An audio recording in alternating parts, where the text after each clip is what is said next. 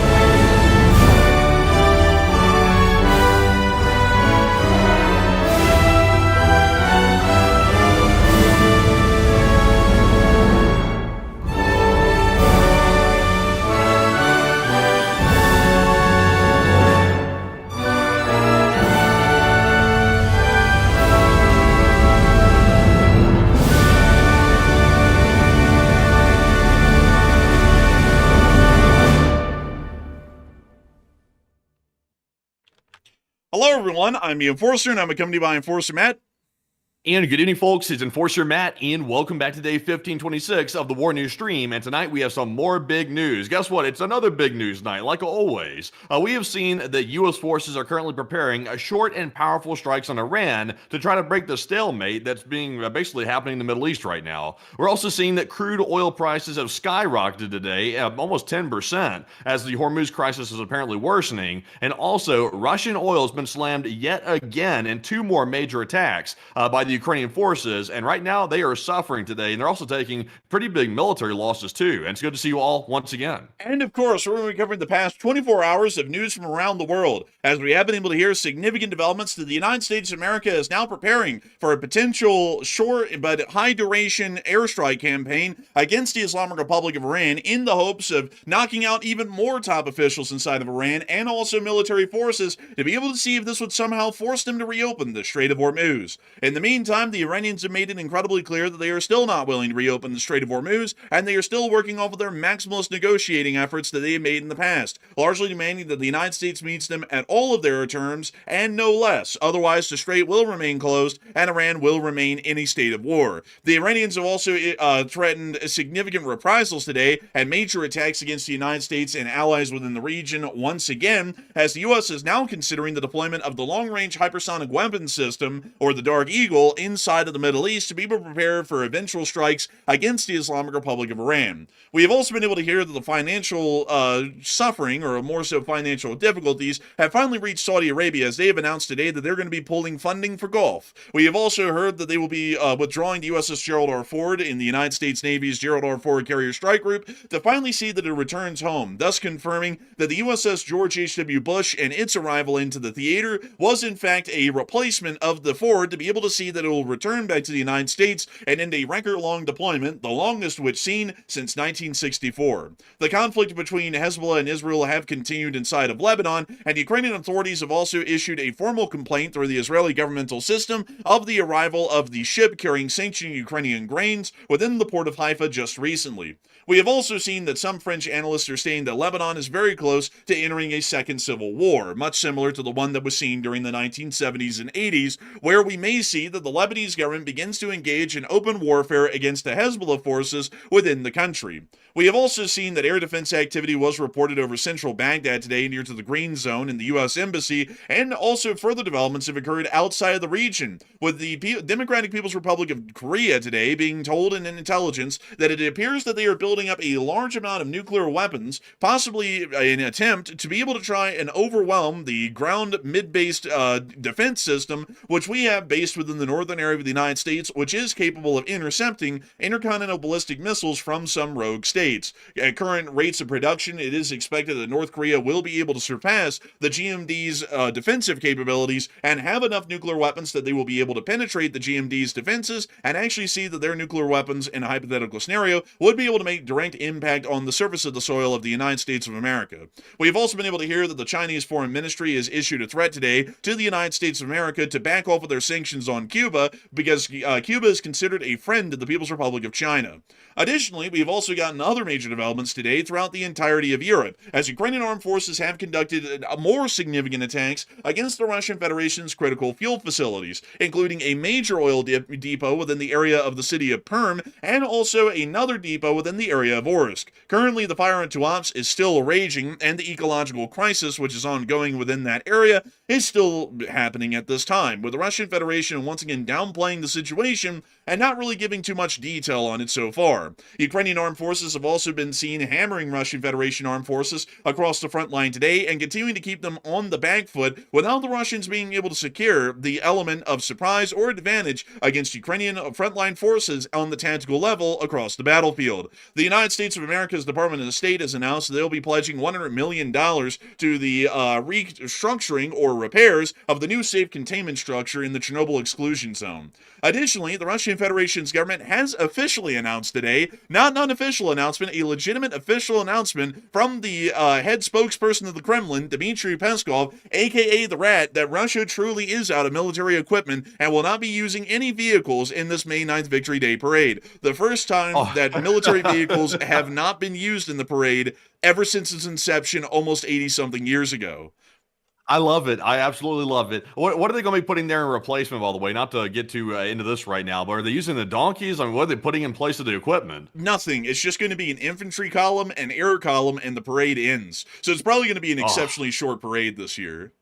Yeah, womp womp for them. That's a shame. An absolute womp womp. Meanwhile, the United States is having a womp womp of its own, as the President of the United States is now publicly announcing that they are considering a significant withdrawal or a complete withdrawal of U.S. forces from all of our bases that are currently inside of Germany. Germany is the most important nation that we are allied with within the NATO alliance, which allows for a significant part of the U.S. Army of Europe and Africa to be able to base within its borders and operate as a quick reaction force for any contingencies or any larger crises that occur within the entirety of EUCOM's area of responsibility and CENTCOM's, being able to use those air bases as a springboard to be able to travel on into the Middle East. We've also been able to hear of some other developments within the United States of America today, quite a lot of them as a matter of fact. We were able to hear that there was a significant amount of news about a possible phone call that was had between the President of the United States and the President of the Russian Federation, in which, according to the Kremlin, they stated that they both agreed that Zelenskyy is a rat and the Ukrainians are a terrible nation. We've also been able to hear that apparently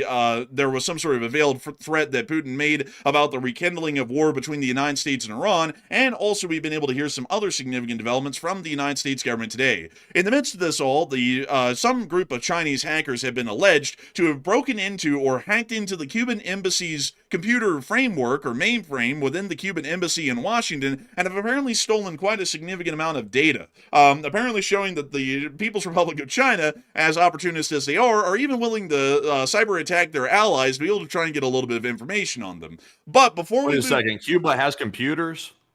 Oh, the embassy in Washington does, but Cuba, no. No, they don't have computers in Cuba. I was about to say, I didn't know Cuba had internet or computers. That was going to be a shock. It's a little bit of a surprise to us all, but before we get on into all of this news, starting with our largest stories first, and then moving our way on down into the smaller stories throughout the night, we actually have breaking news coming out at this moment right now. And so, Matthew, what do we got?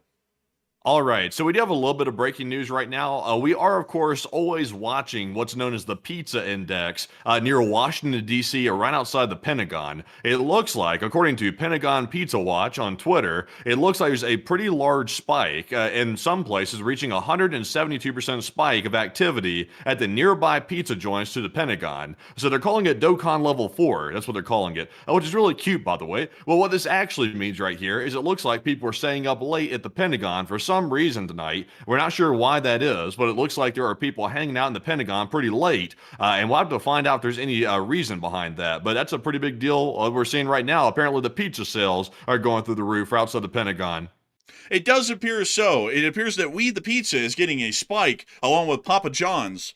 Real staple, at least right now in orders from the areas around the Pentagon. But moving us on out of that breaking news development, showing that there are a decent amount of Department of Defense employees that are burning the midnight oil right now in the Pentagon, we are going to be making sure to get through all of the major news today, starting with our largest stories first, and then moving our way on down into the smaller stories throughout the night. And I cannot tell y'all folks that once again, as usual today, the news is of course, quite large and significant. So make sure to strap yourselves in, because some of this news might have you like flying off of your couch every once in a while, just, in disbelief. And also make sure to grab some popcorn because we're going to be getting through all of it today. The good, the bad, the ugly, and the absolutely crazy. So moving us on into our largest piece of news for the day, we are going to be moving back down and into the Strait of Hormuz as we are once again seeing that the Strait of Hormuz is dominating the public's imagination due to the ongoing situation that surrounds the strait. At this moment right now, we were able to hear a multitude of different statements that once again came out from officials that are privy to discussions and matters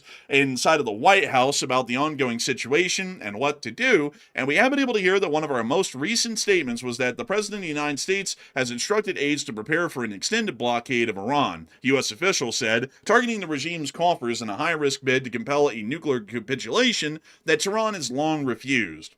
Additionally, we also were able to hear that simultaneously a report came out that U.S. Central Command has prepared a plan for a short and powerful wave of strikes on Iran in hopes of breaking the negotiating deadlock, according to sources.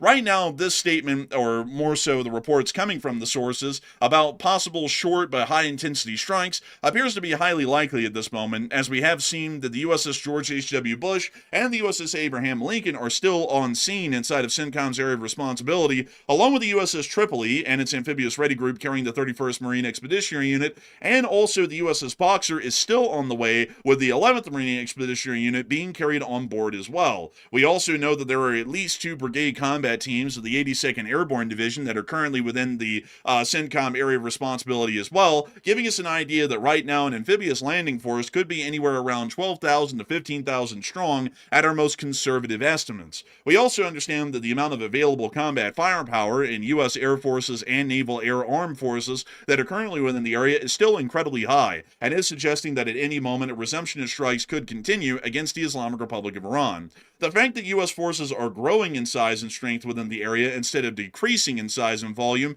is once again suggesting to us that a resumption of armed actions could continue, and any sorts of statements that the United States might just sit idly by and allow for the U.S. and Western economies to be devastated and racked by significant economic recessions due to the lack of the oil flowing out of the Middle East largely appears to be quite unwise from a strategic perspective, and would also be akin to a very quick political death in the United States of America, considering the upcoming midterms and the significant pressure that this will be putting on the U.S. public, which will be directly seeing these prices at the pump and also reflected in the prices of all other consumer goods elsewhere throughout the country, meaning that there would be significant pressure at this moment to see that the United States somehow, some way, tries to reopen the strait and at least see that the economic difficulties will be decreased instead of greatly exacerbated and exponentially increasing, with the months leading up to the midterms, which could be detrimental, at least depending on how it goes. We also do understand that at this moment right now, the United States is considering the deployment of the long-range hypersonic weapon system, the first hypersonic missile delivery vehicle that exists within the U.S. Army. And we do understand that one of these batteries has been deployed in Germany as a part of U.S. Army Europe and Africa, but we also now understand that one of them that's currently here in the United States, may be diverted into the Middle East to prepare for eventual strikes against Iran. If approved, it will mark the first time that the U.S. will have operationally deployed its first new hypersonic missile system. And once again, I do need to make the caveat here, there is one that currently is in Germany, but that is technically not an operational deployment because it's not engaged in any warlike activities. This one will be the first one that's engaged into a battlefield for the larger part and would be used against enemy forces, which would be the Islamic Republic of Iran. We're not entirely sure if it's going to be sent right now. That's apparently a significant consideration, and we'll have to see whether or not that ends up being followed through on. We've also been able to hear that in additional news, while there was 3 deployed aircraft carriers within CENTCOM's area of responsibility, this number will be decreasing to 2, as the Washington Post has confirmed, according to U.S. officials, that the USS Gerald R. Ford, which has been on the longest carrier deployment since 1964, will depart the Middle East and begin to sail for home in the coming days, meaning that the USS Gerald R. Ford will now be departing the area of responsibility and the theater and will be returning back to the United States, most likely to the Norfolk Naval Shipyard in Virginia, to be able to see that refits and repairs to vital systems can be conducted, and to also see that the crew, which has been on ship for almost a year at this point, will be able to return to the United States of America and once again reunite with their families and loved ones and have a little while of shore leave before they have to return back to their duties on board the carrier or seriously consider whether they're going to re-enlist. Outside of that, however, it does appear that the United States, regardless of the removal of the Ford from the theater, is still keeping a significant presence of firepower that could be leveraged against the Iranians at any point in time, and are even considering adding in new weapon systems like the LRHW, which could also be used to great effect against the Islamic Republic of Iran in the resumption of war. A lot of people are talking about this very issue right now, and we do have to keep in mind, folks, that the domestic situation economically here in the United States and around most of the world, it's not looking that positive, at least at the moment. This entire conversation as to whether a war is going to begin or whether we're going to sit on top of the blockade is coming in the midst of the rising oil prices that we've seen today, which appear to have finally unshackled themselves from the diplomatic goodwill statements that are made every Monday and are now starting to wildly skyrocket out of control. It's in fact the fastest that we've ever seen. Some people who keep a track of this as their job have stated that the algorithms for their systems that are tracking this price increase don't even have an ability at this point to be able to measure a price increase by percentage at this level every day, and they're in fact having to try and quickly rewire their programming within their algorithms to be able to sort this information properly and show it. Yeah. Also, that's for the gasoline prices, by the way. The thing you're mentioning about right there, that's for one of those applications that tracks the gas prices within the 50 states here in the United States. And apparently, the gas price was going up so fast in a single day that their program literally couldn't update fast enough to keep the price current, which is insane. It is pretty insane. I don't think anyone can really have any ifs, ands, or buts about that. Yesterday, when we looked at the national average for domestic gasoline prices, the price was hovering around $4.16 a gallon. Today, the price is now $4.23 a gallon, meaning that we've seen about a 7-cent jump in the average price per gallon nationwide in the span of 24 hours, which is not that great to see. That means that if this kept up at that same rate, we may see that within about 10 days from now, the price of gas will have risen to about $5 a gallon if this continues at this current rate, which we've seen over just the past 24 hours. We do understand that the West Coast is being the most heavily affected, along with the periphery inside of the Northeast, but a larger amount of the western states here within the plains are generally not that heavily affected, as they're not directly reliant on the direct shipments of fuel like some other areas are, and these are generally closer to the major refinery lands that are seen around Louisiana and Texas, which means they're also a little bit further insulated from any sort of rapid increases or jumps in price, unlike the peripheries of the United States of America that are not close to the major heartlands of the oil refineries down in Louisiana and Texas. We also understand that the price of oil in the international markets is also beginning to rise rapidly as well. Today, Brent crude skyrocketed by 8%, hitting about $120 per barrel.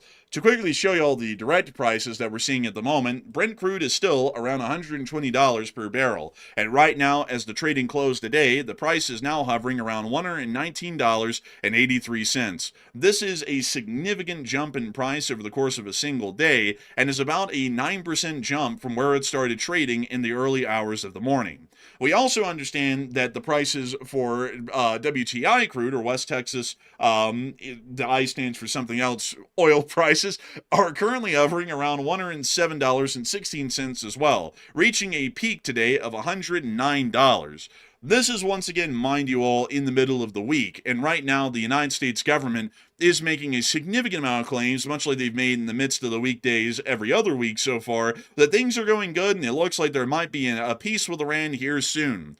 It appears that those statements are no longer able to calm the oil trading markets, much like they were in the past, as the oil trading markets now appear to be directly correlating their prices to the available oil in the world, instead of it being the diplomatic statements to sound really good about the whole situation, which we'd expected that this would have happened at some point here in the near future, and we could expect that at this point, these sorts of rising prices could happen day over day, regardless of the statements and regardless of the news that comes out, because no matter how good the words that are said, it's not directly affecting how much oil is available in an oil tank somewhere in the United States or elsewhere in the world to be able to buy, refine, and then sell to the public for them to be able to use. And a lot of people currently are talking about this kind of significant pressure that's being seen on the domestic gas prices and also on the global oil prices in Brent and WTI crude, which are some of the most heavily bought and traded oils on the planet. And right now, a lot of people are talking about what's going to be happening soon, with the U.S. considering a possible continuation of the war against Iran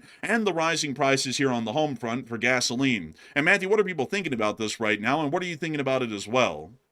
Okay, so today has been a wild day in the oil markets. It's been a wild day in the bond markets too. And also, we've gotten a lot of news today about the energy situation here in the United States, and it's not looking that great. I think that's not really a shock to most people. I think most people knew that was coming. But we're seeing today that crude oil prices had a massive spike of about 8 to 10% after the U.S. announced they plan to extend the Hormuz blockade indefinitely. So what are your thoughts? 55% said the U.S. will likely attack Iran very soon to get rid of the situation, while 22% said the U.S. will only extend the blockade, and 17% said U.S. forces will likely do both of these very, very soon.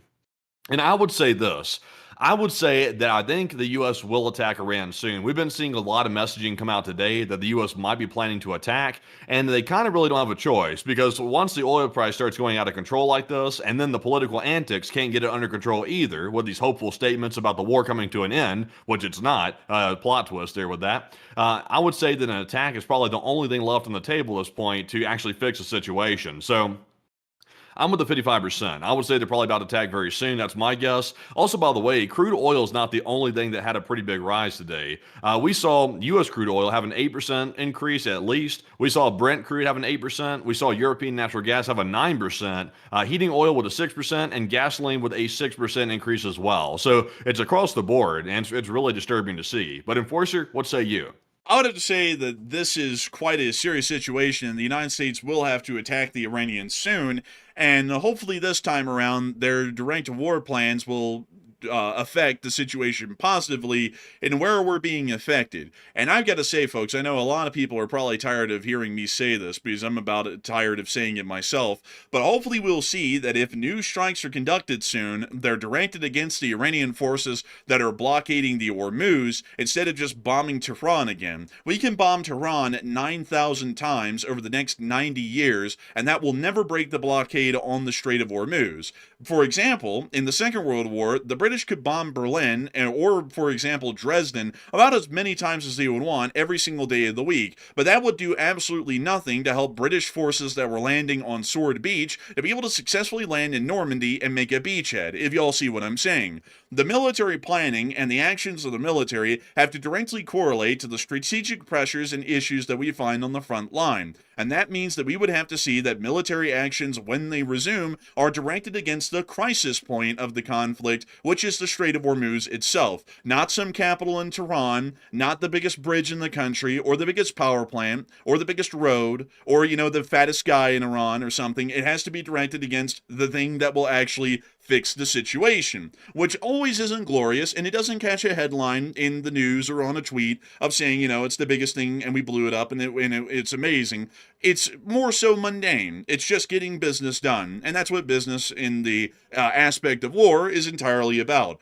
If the United States continues to sit on its blockade of the Iranian blockade, we are not going to be sitting on an economy worth talking about for much longer. We're mostly going to see that our economy and also the global economy will start to see significant recessions and significant damage as a result. And there was an endless amount of statements today from the Fed chair and multiple other economic officials that made it incredibly clear that if this situation does not change, the United States will imminently be entering an economic recession at a minimum, and possibly even an economic depression if the situation worsened much farther than what we're seeing right now. Also, by the way, I'm not sure if you saw this today or not, but apparently, according to the most recent reports, it looks like the government's currently draining the U.S. Strategic Petroleum Reserve for the most part. The inventory's dropped by 7.1 million barrels, apparently, which is the biggest weekly drain since October 2022, which was back during, I believe that was back during the pandemic. So you can see, there's the chart right here, actually, showing that. You can see it's a very large drainage of the petroleum reserves, which I would imagine this is probably for all those ships that are pulling up to the coast that are trying to get oil from the United States in replacement of the Middle East. It's probably all those ships draining it, would be my guess. Matthew, what's crazy is I think I said that exactly as what was going to happen when I heard about that conga line of ships coming over here. I said, we don't produce enough oil to just load up stuff for them and then ship it out. We're going to deplete the strategic oil reserve for them to be able to have any oil to load on their ships, meaning we're going to be sucked dry by the European ships coming in for oil over the next several months, and we'll probably run out of oil even in strategic fuel reserves, which is meant, by the way, folks, for us to be able to carry on economic and military activities in the midst of wartime, and we're going to deplete it when we're not even really in a war where this sort of an action would be necessary. Yeah, and also it's like, selling this oil out of the petroleum reserve, is that if that's what they're actually doing, which I'm not totally sure if that's the exact reason, but that's my hunch. And also that appears to be your hunch as well. But this is going to hurt our wartime status. That's not going to be good for that, because if we don't have a full reserve and we go into a war, we could have a big problem on our hands, especially the Strait of Hormuz remains closed. That would be a very big problem right there. So, I'm not really sure what the U.S. is thinking, because it's not helping the American people to do this. None of our prices are going down. They're all still going up. Gasoline's still going up. Food prices are going up. Farmers are going bankrupt. Nothing's really changing for us. It might be helping out the oil companies, but not the rest of us. I would have to say it certainly wouldn't be helping us out all too much. And also, some people are pointing out the giant drop that you can see here at the beginning of 2022, which we obviously have to point out is the beginning of the Ukraine war. And during that time, there was a significant amount of sanctions that were leveraged by the United States and the Europeans, in particular, against the Russian Federation, which had a very similar effect to the Middle East situation right now, into where a lot of European states had to divert their oil purchases, which were primarily coming from Russia at that point, to the Middle East and also here to the United States of America and other countries around the world to be able to try and stabilize the economy after they literally chopped off their major oil exporter that they were buying from. So as a result of that, a huge amount of European ships back then, just like we're seeing right now, started to come to the United States of America. That situation was one that was necessary, as of course allowing the Russian Federation to act in belligerence against Western interest and to also continue to purchase oil from them in massive quantities, especially from Europe, would be strategically unwise in the long run. However, this also meant that at that time there was a significant outflow and a humongous spike in oil prices that happened during that time until the oil markets were able to stabilize. The oil markets did eventually stabilize, and we started to slowly rebuild our strategic oil reserve, but we're now seeing that due to the strategic blunder that's occurred within the Strait of Hormuz, in which none of the oil that the Europeans now solely rely on for the larger part can get out to them to buy, all of those European ships, much like they did in 2022, are coming back to the United States of America to get their oil again. And if we're going off of prior trends of how bad it was in the war in Ukraine, or at least the start of the war of Ukraine, when they came over and started to bleed us dry for the larger part for oil to keep their economy running, this time around, this could actually completely deplete the strategic oil reserve. At the highest before the war, it reached nearly it was around 650 million barrels in storage. At the lowest point, at the beginning of 2023, it reached 350 million barrels of storage. That is a depletion of nearly 300 million barrels of oil over the course of about 8 months.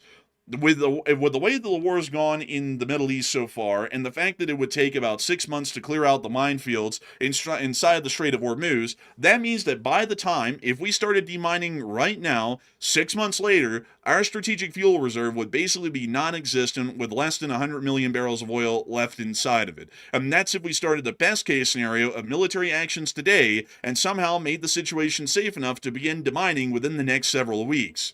And that's not really looking to be happening right now because we're still watching the U.S. government waffle at the moment on what they want to do and where they're going to be going with this larger situation that we're watching right now. But obviously, this is not going to be a good situation, and I do have to say that this sort of a thing was an obvious outcome. Many people in the U.S. government stated that this was going to be an amazing thing for European ships to come over and buy U.S. oil. In reality, it's not good for our strategic interest and also our strategic safekeeping of our oil reserves, and it's also not in the best interest of the U.S. citizenry as the prices are going to be rising to reflect the loss of supply here in the country nationwide like it already is right now. Yeah, and also, what's really true about the situation right now, and I said this in the video earlier today, if y'all watched that, what the U.S. is doing right now is they're basically playing a big game of dangerous chicken with Iran. They're trying to see which economy is going to collapse first. Is it going to be the Iranian economy that collapses first, or is the entire global economy going to basically come to a screeching halt before Iran comes to a screeching halt? That's basically what they're up to right now, which is a very huge gamble, by the way. That's a massive gamble. We have heard some early reports today that we'll get into here shortly that Iran is feeling the squeeze already from the blockade the U.S. is conducting in the Strait of Hormuz, but it's not enough to cause Iran to collapse yet. It's still going to take months for Iran to actually collapse, if not longer than that possibly. The U.S. has been feeling the pain of it at this point. So at this point, I'm like, what are we going to do? Like try to take down both economies and see who collapses first? It's like, I'm not sure if we want to do that. We don't want to cause suffering here in America to try to test and see if Iran can survive or not, because China might prop them up in the meantime. So that's probably not a wise move. Probably not a wise move at all, really, to basically play economic chicken and also look for the equal destruction of both parties. Because at this point, folks, our strategy right now with the Iranians is the Iranians are going to take us down economically, but we're not going to go down without them going down with us. So at this point, they're shoving us off of a cliff economically, and then we're just grabbing onto their shirt while we're falling off the cliff, and we're going to pull them down with us. As far as strategy goes, generally, folks, when I think about fighting a war, I always think about the nation surviving till the end and generally coming out unscathed. I really don't think of grand strategy in a way of we get effed over, but we F them over with us simultaneously. That's usually how you end up losing everything and then end up losing your nation several decades down the road, because every war is fought with this idea of sacrificing the whole nation to beat an enemy, and then you don't even beat them. You just end up both going down the drain simultaneously. So I would say that a much smarter idea would be to take military actions that see that we don't end up coming out of the war as heavily damaged as the Iranians, and then see that the Iranians are the only ones that are on the back foot and are economically and militarily collapsing. Makes a lot of sense to me. Maybe not a lot of a sense to people in Washington. And maybe that's why I ought to try and run for president, because if this is so difficult for them to figure out, I think that anyone could do a better job at this point. We've also been able to hear additionally that at the same time, the price of WTI crude had jumped up about 8.5% today. And we've also been able to hear additionally that gas prices are, of course, rising inside the United States of America. So we've already largely covered those bases, but just to make sure to cover them once again. Moving us on out of that situation, at least within the Strait of Hormuz. We have also been able to hear of some other developments jumping over to the United States of America that directly pertain in some situations or some matters to the ongoing situation within the Middle East. We have been able to hear that around $400 million in funds has finally been released by the Pentagon for Ukraine. This was after top Senate officials overseeing defense spending criticized the Pentagon leaders for withholding the money, which they were approached about today, and then it was released not long afterwards. Although it had been held up for some time before, the the senators reached out to the Pentagon and asked him what was going on with the funding and why it had not been released. I do have to say that while it's nice to know the 400 million will finally be on the way to Ukraine, 400 million in the terms of fighting a war is a fairly small amount of money. Not an incredibly large amount. This is largely Happy Meals in cost for the Ukrainian armed forces, and nothing that will really be changing the situation for them. Yeah, and also in the scheme of the war in Iran right now that the U.S. is fighting, this is only half a day's munitions, $400 million. It's barely half a day's munitions when we were fighting the war in the heaviest part of it. So, I mean, that's wild. Also, by the way, I mean, it was bad enough that the U.S. pretty much defunded Ukraine, and they pretty much put it all on Europe to make sure that Ukraine could defend itself for the most part. But also, it's like the $400 million, which is a very small amount of money in the scheme of defense spending. They're also trying to hold that up, too. It's like, that money had already been appropriated. So what the hell are they holding it back for? It's like, I mean, at this point, the vendetta against Ukraine is pretty obvious. I mean, you couldn't get more obvious than what you're seeing here right now. That's pretty bad. Yeah, and some of the statements that came out from the United States today were quite interesting, to say the least. Also, by the way, to give us a little bit of information about a phone call, which we'll touch on later once we get to the Ukraine war, apparently Putin had told the president in a phone call that he foresees extremely harmful consequences if the U.S. and Israel resort to attacking Iran again. Largely a veiled threat against the United States of America for our continued war against the Iranians. And of course, we would hope to see that the United States tells the Russians to shove it, and we'll do whatever was within our national interest. If the Russians can't do that on their own, and that's tough luck, foreign policy isn't fair, and if they're getting their ass beat by the Ukrainians, that's largely on them. We're not here to play fair. Moving us on out of that, we've also been able to hear that some White House officials have stated the following, at least today, to Fox News. The president has met with energy executives frequently to get their feedback on domestic and international energy markets, and they met again yesterday. Secretary Benson was the host of the meeting, and the Chief of Staff, Susie Wiles, and the Vice President were also there as well. The executives discussed many topics, including domestic production, progress in Venezuela, the red herring, oil futures, natural gas, and shipping. They also discussed how the U.S. is doing better than others. They discussed the steps the president has taken to alleviate global oil markets and steps we could take to continue the current blockade for months if needed and minimize the impact on American consumers, which is a fantasy. And the executives all spoke highly of the actions of the president because, greatest leader on the planet and all that. So it does appear that that was at least the statements that were made on Fox News today by some White House official who was speaking on the matters of how the U.S. is trying to go about dealing with the rising prices of oil that are globally traded and how apparently the president is handling the situation better than anyone ever has in history. We've also been able to hear that in the midst of all this in Washington, some Chinese hackers breached Cuba's embassy in Washington and spied on dozens of diplomats' communications as the island nation faced a U.S. blockade, according to cyber firm Gambit Security, according to reports from Bloomberg. In the midst of this all, the Chinese just raided the Cuban embassy, basically in a cyber attack. So we don't know why, but just a little bit of randomness coming out of this whole thing. Oh, I tell you what, Cuba's got some stuff I'm sure that China would love to get their hands on. I'm sure, Cuba's got that big defense budget. Cuba's got that big spending. They do all kinds of secret work down there in Cuba. Man, Wait a minute. Isn't Cuba broke? Oh no, Matthew, you forgot. They feed their oxen the special kind of supplement that turns them into a battle ox, and they get to ride them into battle, and they're like bulletproof and everything. They're trying to figure out how that works.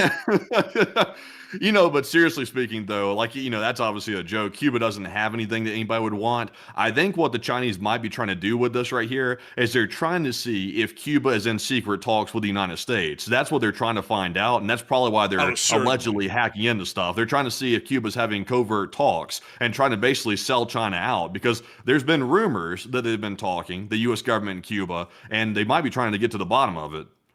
I think that's probably what the case is. And also they might be trying to figure out what the Cuban government is saying to their embassy in Washington about their condition internally in Cuba, which they might not be that forward with the Chinese. That way they can try and get a better understanding of whether they should back Cuba, or whether they should just let them fall because they would be too weak to stand on their own, even with heavy Chinese support. That also might be another thing that they're trying to figure out, and that's probably why the cyber attack happened today on their embassy, so they can grab a little bit of info and try and figure out what their position is going to be on the Cuban situation, at least at the moment right now.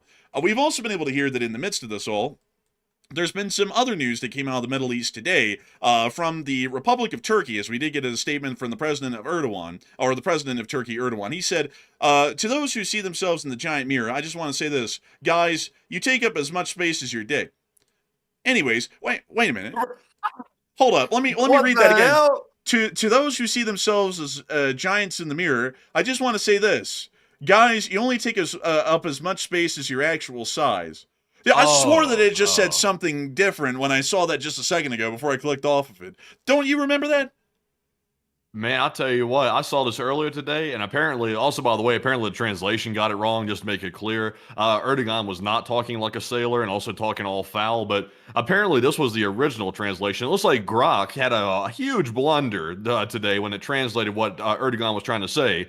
I read this earlier, and I was like, is this where we're at in the 21st century? This guy's talking about, this. It's like, I don't know what he's talking about here. I thought Erdogan was wilding out.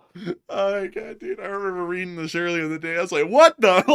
I was like, I was tripping so hard, folks, when I read this the first time, because that's actually how it was translated to English. And then apparently, I guess like a tech came in and like auto corrected the translation, because now it says you only take up as much space as your actual size. But I was dying laughing the first time around. I thought, like, apparently, folks, I'm guessing that this is going to go down like that whole Jimmy Carter speech in Poland thing where he said, I'm like carnally in love with the Polish people, I'm here to stay, like kind of a deal where the translation was mixed up. Apparently that was the same thing but with Grok today. So a pretty interesting statement. Man, I was dissecting that earlier too, because putting aside the language in the translation, I was thinking, what does he mean by this? I was sitting there like visualizing this in my head, and I was thinking, I don't even understand what this would even possibly mean. Like, he's talking about looking in a mirror, take up as much space as right here in the post. Is like, what in the hell? It's like, the Turkish saw that and was probably like, what the hell? They were probably freaking out. They probably contacted X themselves, I'd imagine. I would bet you they did, man, because that would honestly, man, it's like that is a really bad slip up. Because now instead of everybody talking about what Erdogan actually meant to say, they're all talking about what he didn't say, which is what the translation said. So this probably got the Turkish government pretty irate. And we can of course see that everyone put down the actual first translation in the replies below the tweet, which was then adjusted to actually show the correct translation of the statement. So a pretty wild one out of the day in the Middle East. I mean, that's part of the crazy news that we have for the day. And it was something else. I'd have to say, at the least. I mean, it was something else.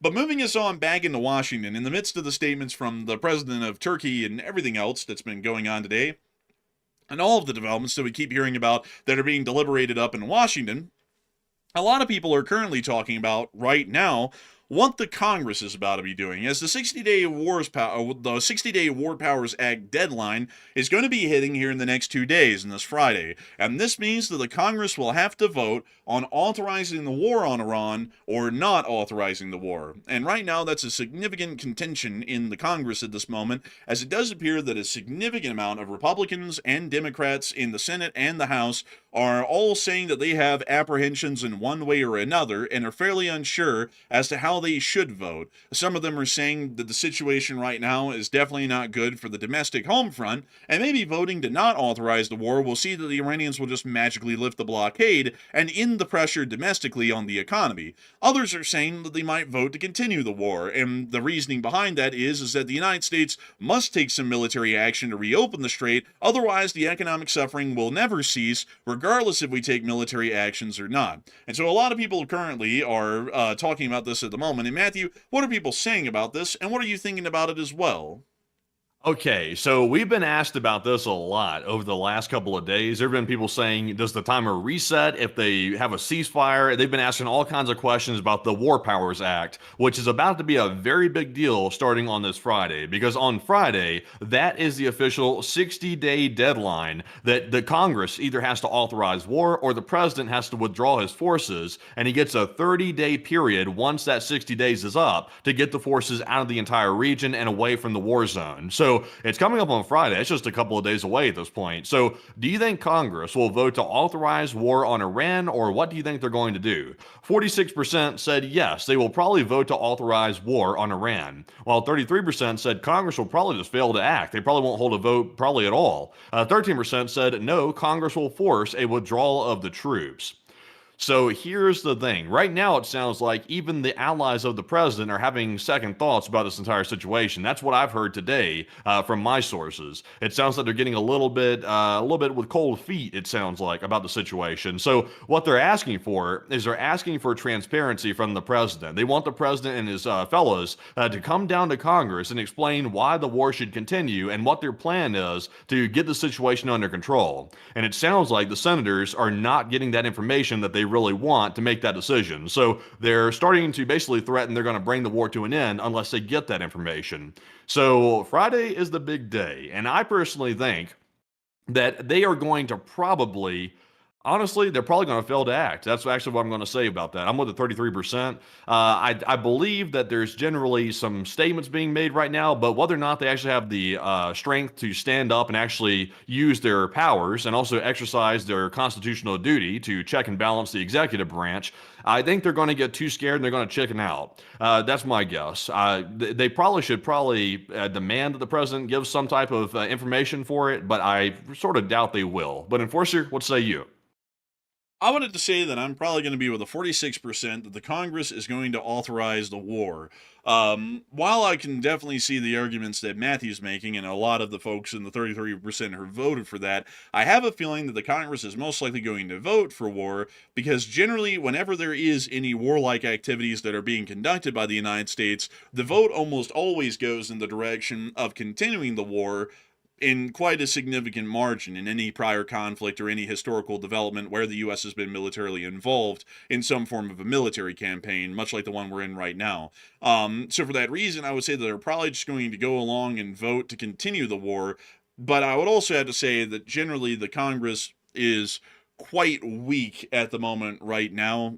I have to say, folks, that the state of the affairs of the government is not really a great one. We don't really see that the Congress has a spine to clearly say one thing or another. They're mostly almost like a jelly-like amoeba at this point, and they just kind of get knocked around from place to place, and then you kind of just do nothing. So, you know, I would have to say, I would have to say I don't really know. I'd have a feeling they're either just going to go along with the whole thing and approve it, or they're just going to fail to act like Matthew's saying. But another thing that I do have to point out here, and something that's a little bit important, is that it is a very low chance, much like it's showing in the poll, that they are going to vote against the conflict and force a U.S. withdrawal, because the risk of continuing the war is unknown by them and by all of us, because the current administration is handling it so badly it could get even worse. But then the threat of ending the war and leaving and then letting the Iranians blockade the strait most likely indefinitely, and then seeing that our economy suffers as a result, and now we can't return and continue the war because of the vote by Congress to withdraw the U.S. forces, puts us in an even worse bind than just letting the war continue somehow, some way. So I would say that the chances of them voting to end the war and actually conduct a withdrawal would be highly unlikely. We're most likely going to see that they either don't act or they vote to continue it.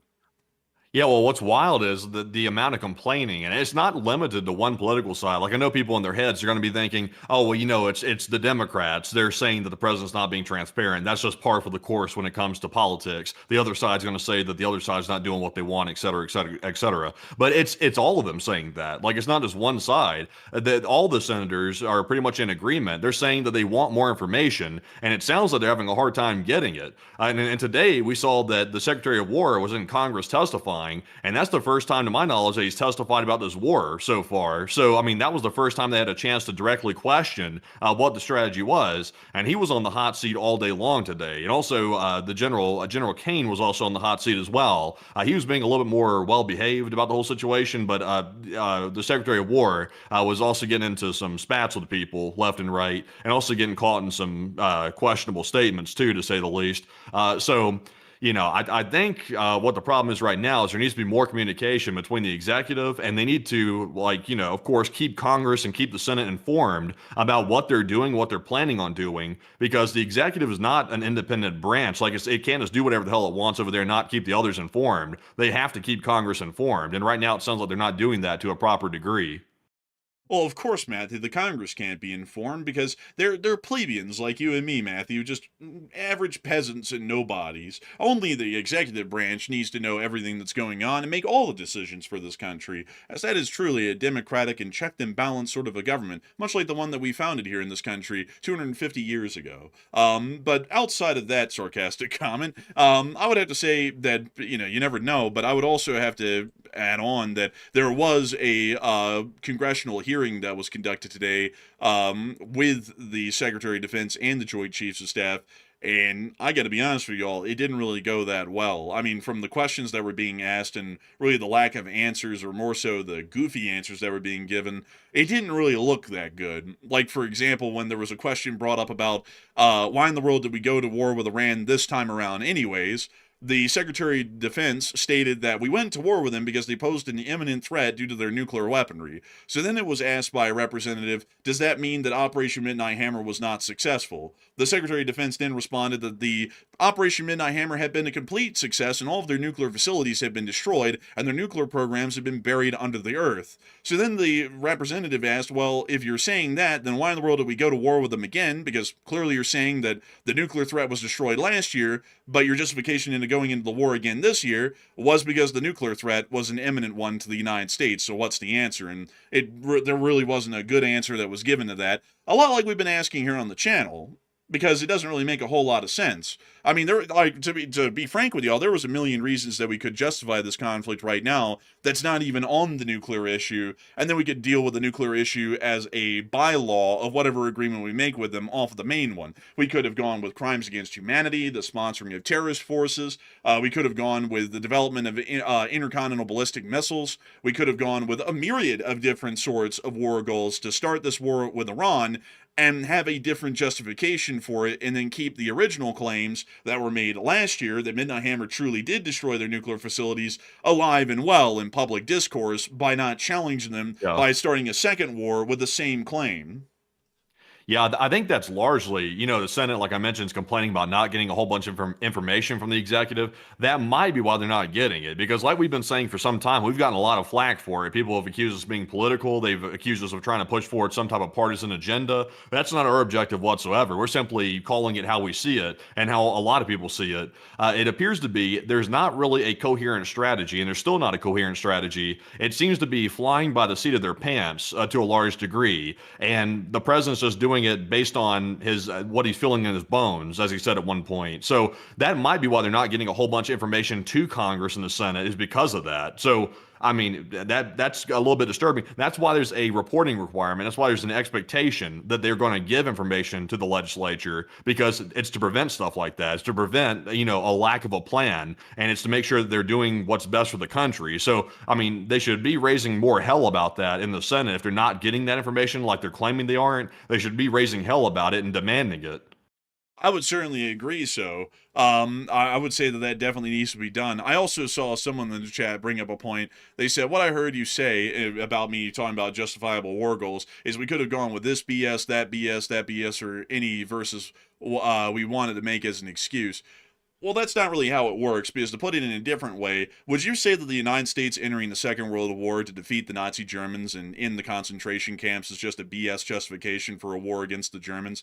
I personally would say not. But off of that statement that you just made right there, it's making it sound like every war goal that we could have had as a justifiable one that truly was just isn't just, and it's just made up. I'm sure many people remember this, or maybe they don't, because a lot of people's public memory these days is very short and fleeting. But we watched here on this channel 40,000 Iranians get gunned down brutally in the streets, executed in their houses, and dragged down in the streets and shot execution style by the IRGC, the Besieged, and other internal forces in Iran because they had the goal to get out and protest against their government. I don't know if everyone forgot about that, but that was the worst massacre that we've ever seen. People have been giving the communist Chinese crap for 40 years because of the Tiananmen Square massacre, and that was a quarter of the size in the amount of people that died, even at the most liberal estimates of that massacre, that died in Iran in early January. If anything, the war could have been justified on that alone as a war against Iran for crimes against humanity, to hold the Iranian leadership accountable and to see that such government, that tyrannical, oppressive, and criminal government, was brought to its knees and replaced with one that would respect the Iranian people. Or better yet, we could go with the fact that they are developing intercontinental ballistic missiles and they will never agree to not stop development on those, which poses an inherent threat to people like you in the chat who are making comments that that's a BS war goal. Would you like to die by an Iranian ICBM because you said it was BS until they got one and fired it at you? I certainly wouldn't. I know you wouldn't either. I know you're smarter than that. Nobody would. All of these war goals that we had against Iran were entirely justifiable, and we went with one that we had already claimed that we had defeated in Midnight Hammer, which is the nuclear one, which we could have dealt with anyways, but not made it our primary war goal. We could have gone with any other one and kept that claim intact in the past, and then, just lightly brushed over it and corrected it in the present day, now knowing that we didn't really do anything to the nuclear program at all. But outside of that, we do have a whole lot more news to cover, even within the Middle East. We actually have a few more things to cover inside of Iraq, Saudi Arabia, and Israel before we move on over into East Asia and then on into Europe for the war in Ukraine and all of the developments that came out there today. But before we move on from that, I do want to make sure to thank everyone for watching so far tonight. We have had a peak viewership tonight of 17.1 thousand people, and 62,000 people have watched this channel within the first hour. And I've got to thank you all greatly for enjoying this channel and watching it this entire time. It's an incredible and wonderful thing to know that so many people continue to join us here every single night for the news, and I hope that so far our analysis and our news coverage and facts about what's happened today have been about as accurate and well researched as they can be so far. But before we move on into the rest of all of the statements and news that we have for the night, we do have a couple of questions that I'd like to get to. We're going to get to 3 of them here really quickly before we move on in the rest of the news to be able to get to talk to a couple of y'all. And so Matthew, what do we got?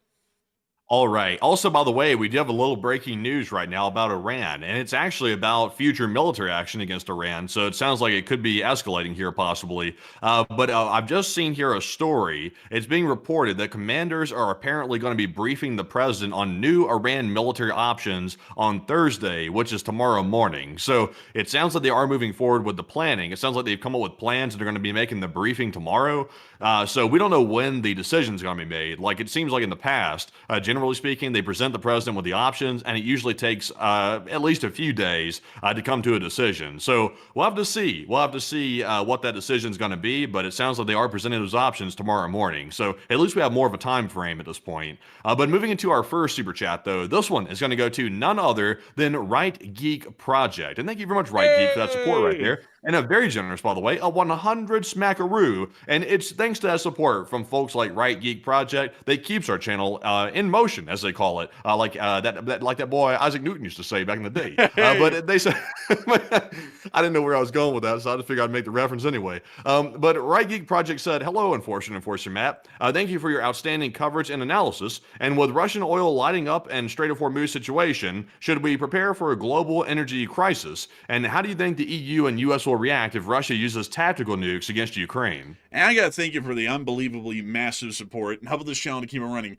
Right Geek Project. And to answer your question, and also thank you for the kind words, but to answer your questions there, I would say that we certainly should be preparing for a global energy crisis. As a matter of fact, I would find it to be an imperative at this point for fuel rationing to begin in the United States of America, considering that no matter what, the situation will not be fixed or addressed, even in the best case scenario at this point, before we start to run out of any fuel to be able to run the country with. So I would say that that should be something that should be done by the government domestically in the United States to already prepare us for the crisis that is to come, that is now unavoidable. I would also say that that would be a prudent and wise action for many other countries around the world to do as well. And while that would largely blow the lid off of the idea for some people in the public that the situation is fine and everything's going good and nothing's wrong, generally that sort of optic doesn't really matter if a couple of months from now we're completely out of oil and the whole economy comes to a grinding halt and modern life basically collapses due to a lack of transportation. That would be a far worse outcome. So I would say that's certainly something that needs to be done to prepare for the global energy crisis. And as far as everyone else can do here in the United States, a smart idea, especially if you live in any West or really around the world right now, would be to make sure to drive as little as possible to be able to try and conserve the fuel resources. That is about all that really can be done by us, because that's one of the hugest, or more so the largest type of fuel consumption in the United States is for domestic transportation and travel. So cutting down on that would significantly stretch fuel resources in the United States for about as long as we could possibly see. Also, as far as using tactical nuclear weapons against Ukraine, I'm not really sure how the U.S. react. They might even state that that was justified. I'm not really sure. But we also, I would also say the Europeans would probably react pretty strongly. I don't know how that would look, but I would assume that they would probably react a lot more strongly than the U.S. would. So I thank you incredibly for that massive support, Right Geek Project, and I hope that does answer that question incredibly well. And before we move on into the rest of our questions that we have here in this brief segment, we actually have some breaking news coming out at this moment right now. So Matthew, what do we got? Okay, so it's along the same vein of the story that I just reported on a second ago in the breaking news segment. So I've learned some more details literally that quick. So we got some details here. Apparently, the briefing that the president is set to receive tomorrow morning from CENTCOM is once again about potential military action against Iran. But here's the catch. We got an idea of what they're going to be briefing. Apparently, the options include three different things. A new wave of massive strikes on Iran that we already reported on at the very beginning of this stream. But here's another big one. They're also briefing him on operations in the Strait of Hormuz, possible ground operations that we're hearing about right now. And also, they will be briefing on a third option, which is going in and securing the nuclear material once again. So that's a pretty big story. So they're not, we had heard before that maybe they were ruling out the ground operation side of things, but it sounds like they're not. It sounds like part of the briefing tomorrow is about potential ground operations. So it sounds like it's still on the table. That's a pretty big piece of information and detail right there. But Enforcer, what say you? I would say that is a pretty big piece of information. It's showing us that maybe they're considering a resumption of military actions against Iran, which at this point would probably be a wise decision. But then again, we'll also have to see how that vote goes in the Congress here this Friday, and hopefully we see that they vote to continue the conflict, because at this point, to be entirely honest with y'all, that's really our only hope in hell of coming out of this thing intact, is continuing the war and seeing that we can somehow make some sort of a successful exit from the conflict, considering the current situation that we're in right now. So I hope that does address that the best I can, at least as far as the breaking news is concerned. And a huge thanks to you once again, Right Geek Project, for that incredible support and helping this channel to keep on running. And with that, we're on to the second question of this segment. All right, so our second super chat here is going to go to none other than Atomic Tsunami, which sounds quite horrifying, actually, if you really think about it. But thank you very much for that $66 support, and we do appreciate it very much. And Atomic Tsunami said, thank you guys for all you do. And like me, my dad was a huge fan of the show. Unfortunately, he passed away a few months ago. And also my condolences to you, by the way. I'm very sorry to hear that. He said his name was Forrest. He was 66 years old, and his donation is in honor of him. Well, I thank you so much for honoring them, and I thank you so much for the support and helping the channel to keep on running. And I hate to hear about that. My condolences to you, Atomic Tsunami. And it's always unfortunate to hear about people passing away, especially those who watch the show, because we always try and make it a very close-knit sort of a community here, even with it being in the hundreds of thousands of these days. And I've got to say that that's very unfortunate to hear. But I'm happy to know that you're still here and watching, and we thank you so much for sharing his name with us, Forrest. I do have to say my condolences to you once again. That's always unfortunate to deal with the passing of a family member, and I hope that while the wound will always be there from the loss of a loved one, you'll always have good memories to remember him by. And that's kind of the bittersweet thing about always missing the folks who pass away, is that you miss them because at least you have something to miss them for. And I suppose that that's a good thing and a bad thing in a way, because it hurts to see him go, but it was a great thing to have them around when they were there. But a huge thanks to you so much for the support and helping this channel to keep it running, Atomic Tsunami, and I hope that does address that the best I can. And once again, my condolences to you. That's very sad to hear. But But with that, we are on to the last bit of, the last question that we have of this segment. But before we get to that, we actually have more news coming out of this moment right now. So, Matthew, what do we got? Okay, so here's another piece of information. I'm getting pieces of this story right here as I'm going along. So it's about the same thing. It's about the briefing tomorrow morning that the president's going to be getting. Apparently, the individual that's going to be briefing the president is the same individual that briefed the president right before the war started back in late February of this year, earlier this year, that is. The exact same guy is briefing him on these options. And then, obviously, as you know, after that briefing happened the last time, this fellow from CENTCOM gave it, the war started literally a couple of days later. So that's a pretty big piece of information as well. Also, it looks like the president has posted a graphic here showing the Strait of Hormuz, and he's calling it the Strait of Trump. I think that might be like his version of messaging, possibly that indicating that something might be coming soon. The Strait of Hormuz, of course, it appears to be in AI style, but all that stuff aside, by the way, it appears to be he's messaging about the Strait of Hormuz right here. So that's a pretty big one as well. Enforcer, what's your take on that? We'll have to see what happens. I'd hope that they take some military actions against the Hormuz, because it's, only been about almost 2 months late at this point. We could have done this from day one and avoided the situation, but we'll have to see. Hopefully we'll see that something positive is finally done at this point. Show him the graphic, my boy. Oh God, I have very low tolerances for this kind of stuff. Oh, show them the graphic. Look at that. Look at this. Feast your eyes, people. This isn't quite as tasty as a Costco chicken, and a Costco chicken has no seasoning. But this right here is what you call a graphic. Look at that. It comes from an account, says women for Trump. Oh boy, this looks like a pirate map. Actually, this looks like something that the Houthis would make if they're trying to find the booty.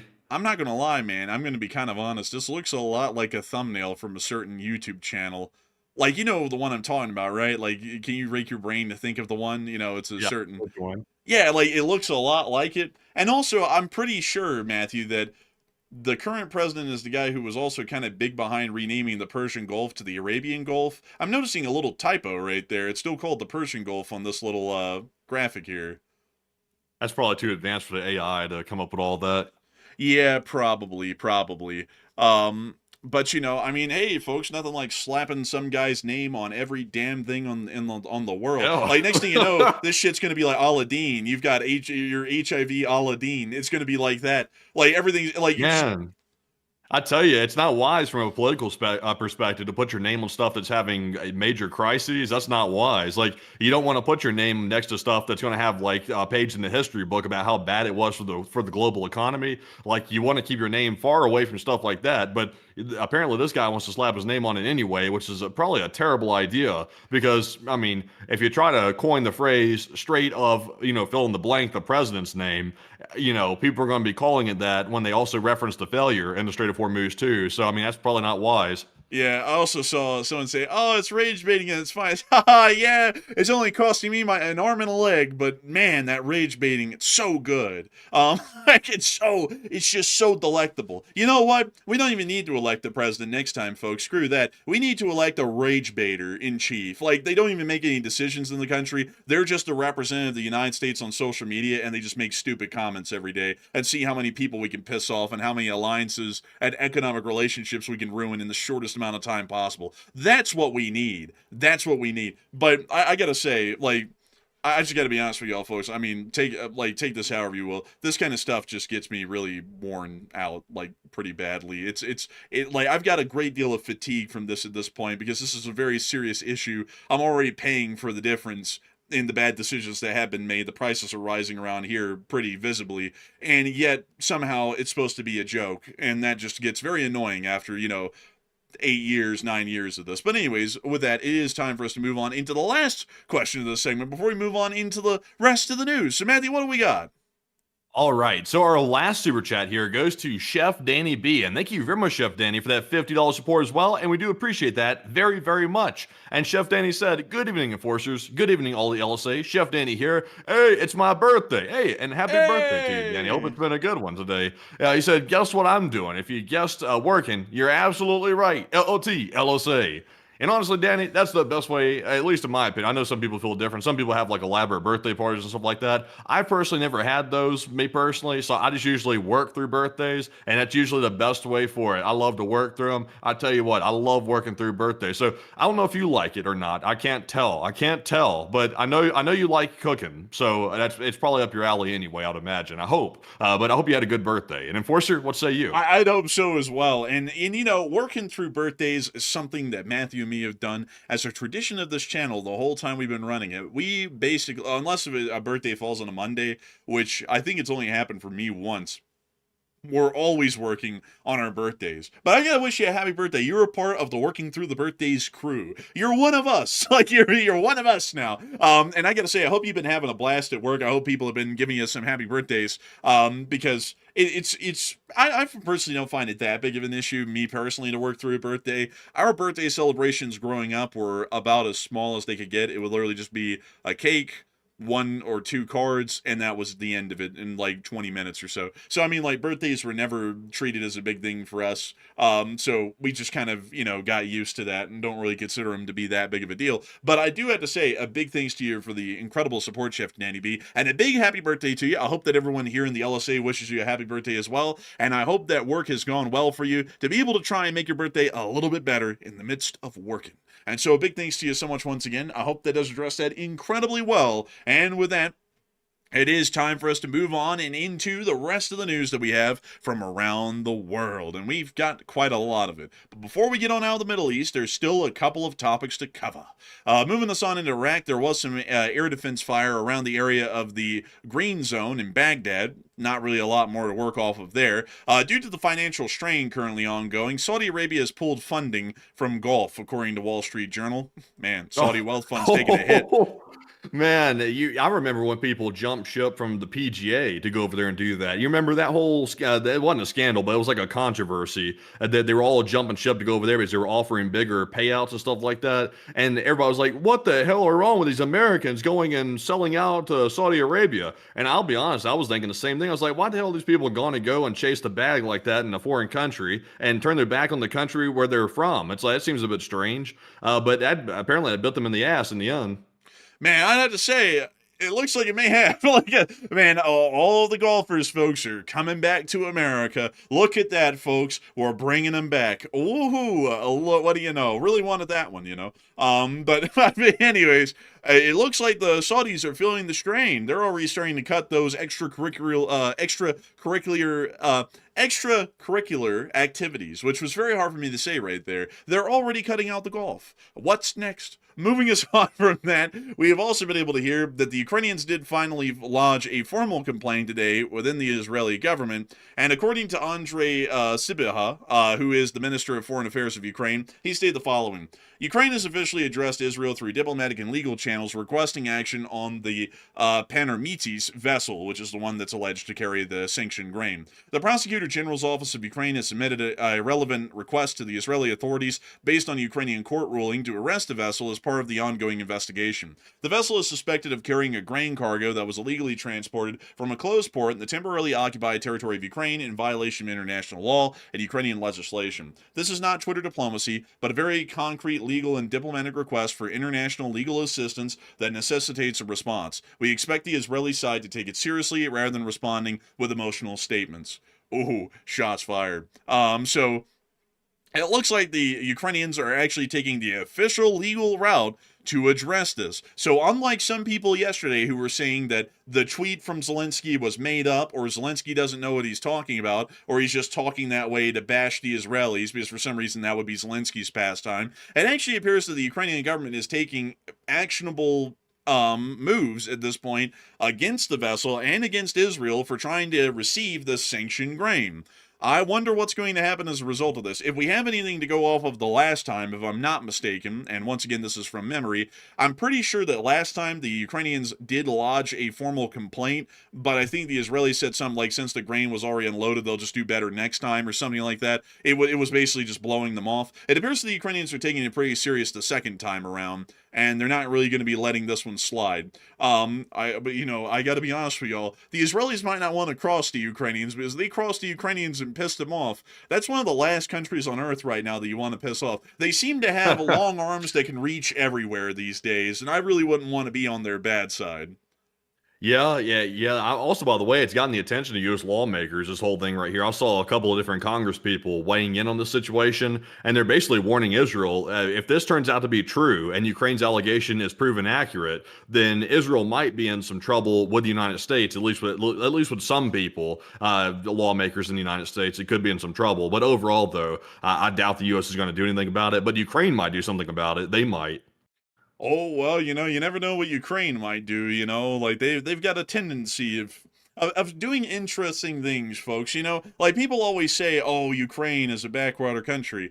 Well, we've watched them, particularly with the Russians, who are one of their biggest issues right now, as many of y'all will know. We've watched Ukrainian special forces teams cap Russian mercenaries in Sudan, in Mali, in Niger, in Chad, I believe even in Mauritania and some other areas throughout Africa. We've also seen the Ukrainians hitting and destroying Russian ships almost through the entirety of the Mediterranean these days. The Ukrainians have also scammed the Russians out of millions of dollars through multiple different actions conducted by the Ukrainian SBU, which is their intelligence service. They've also conducted attacks all the way across the Urals, over 1,200 miles away. I mean, that's not really a country that you want to mess with anymore, because while Ukraine was a small fry at the beginning of the war back in 2022, and they were the student, now they're the master, and it's not really good to mess with a country that's gotten pretty experienced at doing literally anything and everything at this point when it comes to taking reprisals against people that they believe are not aligned with them, militarily at least.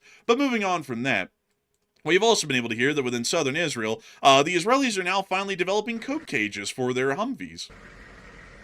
This is a major innovation. We can see them testing it out. Looks like a pretty good one. Oh, they threw something at it. Threw a drone at it.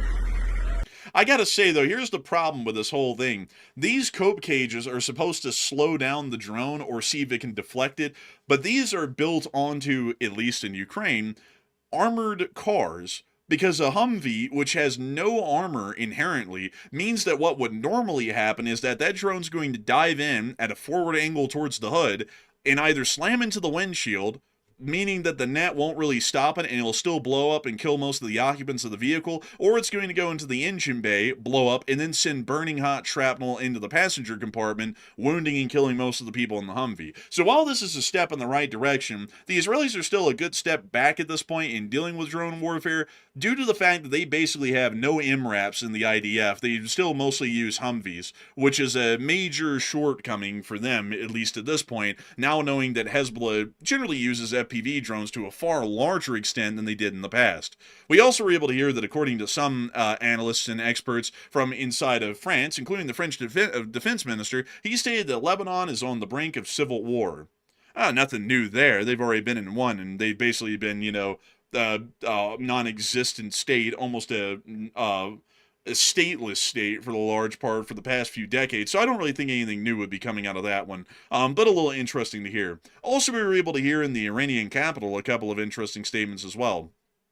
It appears that MB Ghalibaf stated today, 3 days in, no well exploded. We could extend to 30 and live stream the well here. That was kind of a junk advice the U.S. admin gets from people like so-and-so, who also pushed a blockade theory and cranked up oil to $120. Next stop, $140. The issue is in theory, it's the mindset. So it looks like the Iranians are still talking a great deal of smack at this point. Once again, a country that really isn't able to be negotiated with, as many can probably tell. Also, another thing that's a little bit interesting, I do have to say this, we did make a bet out there earlier today, well, not earlier today, but earlier on Sunday on a live stream with a viewer, that the Iranian economy was not going to collapse in 3 days. And while we are hearing that the Iranian economy is not in great shape, it has not collapsed today. So it does appear that that analysis was largely accurate, and we did wait till Wednesday and they didn't collapse. Man, Andrew not letting that go. He remembered that all the way back from what was that on Sunday? Man, you Man, remember I've that been from counting days my ago. head. I've been Man, you've remembered that one viewer that said that thing. You were waiting for that moment. Well, it's not like out of spite or anything. It's just that I like whenever I make like a bet on anything, folks, in foreign policy, I remember those bets because it's a measure of analytical expertise. If I get it correct, then that's another there's another notch on the loop or whatever you want to call it. If I get it wrong, then I have to say I got it wrong. So whenever I make bets like that, I have to remember them because if I get them wrong, I have to give credit to the person who got it right, and if I get it right, then I get the credit, of course, and then I have to point out, well, here's the lapse, here's what happened, and I got it right or I got it wrong. And it turns out that this one was right. The Iranian economy didn't collapse in 3 days, which was an easy assumption to make, much like I was laying out days ago. The economies don't collapse in a matter of days or mere weeks because of a blockade. It usually takes years, and it does appear that for now, that's going to end up being a correct analysis of the situation. We have also been able to hear, additionally, that we are starting to hear about the possible structure within the Iranian government, according to Reuters. After Khamenei's death, Iran moved to a collective wartime leadership centered on the IRGC and the Supreme National Security Council. Mujtaba Khamenei is nominally supreme leader, but largely symbolic, endorsing decisions rather than making them, while hardline military figures now drive on policy on war, security, and foreign affairs. That's generally what we expected, so nothing new there. We also have been able to hear that Iran has threatened the United States as well today, as the Iranian security source warned that Tehran may take unprecedented military action if the United States continues detaining vessels linked to Iran. Well, it sounds to me like we're probably going back to war with them. But they've also made a lot of statements like that recently, and they haven't really followed through with them. But anyways, moving us on out of all of this news in the Middle East, it is now time for us to move on over into East Asia for a moment. For one, the Chinese Foreign Ministry has gotten a little mouthy today, and while this guy was throwing out the perfect knife hand, look at the form on that, this guy could be a drill instructor at Paris Island. In a release, the Chinese Ministry of Foreign Affairs has again urged the U.S. to walk back its sanctions regime against Cuba, saying that the U.S. actions are vilifying China-Cuba cooperation. Well, that's sure as hell something to be vilified. I mean, China isn't really a friend of the United States, but it looks like China is trying to really pressure the United States at a time of weakness. Because right now, the president, folks, is putting a lot of emphasis on this upcoming meeting with the Chinese that'll be happening in mid-May, and they're probably hoping that just generally the wish to make that happen and make it successful is probably going to override long-term strategic decision-making and may see that the United States actually maybe lifts up off of the whole blockade on Cuba to see that China can try and grow its position in Cuba before we start snapping back down on top of them, or maybe see that the U.S. completely banks off of Cuba now that we've made that a crisis point. But moving on from that, and also I see that Matthew said that dude is awful close to a bad hand signal. No, bro, he's Man, on. if that dude rotated that hand like about, I don't know, like 40 degrees to the left, this dude would be in a whole different world at this point, a whole different situation. Honestly, man, this guy is whipping out that hardcore Lenin.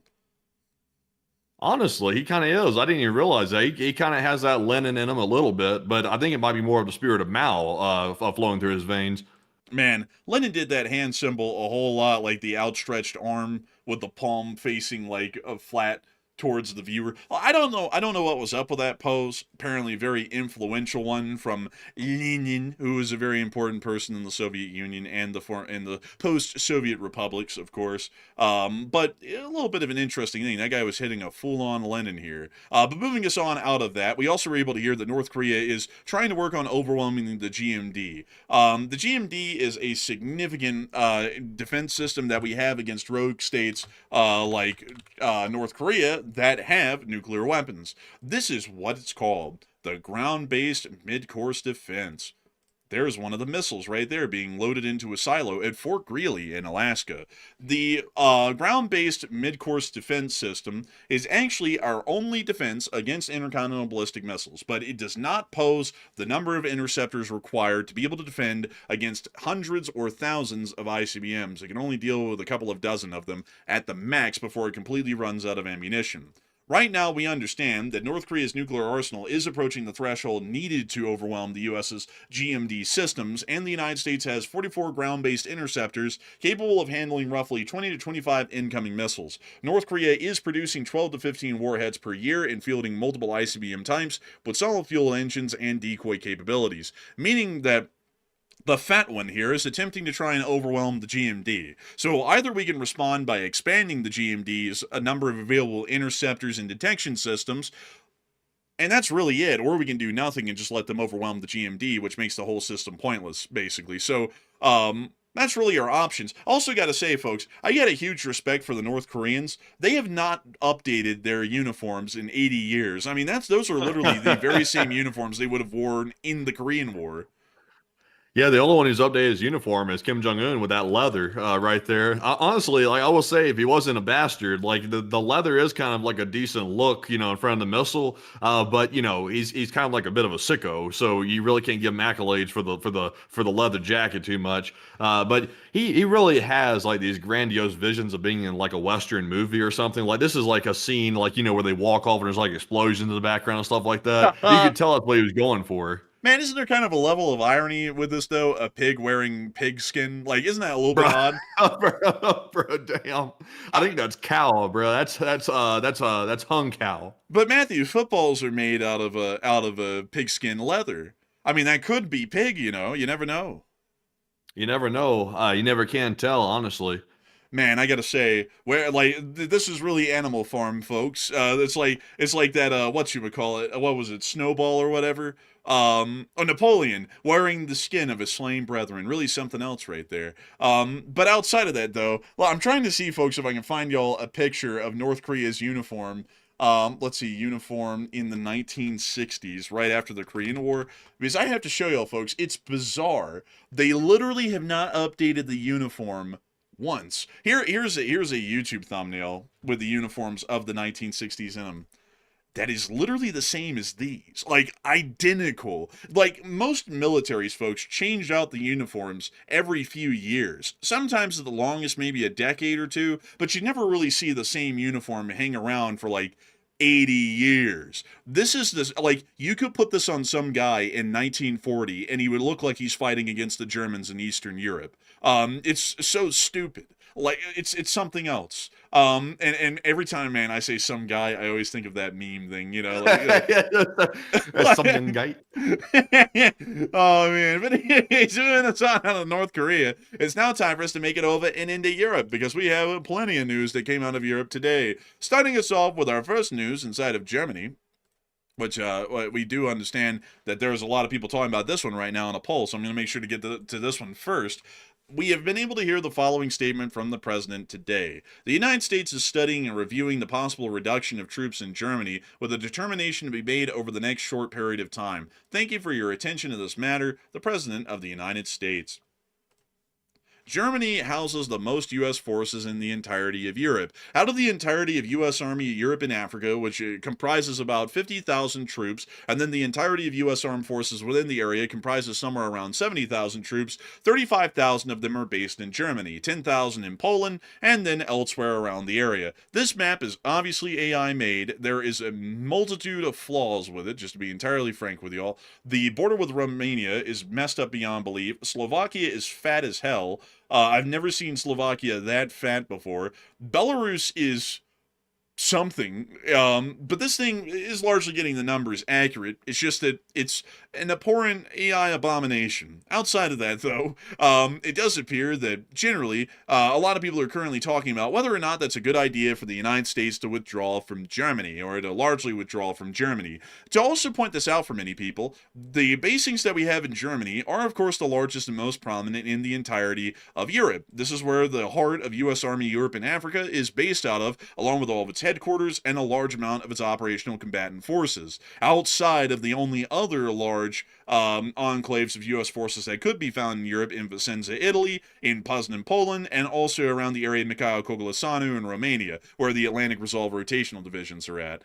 This allows for us to have a springboard from our air bases in Germany to fly on in the Middle East, and to also be able to react to any threats that may exist against us inside of Europe, aka the Russians. Is this a good idea to withdraw? Matthew, what are people thinking about that? And what are you thinking about that as well?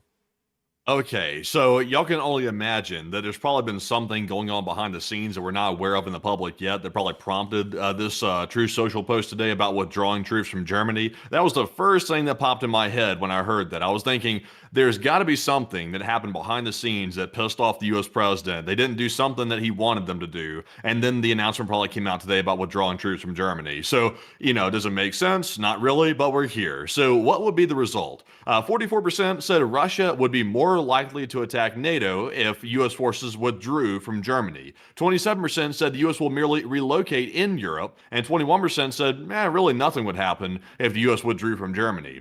So, number one, does the U.S. forces being in Germany really benefit completely Germany, or does it also benefit the United States?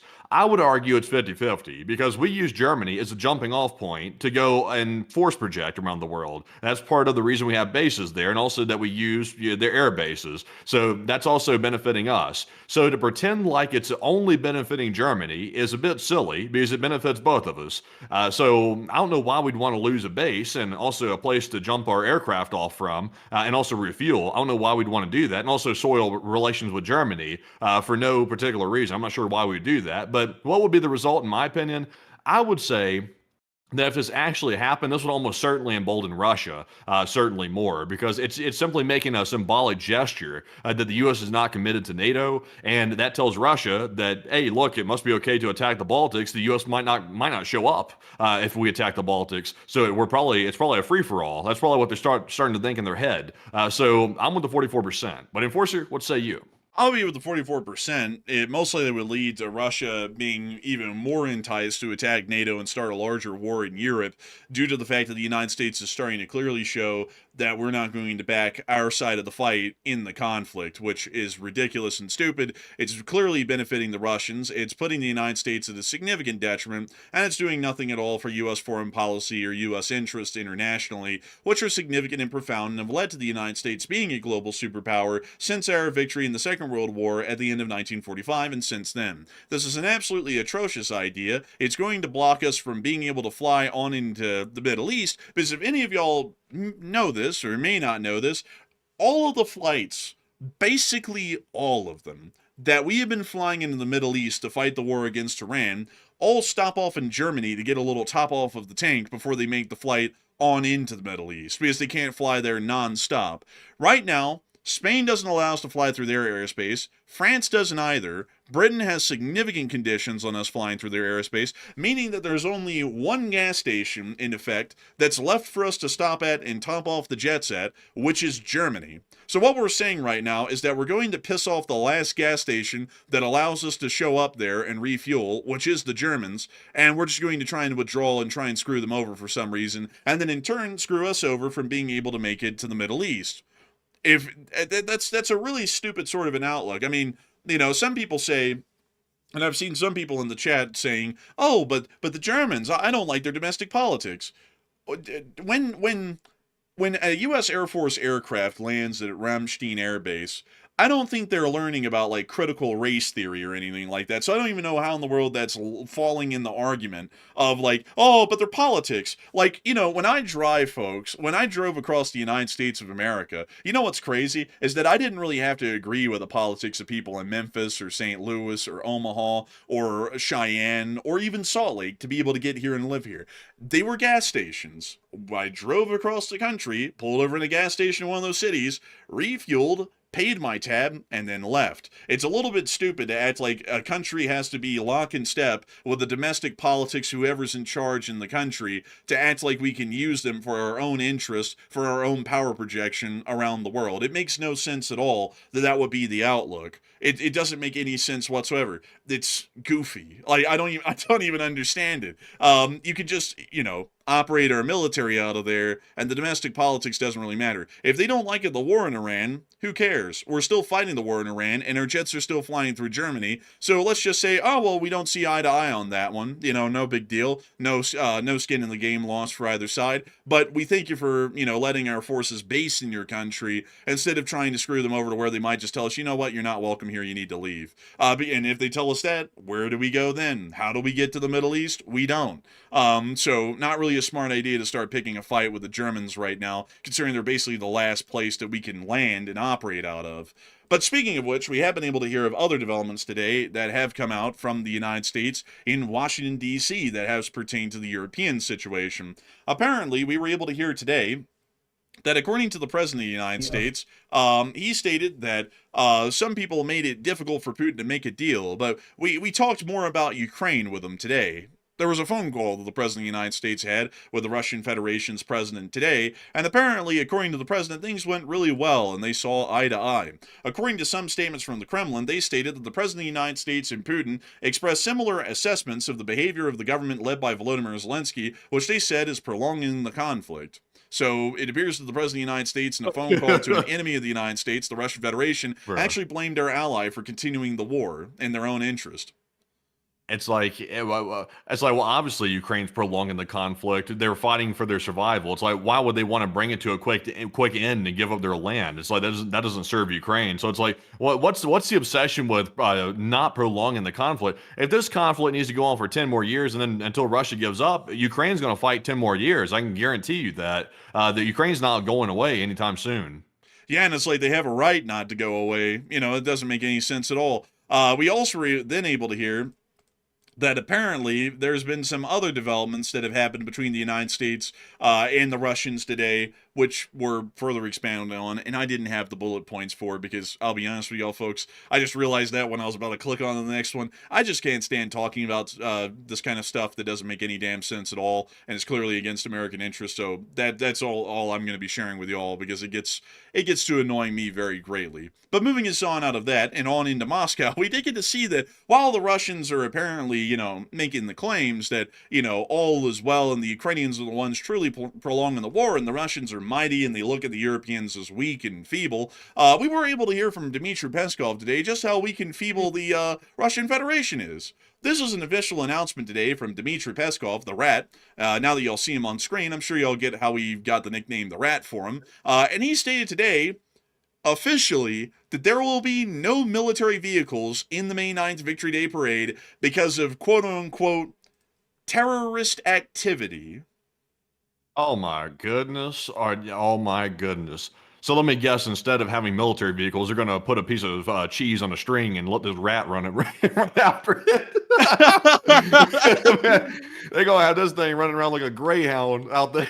They're going to have this rat running around. Yeah, I tell you, this guy right here, man, I don't know, how old is this guy? Because he looks like he's about like 80 or something. This dude looks like he's up there. He's like in his 60s or 70s or so. I think. But man, I heard reports today that there was an attempted assassination on this guy. And I actually saw the would-be assassin. It looks like he's right here with this comically large mousetrap. Holy moly. Look at that right there. That's crazy work. That's crazy. Man, bro. And they also had a comically large piece of cheddar cheese to go with it to be able to draw him out. Luckily, the FSB was on top of the situation and was able to stop the would-be assassin and also disarm the trap and remove the cheese without Dmitry Peskov being further harmed in the incident. But outside of that, I'll let y'all hear him yap in Russian a little bit so that y'all can hear him say it in native Russian that there will be no vehicles in the military parade. Речь идет об оперативной обстановке. Естественно, мы, и, собственно, вчера в контексте выборов, кстати, президент говорил об этом. So basically, it just goes on to say, I'm not going to play the whole thing because we don't really understand Russian that well, and I would expect that a lot of y'all probably don't either. But basically, what he's saying, there's no military vehicles for the reasons that we already stated. But moving us on. Man, wait a second. Wait a second. While you're on this picture here, y'all guess his age real quick. You guess his age real quick, Enforcer. How old do you think this guy is? Late 60s. You say late 60s? This dude is a very hard 58 years old. I mean, this is a tough. This is a tough 58 right here. I mean, most people at 58 don't look like this. This dude right here, honestly, though, in his position he's got as the press secretary for Vladimir Putin, it's probably understandable why he looks like this because, of course, he's probably always on the verge of being in some serious trouble, I'd imagine. But man, 58, that's a tough 58 right there. Man, I gotta tell you, man, bro, he looks like Kyle who works the night shift. Like, you know, like how he's like 20, but he looks like 50. This is basically the Russian equivalent of that. I mean, that's a tough 58 years. That guy's really been in the trenches. We also got to hear that the Russians did state today in a panic that they will not be leaving OPEC Plus, and they hope to keep their subscription so that way they can continue to watch all of the clown shows and comedies that OPEC Plus provides. You know, very, very nice of them. We also were able to additionally hear that apparently mobile service in Moscow may be blocked ahead of May 9th on the Victory Day parade, and according to a BBC source, they stated the restrictions may also affect the so-called white lists. Communications are expected to be jammed in central Moscow and within the MKAD ring road. Earlier, Russia's defense ministry admitted that the Red Square parade will be held in a scaled-down format without military hardware, citing a terrorist threat from the Ukrainians. Oh, what a unfortunate tragedy. But anyways, moving us on from that, it is time for us to get on into the actual news from the war in Ukraine, which has been quite a good bit today. But also, before we get on into that, we do have to talk about the threat that Putin made of extreme consequences if the U.S.-Iran war starts. And Matthew, what are people thinking about that? And what are you thinking about that as well?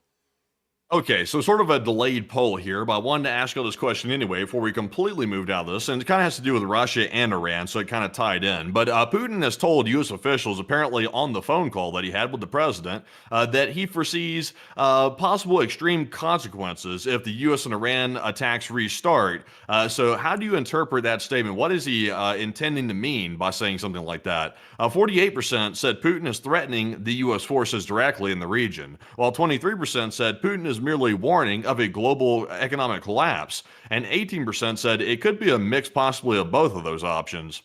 And I would say it sounds like Putin is once again threatening U.S. forces. It sounds like a very covert threat to me, I would say, because it actually benefits Russia if the U.S. and Iran start fighting again. Because the further the oil price gets driven up, that makes Russia's oil exports, for whatever they have left, it makes them more valuable. So they make more money as a result of that. And also, the odds of the U.S. extending the sanctions relief for Russia goes up because they're going to try to lessen the blow on the global oil economy by letting Russia sell their oil probably again. So it only benefits Putin, this war in Iran. It definitely benefits him quite a lot. So why would he want to stop it? And he wouldn't want to stop it. So that's why I think it's a threat toward U.S. forces, because he's not worried at all about a global collapse. It's not going to hurt him. His country's already in the gutter. But Enforcer, what say you? Man, put it out there, honestly. But outside of that, I would have to say probably threatening U.S. forces as well. I would generally have to agree with that. So with that, I hope that does address that well. And with that, it's now time for us to move on into the city of Perm. What in the world happened in Perm today? Well, the Russians got a Perm, and a petrochemical one at that.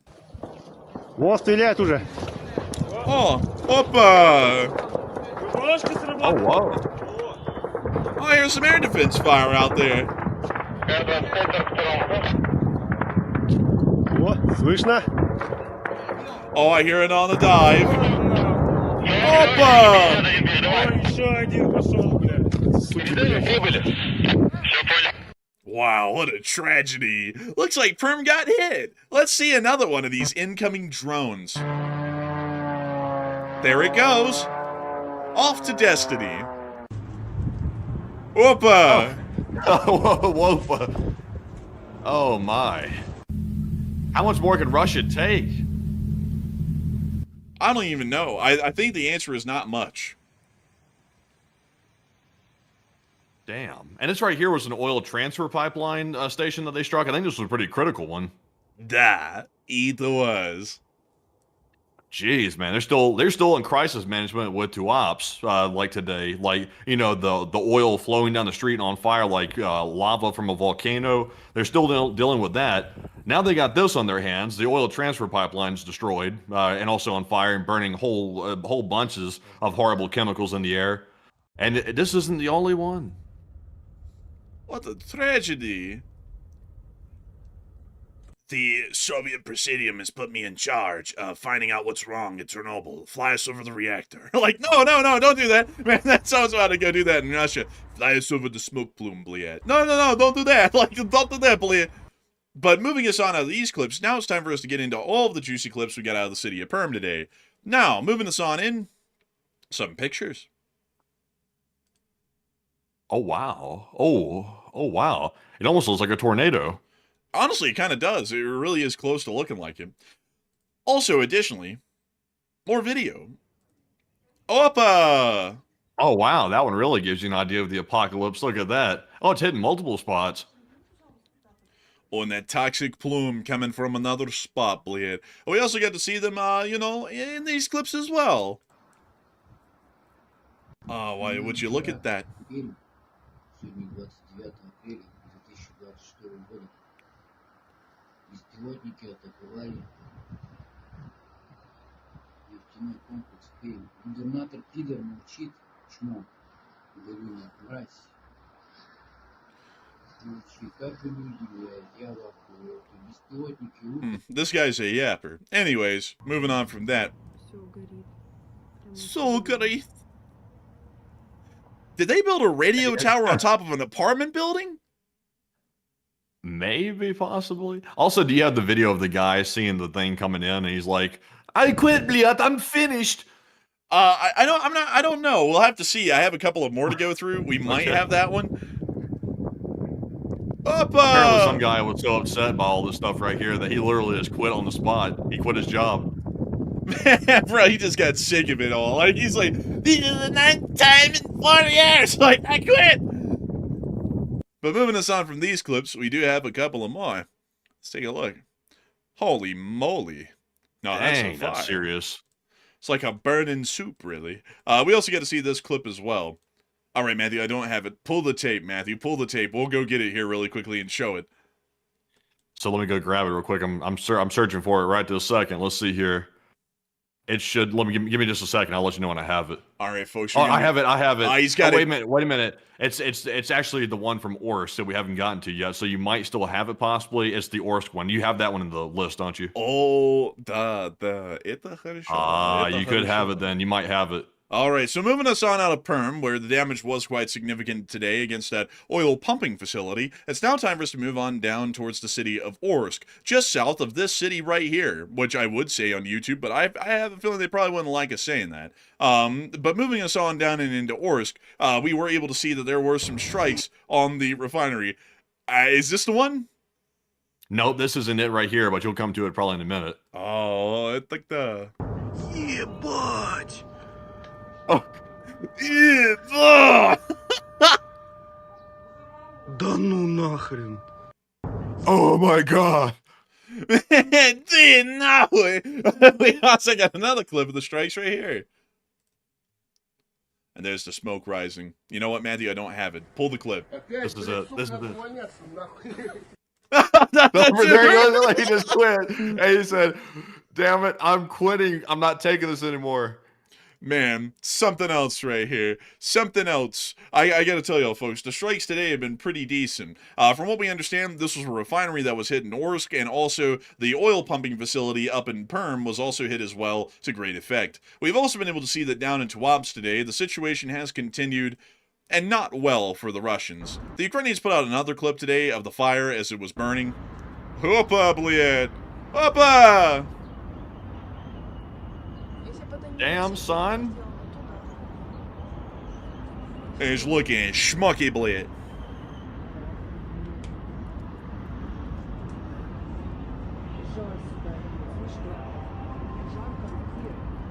And according to United 24 media, Russian oil exports have dropped significantly following Ukrainian strikes, according to Volodymyr Zelenskyy. According to intelligence, throughput has fallen 13% at Primorsk, 38% at Novorossiysk, and 43% at Ust-Luga, which amounts to significant losses for the Russians, and a pretty decent victory for the Ukrainians. But we actually have a news lead going on right now. Matthew, what do we got? Okay, so this is a rumor, so I'm going to go ahead and preface it as such, but I'm seeing from one or two different sources. I've reposted one of them here. It looks like a fella that's a journalist out of he appears to be an Emirati journalist, so let's just put it that way. He's saying that there's possible rumors of an attempted coup in Iran and that the street is boiling. I think that might be a translation error, by the way. I don't think the street's boiling, but it looks like they're saying that there could be a possible, maybe a attempted coup in Iran, but take that with a grain of salt, though. But, I mean, it's worth a lead. Like, I'm going to keep investigating this right here because it looks like it could be a plausible lead, but we don't have any concrete video evidence of anything yet. But that's a decent indication. So we'll have to see where that goes, and I'll keep doing some research on it. But just want to go ahead and report that so that way we can keep an eye on it.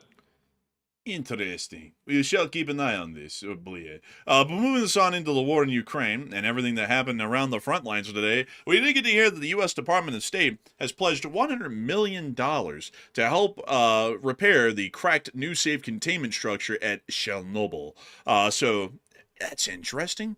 Anyways, moving us on from that, we also were able to see in the location unknowns today, the Ukrainian FPV recording how the driver of a Buhanka attempted to escape the drone, I believe. Let's take a look.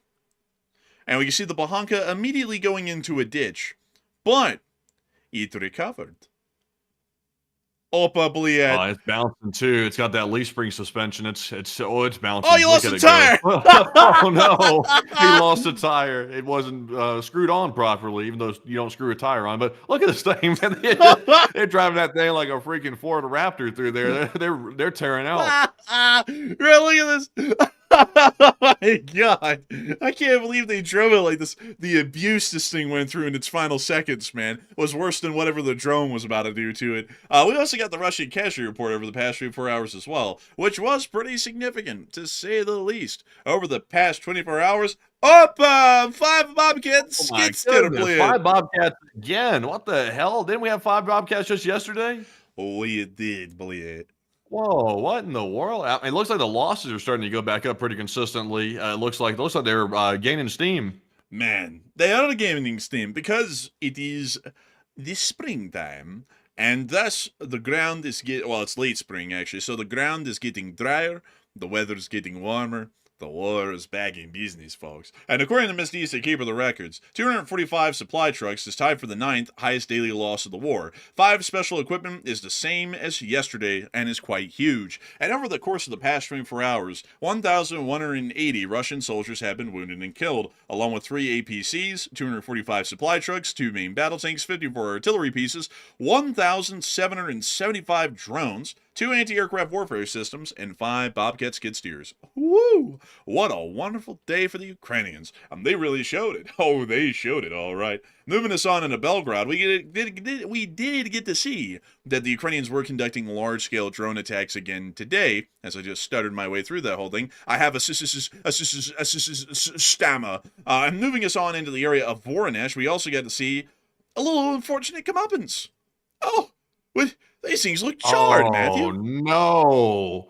An MI-17 and an MI-28 on a nice grassy field. I mean, this is like a freaking turkey dressed up on Thanksgiving ready to eat. I mean, this is a target. This is a juicy target. Oh, and muting that. And would you look at that? It's a combat helicopter field. Wow. Is that a mechanic working on it? I can't really tell. I think near the MI-28. The MI-17, folks, good God, the exhaust on that thing is cooking the paint. Look at that, man. Oh, man, that's a bad design. Man, that is rough. Oh, my Lord. But they're about to blow it up, so it'll be put out of its misery here. The Ukrainians, of course, have to show you a little demo of what these things are. And here comes the drone going right for the engine assembly. Oh, look, it's a mechanic. Oh. Dude, right there. I told you there was a guy. Look, oh my God, they're zooming in on him. Look, he's like, holy shit. Oh, and there it goes. And boom. And there goes the helicopter and, unfortunately, the mechanic blew. My goodness. Oh, look, they didn't. Oh, they're running. They're running. Uh-oh. Oh, and then Oh, this is a big boy. This is like a rip-off Apache. Pretty much it's basically their most modern attack helicopter is the best way to describe it, but it won't be for long. Oh, you see the mechanics making a run for it. A run for the hills, or the fields more so. And here it comes, the bing, right on the back of the rotor assembly. Holy smokes. What a tragedy. The Russians lost 2 helicopters today in this field and at least a mechanic. Yeah, let's see here. So the Mi-28 Night Hunter is valued at approximately $20 million per unit. So it's not a huge loss, but it's still a significant one. What was the other one? Mi-17? Yes, an Mi-17 or an Mi-8. So let's see here. So the Mi-17 is about 15 to 18 million. So they're all roughly around the 15 to 20 million range. So they just lost a pretty good amount of money right there between those 2 different helicopters. And remember, those are just like the common, like those are being hit pretty often. Like those are pretty frequently hit. I've seen several hit just over the last week. And I'd have to say, it certainly is something else. But moving us on from that and on into Dnipro, we also got to see the Ukrainians shooting down a Russian drone today with a manpad in literally the central area of the Dnipro. That guy's really playing it risky with that backblast. Look at that. Any second now. And there goes the missile. Dang, that dude was like a second away from losing his Achilles tendon. Hey, it didn't even hit anything. Where'd it go? Oh, it hit. I mean, that was pretty close. That was pretty close. But it hit right there. It's that little blip up in the sky where my mouse cursor's at. Dang, that is crazy. This dude right here almost took his ankle out, but he did a good job with that air defense. Man, he did amazingly. Some would say that he had like a missile-like focus, really something. But moving us on and into the front lines, we did also get to see today that within the area of the Severonsky Forest and on the battlefield of Slovyansk, the 81st Air Mobile Brigade was able to take out a couple of Russians. Is this video safe? Oh, of course. Man, this is My God, just telling me it could not be safe. What's up with the high-level fidelity graphics here at the end every second? I don't know. It almost feels like a meme. Like it's like doesn't even feel like real footage at this point. This looks like Syria. Kind of. But you don't hear Allah snack bar every 2 seconds, so that lets us know it's not. What is he got puffing a cigarette right there? There's like smoke coming off of him. Oh, he was firing a rifle at the drone. He didn't hit it, though. It missed a good bit. But moving us on down and into the Bryansk front, we also get to see Russian forces getting hit in this area. Well, actually, I'm sorry. The Ukrainian drone teams from the 25th Airborne Brigade were moving into position in Bryansk. Correction there. Muting the lo-fi hip-hop beats. We were able to see the 25th Brigade using its drones and infantry to great effect in the area.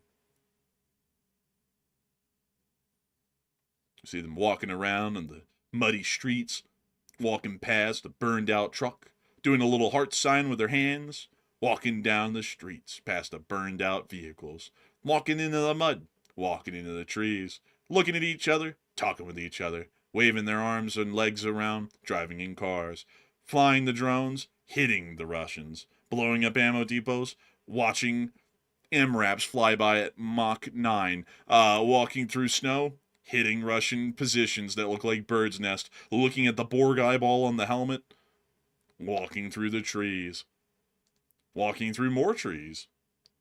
Some guy tripped and fell back there. Walking past destroyed MBTs, showing off the drones and the white phosphorus. And that's the 25th Brigade's day near White the city. phosphorus? Yeah, white phosphorus, like the Russians were firing that at them. See? Oh, geez. That's pretty rough. Yeah, pretty rough stuff. They've been doing that for a while now. It's just that it hasn't been often and recently, but it looks like they're starting to pick that back up again. Russians being Russians, of course. Oh, let's have a pot pity for the Russian soul, Blair. They only mercilessly slaughtered hundreds of thousands of Ukrainians, but let us have mercy on the poor Russian soldiers who did it. Oh, sad, terrible tragedy. Someone's about to say in the chat.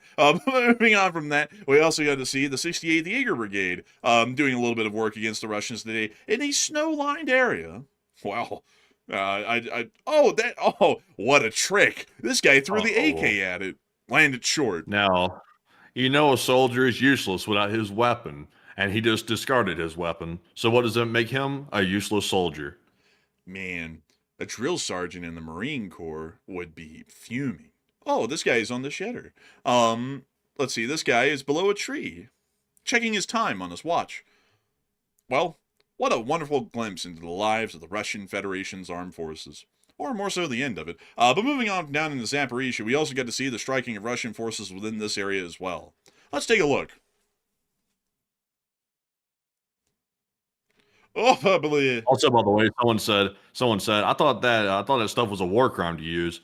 And I think it is, like, to use it on people, like civilians. It's a war crime to use white phosphorus. We went over this a long time ago. Is it a war crime for white phosphorus to be used on the military, or is that not? White phosphorus is an incendiary weapon that can be used for illumination purposes, but using it against anyone, whether it be a combatant or a civilian population, I believe is illegal according to the modern Geneva Convention. Interesting. Yeah, I know it's generally illegal, but there's like certain circumstances where you can use it. But generally speaking, I think it is illegal. But the thing about the Geneva Convention is that it's only applicable until one side breaks it, and then both sides get to break it, to be fair. And so the Russians started using white phosphorus on the Ukrainians, and then the Ukrainians came up with this really genius idea of getting thermite grenades, attaching them to drones, and then literally just flying the drones over Russian positions while the thermite grenade is burning below the drone, and just dropping the burning fragments of the thermite grenade onto everyone below the drone. So both sides are generally using incendiary devices against combatants these days. So it is a war crime for the Russians to have done it because they started it. But at this point, everybody uses them to some extent against everybody on the front. But moving us on down towards Polohi, we also got to see a Russian tulpan getting destroyed today. A tulpan is actually tulip in Russian, and it is a large 240 millimeter mortar system. You see it right there. And that's what they actually look like when they're not hiding in a hole somewhere in a tree line. Is it any good? No. like kind of, I mean... Kind of looks like it might have sucked. You gotta see those things in use. It's absolutely ludicrous. Let me see if I can show one, like a 240 tulpan. Let's see here. Let me go get this really quickly. So this is, oh, that's not really what they look like. This is what they actually look like when they're deployed, ready to be used. So it's a giant mortar. Really stupid design. It has very short range, but the mortar rounds it fires are 240 millimeter in size, so they are, pretty punchy if you can use them. It's just that you have to get them so close to the active front these days that they're well within FPV drone range and have been for dozens of miles while I was driving to get in range, and that's what makes them largely ineffective these days, and pretty prone to getting blown up. That's why they're hiding in hidey holes several miles behind the lines, because they really can't use them anymore. But with that in mind, it is time for us to move on out of all of this news from the front lines in Ukraine and on up to Kyiv to cover the speech from the President of Ukraine, President Volodymyr Zelenskyy, on this day of the war. And so... I'm glad he's back with the speeches. I was missing the speeches for a while. I was like, oh, look, he's out here in the wild. Oh, look, he's talking fast, too. He just started talking out right off the bat. But I miss these speeches. We want speech.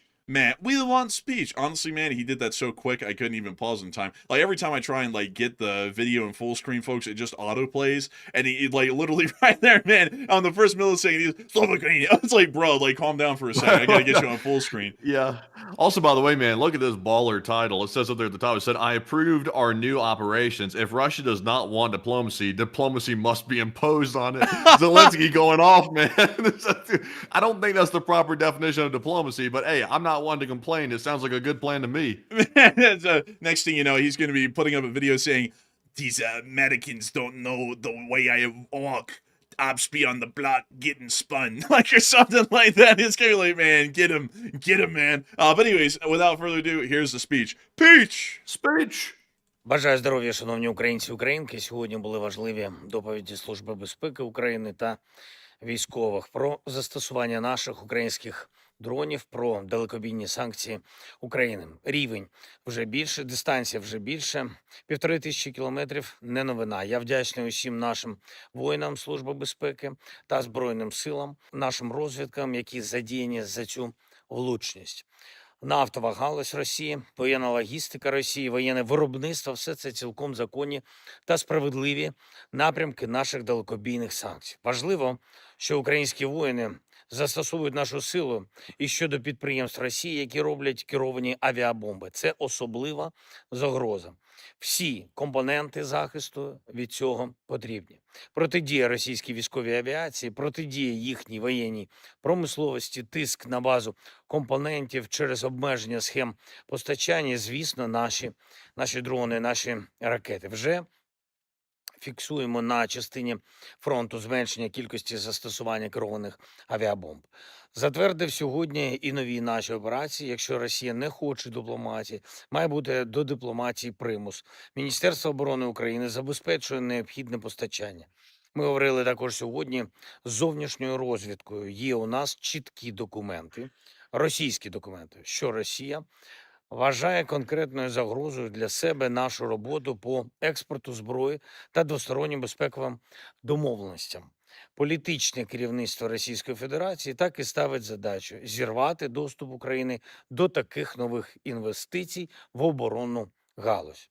Ми будемо цьому протидіяти. Український національний інтерес виходити на пряму безпекову роботу з усіма тими регіонами, з тими країнами, які реально сильні і можуть забезпечити довгострокові угоди, фінансові, також щодо спільних виробництв зброї та постачання енергоресурсів в Україну. Це має бути постійною і взаємною вигодою для України і для наших партнерів. Звісно, особливо дратують росіян наші контакти на Близькому Сході та в Затоці. Ми про це знаємо. Ми знаємо також і про складне ставлення до цього інших наших партнерів, які хотіли применшити самостійність нашої держави. Ми вважаємо це їхньою помилкою. Ми будемо забезпечувати національні інтереси України так, як це потрібно нашій державі. Дизель для України, коли є нестабільність, гроші для державного бюджету, спільні виробництва і постачання дефіцитів в Україну. Це конкретні результати наших угод, нашої безпекової співпраці та поширення української військової експертизи. Сьогодні була також доповідь координаційного штабу всіх тих, хто працює на звільнення полонених. Військові та цивільні, ми пам'ятаємо про всіх, хто перебуває в російській неволі. Тільки в цьому році ми провели вже 5 заходів для повернення наших людей. Вдалося повернути більше 1000 українців, 1036. Я хочу подякувати усім, хто залучений до цієї роботи. Я дякую кожному, хто забезпечує посередництво. Особливо я хочу відзначити наші бригади, наших воїнів на фронті, які б'ються сміливо, результативно і поповнюють обмінний фонд для нас, для українців, для України. Дуже сподіваємось, що вдасться зробити наступні етапи обмінів. Ми перевіряємо по кожному прізвищу. І ще одне. Зараз же я підписав ще новий санкційний пакет України, вагомий пакет, в тому числі щодо суб'єктів з Білорусі.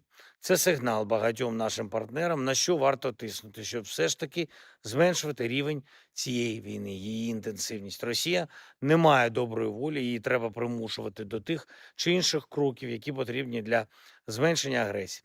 І хай вони вже потім це називають своїми жестами доброї волі. Треба, щоб Білорусь не була втягнута у війну. Треба, щоб не було операцій проти інших європейських країн. Треба, щоб у цій війні Росії проти України був мир достойний. Дякую всім, хто воює і працює, щоб у України було саме таке майбутнє. І ще одне. Є сьогодні рішення Сполучених Штатів, саме те, про що ми домовлялись в неділю на конференції в Чорнобилі, про необхідні кошти для відновлення конфайнменту, який закриває 4-й енергоблок. Виділення Америкою $100 мільйонів. Конфайнмент був пошкоджений російським ударним дроном. Треба все відновити. Важливий крок американської підтримки. І також ми працюємо з іншими нашими партнерами, щоб для енергетичної безпеки, для ядерної безпеки були всі гарантії. Дякую всім, хто з нами, хто з Україною. Слава Україні!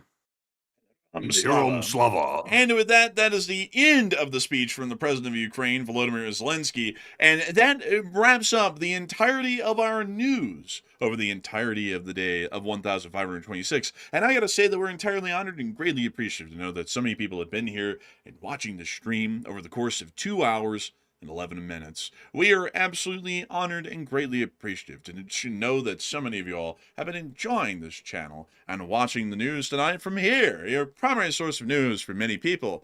And while we try and get Flight Radar 24 up and running, we actually have a little bit of a development right now before we move on into the question segment, or we get to talk to each and every single one of y'all as usual, where apparently we're seeing that Israeli tankers are airborne. Right now, I'm just seeing a white screen. Sounds like a load of crock to me. Oh, there we go, finally. I was actually about to pull it up on a new tab, and oh no, it's back to a white screen. Back to a white screen. Don't know what's going on with this. Let me just go pull it up on the second tab, because whenever you leave this thing on its own to its own devices for a little bit, it kind of just likes to go a little wonky. So let me close that out because it's still taking way too long. And let's go over here and let's get up our military tabs so we can look at the military flights that are ongoing at this moment.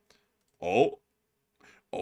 Seeing some tanker activity. Also, by the way, there's a tanker lurking around the Gulf states too. That's on ADSB down there. There it is right there. There's also some UAE aircraft airborne as well. It appears to be possibly maybe tanker aircraft. Maybe, I'm not really sure, but there's definitely some Air Force activity going on tonight. It looks to be non-logistical operations, at least from what I'm seeing right here. So that's interesting. This looks to be combat air support operations. I wonder what this could show us, folks. I wonder what this shows us. We'll have to see. But that's rather interesting, though. It does appear that there are some tankers up right now over the Middle East. And what exactly they're doing, we don't know. But that is still very interesting to see, and maybe suggesting that there are combat aircraft up in the air at this moment right now. So I hope we were able to address that well. And with that, it is time for us to get on into the question segment, to where we get to talk to each and every single one of y'all. And so, Matthew, please take it away. What do we got? All right, so we will be keeping a sharp eye on what's happening right now of the Middle East. There does appear to be something going on, but just because we see refuelers over the general area and also taking off from Israel and hanging around the Gulf states, it could simply be maybe operations that are taking place over the skies of Iraq. Because remember, Iraq is having a little bit of an identity crisis right now. They're not sure if they're going to be friends with the United States or they're going to let terrorists decide who is in their government, basically. It seems to be a little bit of a strange operation right now, but we'll have to wait and see if that maybe is the precursor to operations against Iran. It could be maybe the early prep for operations against Iran. It could be. So we'll just have to wait and see. But moving into our super chat questions and our live chat questions, though, our first super chat is going to go to none other than Chris Fileblock. And thank you very much, Chris, for that $50 support. And also helping to keep the channel running once again. And we do sincerely appreciate that support. And Chris said, big news requires big orbs. And there is no such thing as a lack of big orbs. We have plenty of them, and therefore plenty of breaking news. And I gotta thank you amazingly for the support, Chris, and helping this channel to keep on running and sharing an orb statement and phrase with us each and every day. We're greatly appreciative of you for your support and helping this channel to keep on running and keeping the orb meme alive. It's crazy to know that that went viral way back in the day. I mean, like, some of the posts on that and the clips that people made about that were getting like millions of views, which is really bizarre, honestly. Like, for everything we could have gone viral over, it was about the Orb of Judgment, and I still find that crazy to this day about 2 months later. But a huge thanks to you for the support and helping this channel to keep on running, because if it wasn't for folks like you, we wouldn't be able to make this channel possible, we wouldn't be able to keep it running, and we wouldn't be able to talk about that wondrous orb. And so a huge thanks to you so much once again, and with that, we're on to the next one. Also, by the way, it looks like the crude oil futures are looking kind of ugly.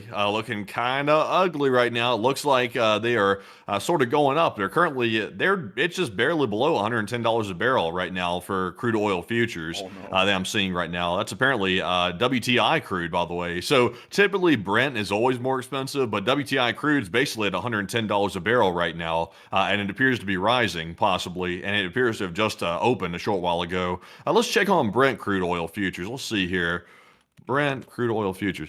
So, whoa. Okay. So Brent is at $125 almost a barrel right now. So apparently we're seeing a pretty big race breaking out. And I mean, here's a story from just 4 hours ago. It said the price was at $120 a barrel for Brent. It's already $125 almost right now. That's pretty tough. That's tough right there. Apparently they're racing oil futures with the stock price. Apparently it looks like they're trying to see which one's going to outdo the other. Dang, I gotta say, man, this doesn't really seem like, I gotta say, is being a panicking in session these days, or is that still out? The jury's out on that one. I think this might indicate this will probably play heavily into the briefing tomorrow. I'd imagine this will probably make the U.S. lean heavily toward striking Iran. I would imagine, because the reason why the price is going up is because the investors heard the U.S. officials say they're going to plan an indefinite blockade of the Strait of Hormuz. That's what freaked people out, and that's why the price is going up right now. So the only thing they can do to reverse that is to either option A, bullshit people again, which seems to not be working anymore. People have kind of wised up to that bullshit, or they could simply attack Iran. And that sort of brings back some hope that maybe the strait will be unblocked soon, possibly, and that might bring oil prices down, maybe, possibly. Interesting. That's very interesting right here. I gotta say that's also very concerning as well. I think we're probably not going to see this reverse anytime soon, no matter what the statements by the government are, because I also think that this might be starting to directly correlate to the lack of supply globally that's starting to be seen, and that's starting to make concern in the markets as well for the trades to be made at increased prices. And I see someone saying in the chat, which is a good question. Let's see. Someone said, if only 20% of the world's oil is cut off, then why has the price of oil doubled? Well, it's because supply and demand are not directly correlated, as in 5% of the supply is lost. Well, actually, 5% of the supply is lost, so the price only rises by 5%. So let me put it in a very easy analogy that I would know would be pretty accurate, at least in the whole simplicity of it. So let's say there's 100 people, and every day they all buy this one unit. We're going to call it a unit for this one thing, and that could be whatever you want in your head. But every day, these 100 people all have to buy one unit. So the next day, these 100 people all still have to buy one unit each, but now there's only 80 units available.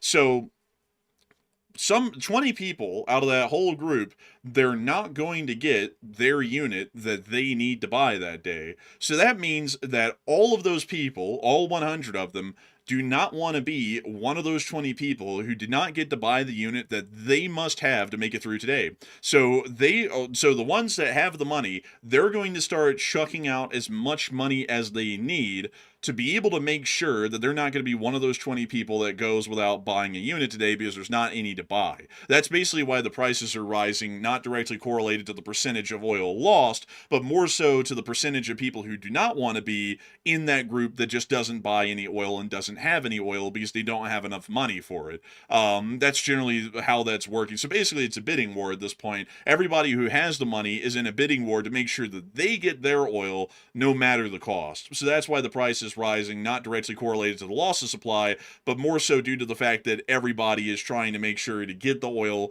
when they can with the limited resources that are left available. So I hope that does address that the best I can. And also, Matthew, I've seen that person saying some goofy stuff in the chat tonight, just to be entirely frank. They've been saying some stuff earlier that looked like it was like political. Like I brought up the whole, I put something in the chat and they of course made a political thing out of it. So I think they're just trying to fish for something to land an insult on. I'm pretty sure that's where there's going. No fish here, so you can put your fishing pole away. I tell you. But anyways, with that, we are on to the next one.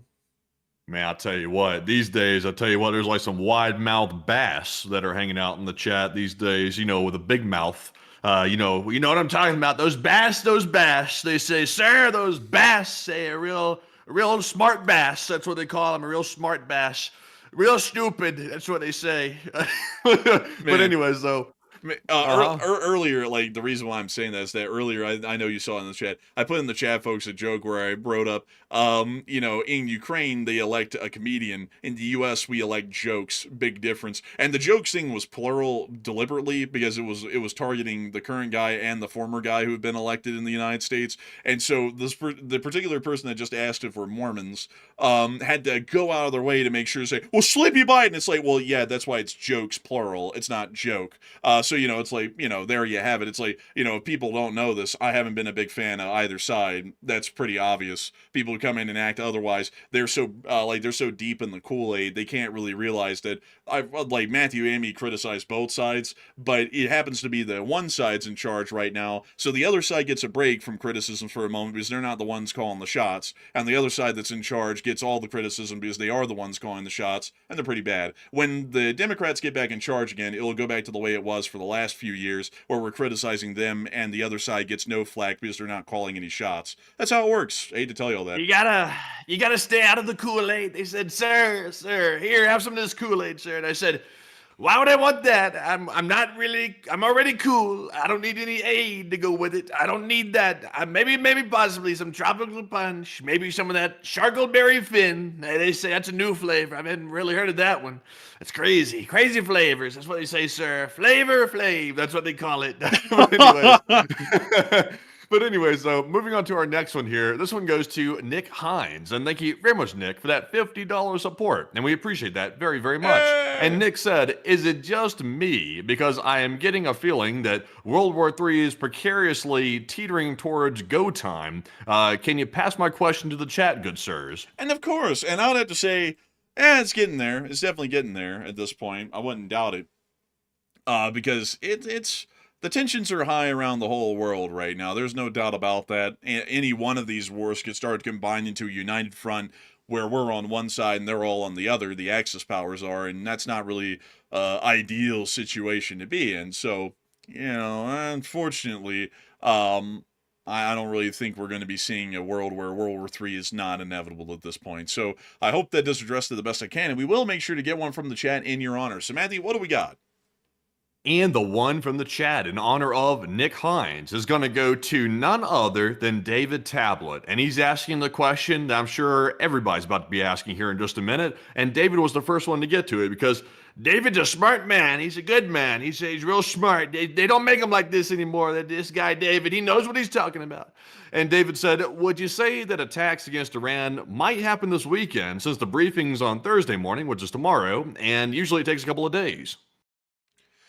I would say that generally, it probably like an attack might actually happen this weekend. I wouldn't say for certain though, because the current administration, I hate to sound so up in the air on everything these days, folks, but the current administration doesn't know what they're even doing tomorrow, much less what they're going to be doing this weekend. There's definitely, I would say there's a very high chance that strikes are ever conducted on anyone, anywhere. It's always going to be done on a weekend, but whether it's going to be this upcoming weekend or not, I wouldn't be able to say for certain because there's... You know how I generally try to predict what they're doing. I try to put myself in their head a little bit, which is a little bit painful at times. But usually, the thing that happens is the most exciting thing that could happen. So think about the entire situation in the war, like a WWE wrestling session or something like that. What would one of the characters do to make the event more exciting and increase the ratings? That's probably what's going to happen. So if there's a chance for attacks to happen or for nothing to happen, there will probably be attacks. That's probably going to be my guess, especially when it comes to the United States. Like on Ukraine, they're a little bit different because Ukraine doesn't affect the United States directly. At least right now it doesn't. But with our stuff in Iran, it's usually whatever seems to be the more exciting option. They kind of go with that. I guess, that might work. That might actually be the case. But so far they haven't really done anything for a couple of weeks since the shooting conflict ended, and they just kind of waffle in between doing something and nothing. Yeah, a little bit. So it's kind of like the commercial break at the WWE thing. They're kind of like extending the commercial break because it's a chance to make money. During a commercial break, it's a lot of cash. You see, playing ads that makes cash, makes dollars, makes sense. This blockade is brought to you by Moneybase. Man, I love sponsors. Man, nothing ever speaks American military parade like having sponsor breaks in the middle of the parade. Really something. But anyways, outside of that though, I hope that addresses that question somewhat well. And with that, we are on to the next one. We also have here a super chat from none other than Truck and Shelf. And thank you very much, Truck and Shelf, for that $50 support as well. And we do appreciate that very, very much. And Truck and Shelf said, hello, enforcers. This Afterburner guy highlighted several targets for the Hormuz. One was to different ranges of mountains or hills in Iran, and a runway running straight through it. Can the U.S. hit those targets? And why can't we hit those open targets? Also, by the way, when he says ranges of mountains or hills, like, what is he referring to, really? Is he referring to, like, the coastal targets, or do you know what he's talking about? I actually don't know because Iran is covered in mountain ranges. I mean, the whole nation is literally a mountain range in a sense. So I'm guessing it's somewhere near to the coast. I personally haven't heard of this airfield. I do know of air bases that they have that are dug into the sides of mountains, and there are some airfields in mountainous terrain, but I don't know that exact one off the top of my head, Truck and Chef. But we could hit those targets. It's just that we really cannot destroy or damage any of the actual facility that's inside of the rock. We can cave in the entrance and deny them access to the facility for some time until they dig it out. But we can never truly destroy these facilities because it would be hard to create cave-ins or complete destruction of that type to be able to completely knock them out. We can definitely hit them. And if we wanted to do any real damage, we could conduct some form of a raid on these facilities one at a time, breach them, and then have some special forces teams go in and set up demolition charges or specifically destroy the assets we would want to destroy within that facility. Although that might be pretty tough because at that point, those special forces teams are not able to get any indirect fire support. They're entirely on their own within those tunnel systems, and that generally would be a defender's advantage even for untrained troops, considering that the special forces teams would not be supported by any indirect fire. So, generally, I would say that it's doable to destroy them, but it might be a bit of a tall order. But a big thanks to you for the support and helping this channel to keep it running, and I hope that has addressed that well. And a big thanks to you so much once again for being a truckin' chef here on the channel. And with that, we're on to the next one.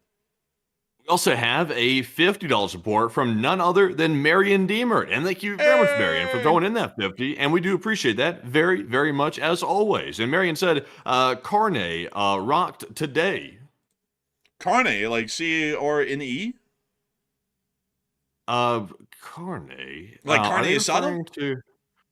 Is she referring to the Canadian fella? The dude in charge over there? Carney, the Prime Minister of Canada. I thought she was talking about carne asada. Yeah, I don't think she's talking about that. I'd say that's pretty good, though. Carne asada. It's great. But outside of that, I personally didn't follow what the Prime Minister of Canada was doing today. So unfortunately, I wouldn't know if he rocked at it or not. And so I do thank you massively for the support and helping this channel to keep it running, and we'll have to see. I will say, though, that the whole visit by the King of the United Kingdom was a pretty decent visit. You know, some interesting things said and done and all that, and then he left. So that was a pretty interesting little visit in its own sense. But anyways, a big thanks to you for support and helping this channel to keep it running, and I hope that does address that well. And with that, we're on to the next one.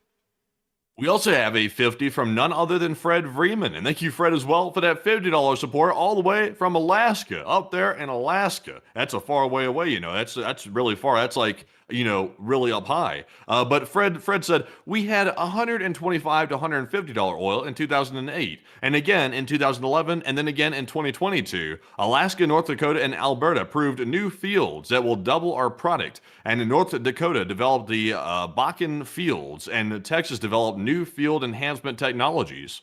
That's really interesting to hear, Fred Vreeman, and hopefully we'll be able to see that those oil fields can be tapped into at some point here in the future, but that would require us making it through tomorrow, and right now that's a fairly uncertain sort of a future, because sadly we can't really tap into those oil fields as quickly as we would need to be able to become entirely self-sufficient. So for now, we still have to deal with the Hormuz crisis, but that's still very interesting to hear and good news. And so big thanks to you so much for the support. Now, have you, I don't know if Fred's heard this or not. Maybe Fred will know. He sounds like he knows stuff about about the energy industry, like really in fine detail. But I heard today there was a report. I don't know if it was true or not. I didn't really research it enough, but they're saying that there's so much natural gas being found in Texas that apparently it's so abundant that the prices is going into the negative because there's so much of it. There's literally so much that the demand's not there for it.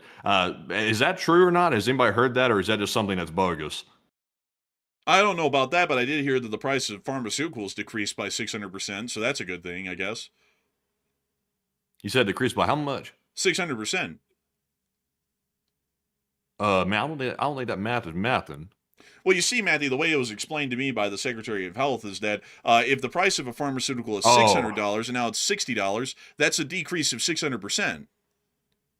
I now I know what you're talking about. I thought you were saying that yourself. I was about to say I don't think that math. I think you need to go back to math class or something because I don't think that math is mathing. Oh, no. Something can't decrease by 600%. No, Matthew, you're completely wrong. It can decrease by 600%. The Secretary of Health said it. If a pharmaceutical is $600 and then it decreases to $60, many people get the math wrong on that, and they say that that's a 90% decrease in price. You're actually wrong. It's a 600% decrease in price.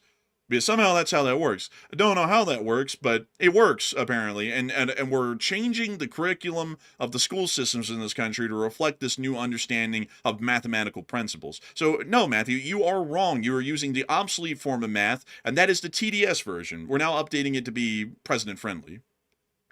Man, I'll tell you, that's like that. If you pull up like a picture of like a cartoon worm, like you know what I'm talking about, like a cute cartoon worm. Like we want one that looks relatable. Is there such thing? And do we have such thing? I found it right here. It's this No, one. not Right here. this. This ain't relatable looking. But pick there. No, pick that first one. I like that first one. Yeah, there you go. Look at him right there. This is the type of fella right here that would say it decreased by 600%. He doesn't mean any harm by it, but you know, you wouldn't take his word for it. Like, let's just put it that way. But you know, sometimes worms drive the ship. Sometimes they got the range and they're going, yeah. You got to be careful with some people these days. Man, whenever the Secretary of Health was about to go out and they were like, you have to say that the price has dropped by 600%. I don't want it. That shit's absolutely stupid. That worm in his head looked at him like that, and then he went, oh, okay, I'll do it just for you then. Okay, I'll do it just for you. And then he went out there. The price really did drop by 600%. Oh, man, I tell you. Tell you what, right here, I tell you, this worm, don't look at me like that. Stop looking at me with your big old eye. Anyways, let's see, what other cartoon? I don't think that's a friendly cartoon worm. I don't know what's wrong with that one. This thing's got rabies. Bro, it's like a mix between a rattler, a scorpion, and a thing. What the hell? Oh, hell no. Oh, hell no. Hell no. What the hell? Whoa, what the? Bro. What? Bro, that one right there is just bad. That one in the middle, like whoever drew that needs to hang this artist career up. Like that is some shit. What the hell is that? What is that? What? Bro, this worm with that big air right there on my mouse. Hey, yo. Hey, yo, what the hell? Oh, whoa, what the? Bro, oh, my God. Bro, get this off the screen, bro. Like, what the hell? What the? Bro. Oh, my God. Who's drawing this? Who's getting paid to make this? Bro, I don't know. Like, some people are, like, messed up in the head. Man, someone out there, man, it's suspiciously with maybe a Diddy-shaped head one day put out a commercial with like, hey, yo, make that thing have that fat cake. Damn, bro. People are messed up. I never seen anyone draw. Who the hell ever was like, hey, let's draw a worm with a fat ass? Like, where was the thought process? What drugs were they on is more so the question we need to be asking here. Because I don't know who in the hell ever thought of that one. But anyways, with that, it is time for us to move on into the next one. You see, that's the beautiful thing about the stream. You would never know when you jumped on the stream tonight that you would hear practically an apocalyptic analysis of the global oil crisis. And then about, I don't know, 2 hours later, you'd be seeing a thick... let's don't. Man, that worm's thicker than a bowl of oatmeal. You'd be seeing a worm, these hoes must be from Iraq the way they bagged that ass up. Damn, you never thought you'd see something like that later on the stream. But anyway, so moving on from that and moving into our next super chat, this one's going to go to Music Uploader, and thank you very much, Music Uploader, for that $20 support, and we do appreciate that. And they said, I think I figured it out, guys. Sir, if we blow through our jet fuel for Europe, we can just back out of the war and say we can't fly our jets. It's a win-win, LSA. That is a wonderful idea. One of the greatest that I've ever heard. Somebody get that thick ass worm on that, because we need real thickness going into this one. A lot of planning here. Flying by the seam of our pants. It's a wonderful thing. It's a great thing. So many people said, sir, your pants aren't strong enough to hold them up for that long. And I said, watch this. I wear the greatest pants with the greatest sewing. The seams hold up so well, and they really have. We've gone through 2 months of guesswork, and it really has turned out so well. The economy has never been better. The prices are higher than they ever been. We don't want the prices to be low, folks. We want the prices to be high, because then all of the people in the big companies, they make all of this money, wonderful money, and it's a wonderful thing. It's bad for the prices to be low. That shows the economy isn't doing well. We need the economy to do better. We need the prices to go higher. We need to make pricing greater, great again even. Maybe we'll copyright that. I don't know. Maybe. I gotta tell you that nothing's ever been better than the prices we're seeing right now. The gas prices are richer. The gas is fuller. I was driving down the road the other day, and I saw a falcon on the side of the road that was dying, and I took it into my shack, and I shoved it in there, and I took it home, and I made it do a little tap dance routine. It was really something else. Anyways, a big thanks to you for supporting up with the show and keep it running. And with that, we're on to the next one. And our next one here is going to go to none other than, let me scroll up to it. This one goes to Benizi, ETH. And thank you very much for that $20 support. They said, we all hear a lot about World War III this and World War III that. Disregarding the World War status requires direct involvement, not just proxy support. And how likely is it that Russia and China get directly involved? Well, you would actually be a little bit mistaken in that, you see, because, the First World War happened from 1914 to 1918, and we weren't involved in the war until late 1917. So you don't always have to have the United States involved in the war for it to be a world war. And then even World War II scholars argue between the starting dates of the Second World War being 1936 or 1939, and the United States wouldn't be involved in the war until 1941. So there can be a world war without the United States being directly involved in the conflict. So outside of that, I would have to say that as far as one of those major powers getting involved, it's not that far around the corner. I mean, Russia's already involved in the war in Ukraine.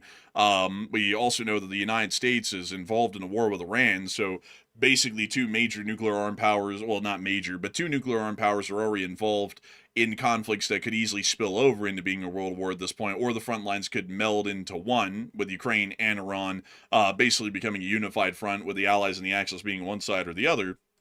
And China is eventually going to go to war against Taiwan. And if we're there to defend Taiwan against the Chinese, that automatically is a world war for the larger part.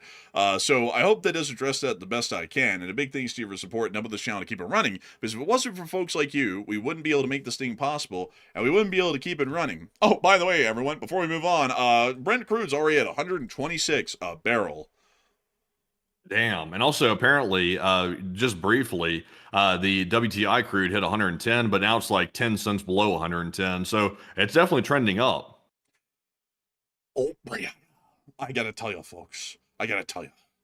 Oh, man. It's making me sad. It's making me so sad.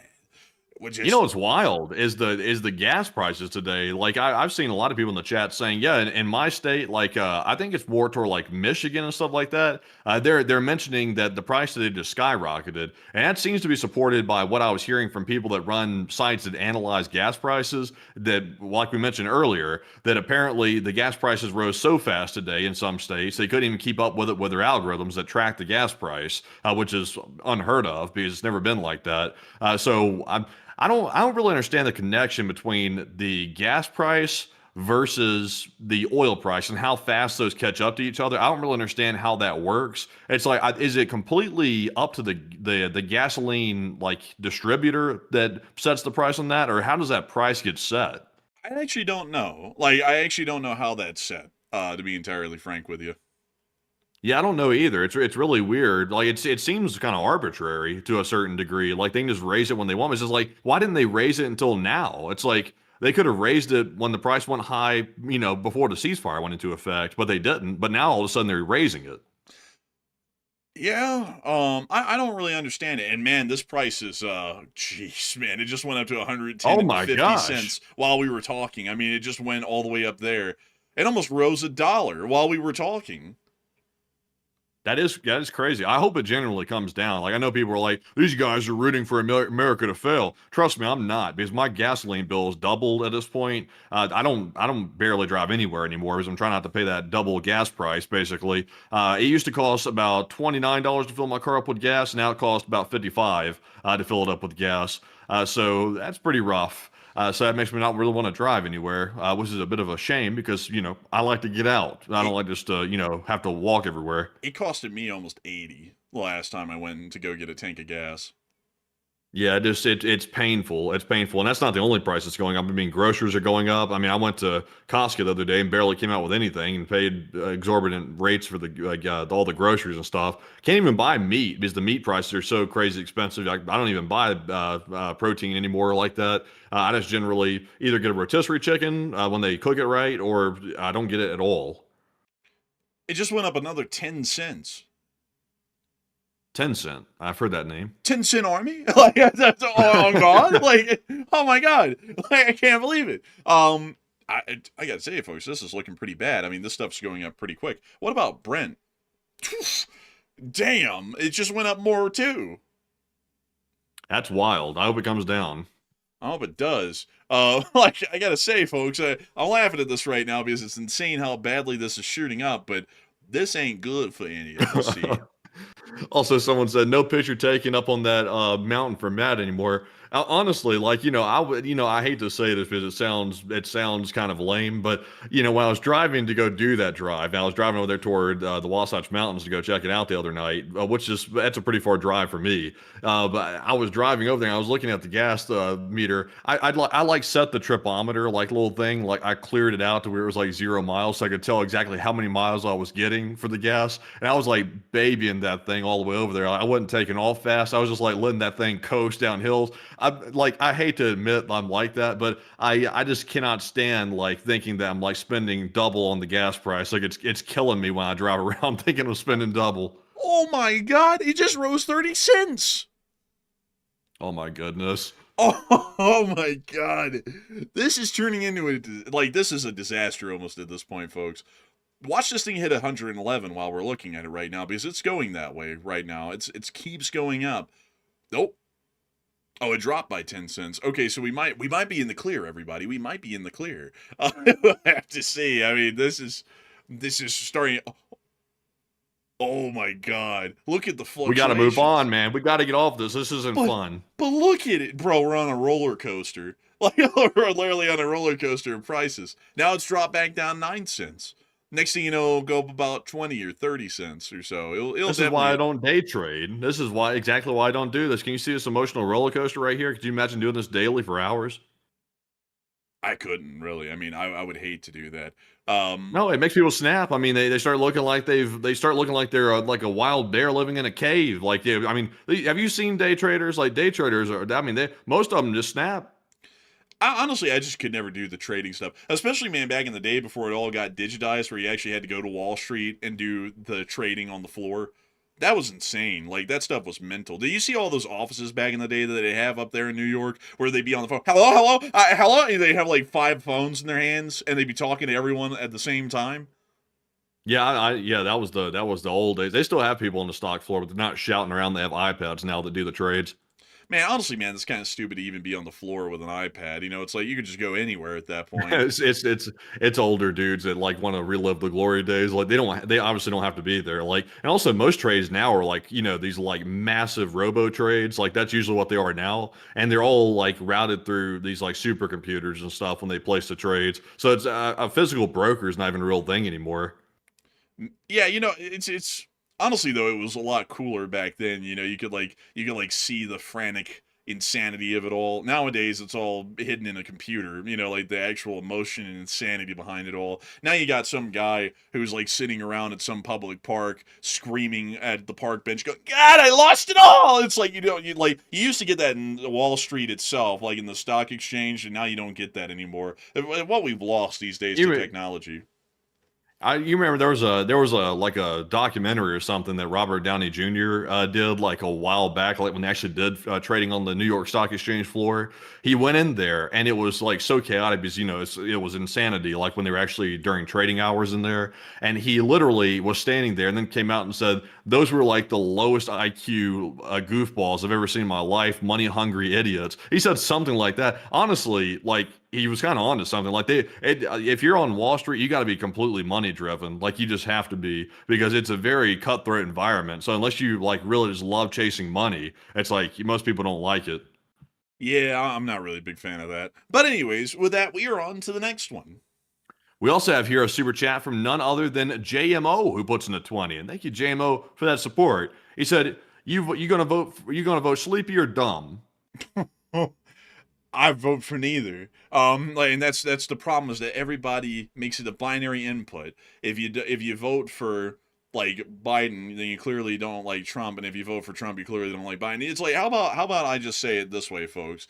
I don't like either of them, just being honest with you. And I think that they were both bad picks for the country, and we could have gotten better candidates from either side that were less reactionary, more intelligent, and generally ran the nation like a business instead of like a retirement home or like some sort of a reality TV show. That's how I'd put it. Where were they at? Well, I mean, they're out there. It's just that right now they're not the ones that are in the running, because everybody likes to cultify idiots these days for some reason in this country and act like they're actually really smart, when in reality they're pretty damn stupid. Like, just being honest. Yeah, I think maybe in a couple of years people might realize it's better to have the good old fashioned boring style politician, the type that you really don't really know what they're doing because they're so quiet, but stuff's kind of like, just kind of floating along a little bit. Like I think people might want to go back to that possibly, because everybody was all for, oh, we need somebody who's going to shake it up. We need someone who's going to be like pushing the envelope. I don't know. I don't know if the pushing the envelope thing is something that's sustainable. I don't think it is. So I think people might go back to the old school politician they're there, but nobody really knows they're there.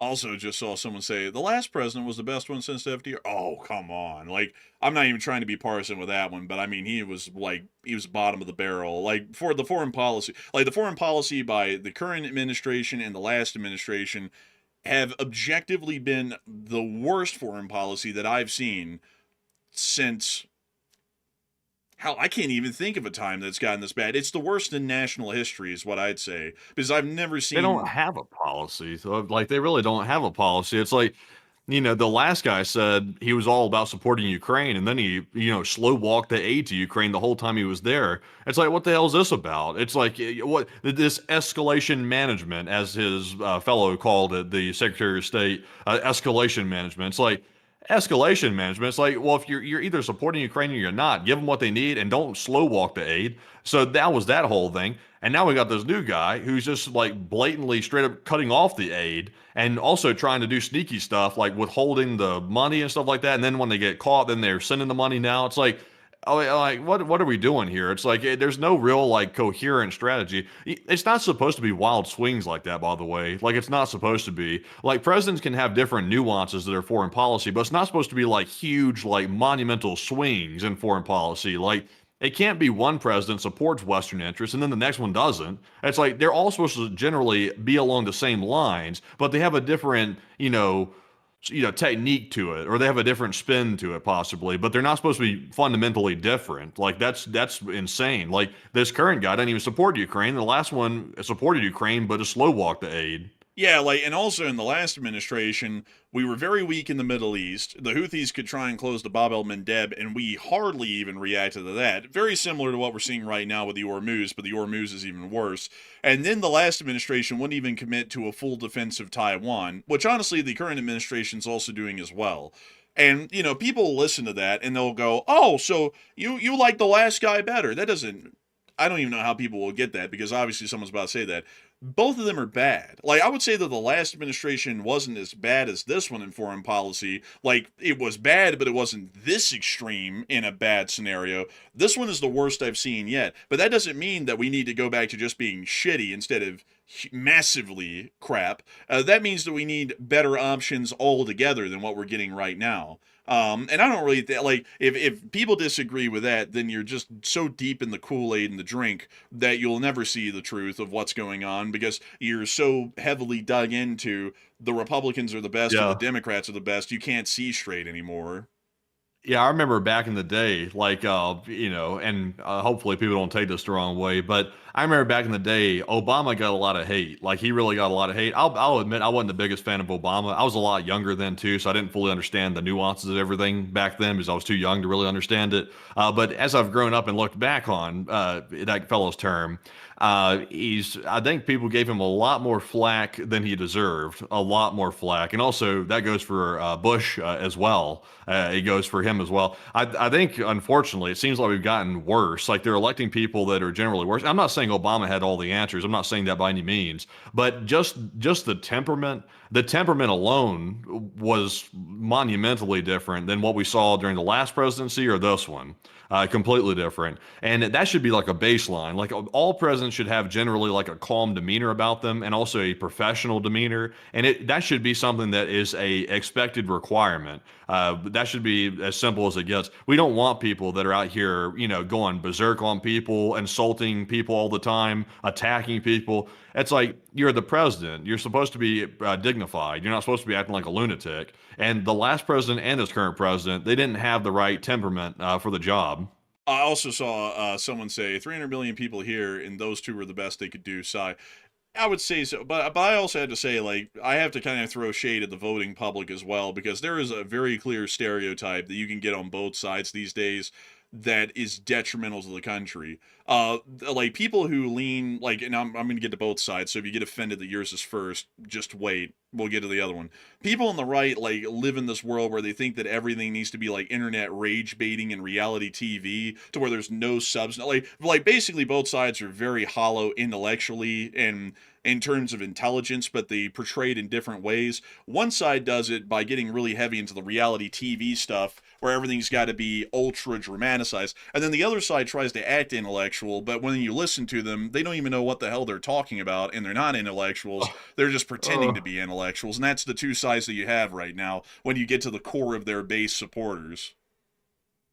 Yeah, I don't really think that's a fair assessment. I mean, there's people all in our chat that's either one side or the other, so I don't want to insult everybody on our audience. Well, no, I'm talking about the people at at the very, very core. Like, if you say anything like, you know, Biden's not doing good at this or Trump's not doing good, they like start frothing in the mouth and go mental. Like, I'm talking about that small group of people, the very, very core that will never depart. Like, they wouldn't even depart a sinking ship, because if that's the captain, they're going to say the ship's not sinking, you're a liar, and everything's fine. Those people. Most people don't fall in that category, but the people who are at the very, very core of those support groups, that's basically what they are.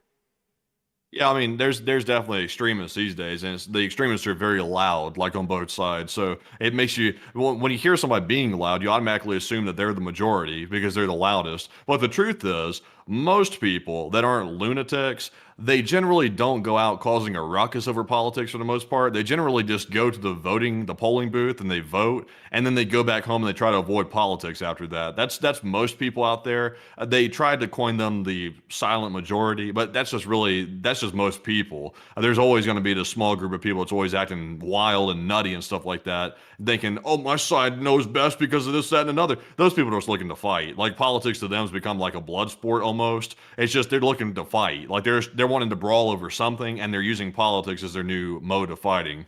Yeah, also I saw someone say, not sure our economy can handle much higher prices, inflation would tick up, but that isn't the worst thing in the world considering our national debt. But let me put it in a different way.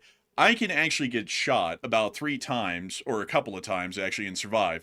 But is that good for me to get shot, although I can survive it? And the answer is no. If we can avoid damage, then we want to avoid damage as much as we can. That's how that works. Because we can always make an argument, like, oh, well, this isn't that bad, we can handle it. And yeah, I can handle getting shot a couple of times and having a couple of bullets put into me, but that doesn't mean that I would want that to happen, and that doesn't mean that that's a okie dokie thing to have happen, if you see what I'm saying. So that's why, whenever we get to the point of saying, well, it isn't that bad, it's trying to get into like this coping of like things aren't going well, but let's try and explain it away so that way we don't have to fix the problem. We can just let the thing keep running into a ditch and pretend like it's fine until it runs into the ditch and we all get a broken neck. And I generally want to kind of avoid that whole deal in the last administration and this one. So that's why here on the channel we always talk about mitigating the damage, because that's in national interest to mitigate damage when and wherever possible, instead of trying to explain it away as being okay. But anyways, Also, by the way, we just made history right this minute. Literally, right this minute, we just made history. Brent crude just broke $120 a barrel for the first time since June 2022. So that is officially in a new territory as of right now. It's just broken past the high since the virus came around for the most part. So that's very uncharted territory. We'll have to see if it stays up or keeps rising, or if it levels off. We'll have to see what happens. I would say the U.S. is going to take some action pretty quick, because seeing this go berserk like this, that is like horror fuel for the current administration here in the United States, because the one thing they care the most about is the economy and the stock market. So, they'll probably do something pretty quick. Yeah, I would hope if they don't, it would be a continuation of a mistake. But with that, we are on to the next one. And our next one here is going to go to none other than Truckin' Chef. And thank you very much, Truckin' Chef, for that $20 support. And Truckin' Chef said, like, honestly, why can't we just say we need to open the strait and do the math? $5.69 a gallon times 180. If not, y'all will pay. Sorry, but I won't be able to run my truck. Times are getting tight. Seriously, if I get paid. That's exactly what we're saying, Truck and Chef. It shouldn't be that hard. And there's a lot of people here on the home front that have their livelihoods and their financial security on the line from the actions we're making overseas. And so they should take every available action to reopen the strait, because it's either possibly several U.S. service members suffer who have, selflessly put themselves in harm's way for the best interest of the nation. At this point, this might be within our best interest to fix our mistakes, or it's going to be millions of people here on the home front that lose their shirts, lose their livelihoods, may have an entire family counting on their income, and now they can't be a breadwinner and they can't bring home the money to keep the family afloat, keep the kids fed, and to keep themselves on the straight and narrow financially. And that's a huge issue. And a big thanks to you for support, Truck and Chef, and helping this channel to keep it running. And I hope that has addressed that well. And with that, we're on to the next one. We also have a $20 support once again from Truckin' Chef, and he said, sorry, I'm not being doomsday-ish, but if myself, as an ownership of my company, these fuel prices keep going up, my trucking company will fail in 2 months, just being honest, and LLT LSA, and happy birthday to Danny B, and fellow chef. And also, by the way, I'm sorry to hear that, by the way, because we also, we don't have a whole bunch of expenses. We have nowhere near the expenses of a trucking company. I'm not even going to try to make that seem that way. Our expenses are nowhere near what your trucking company probably has for expenses.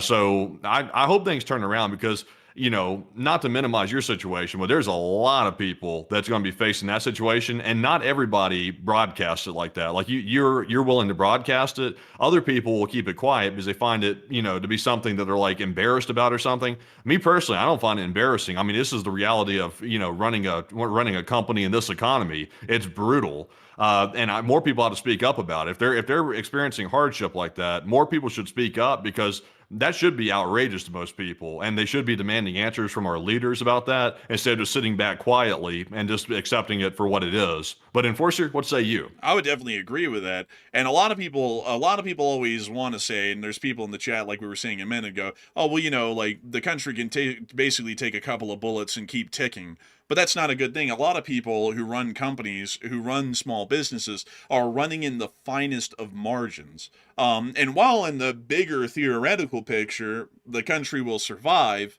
we survived, but how many people's businesses had to die and their livelihoods had to collapse and their entire quality of life had to end so that way the nation could quote unquote survive?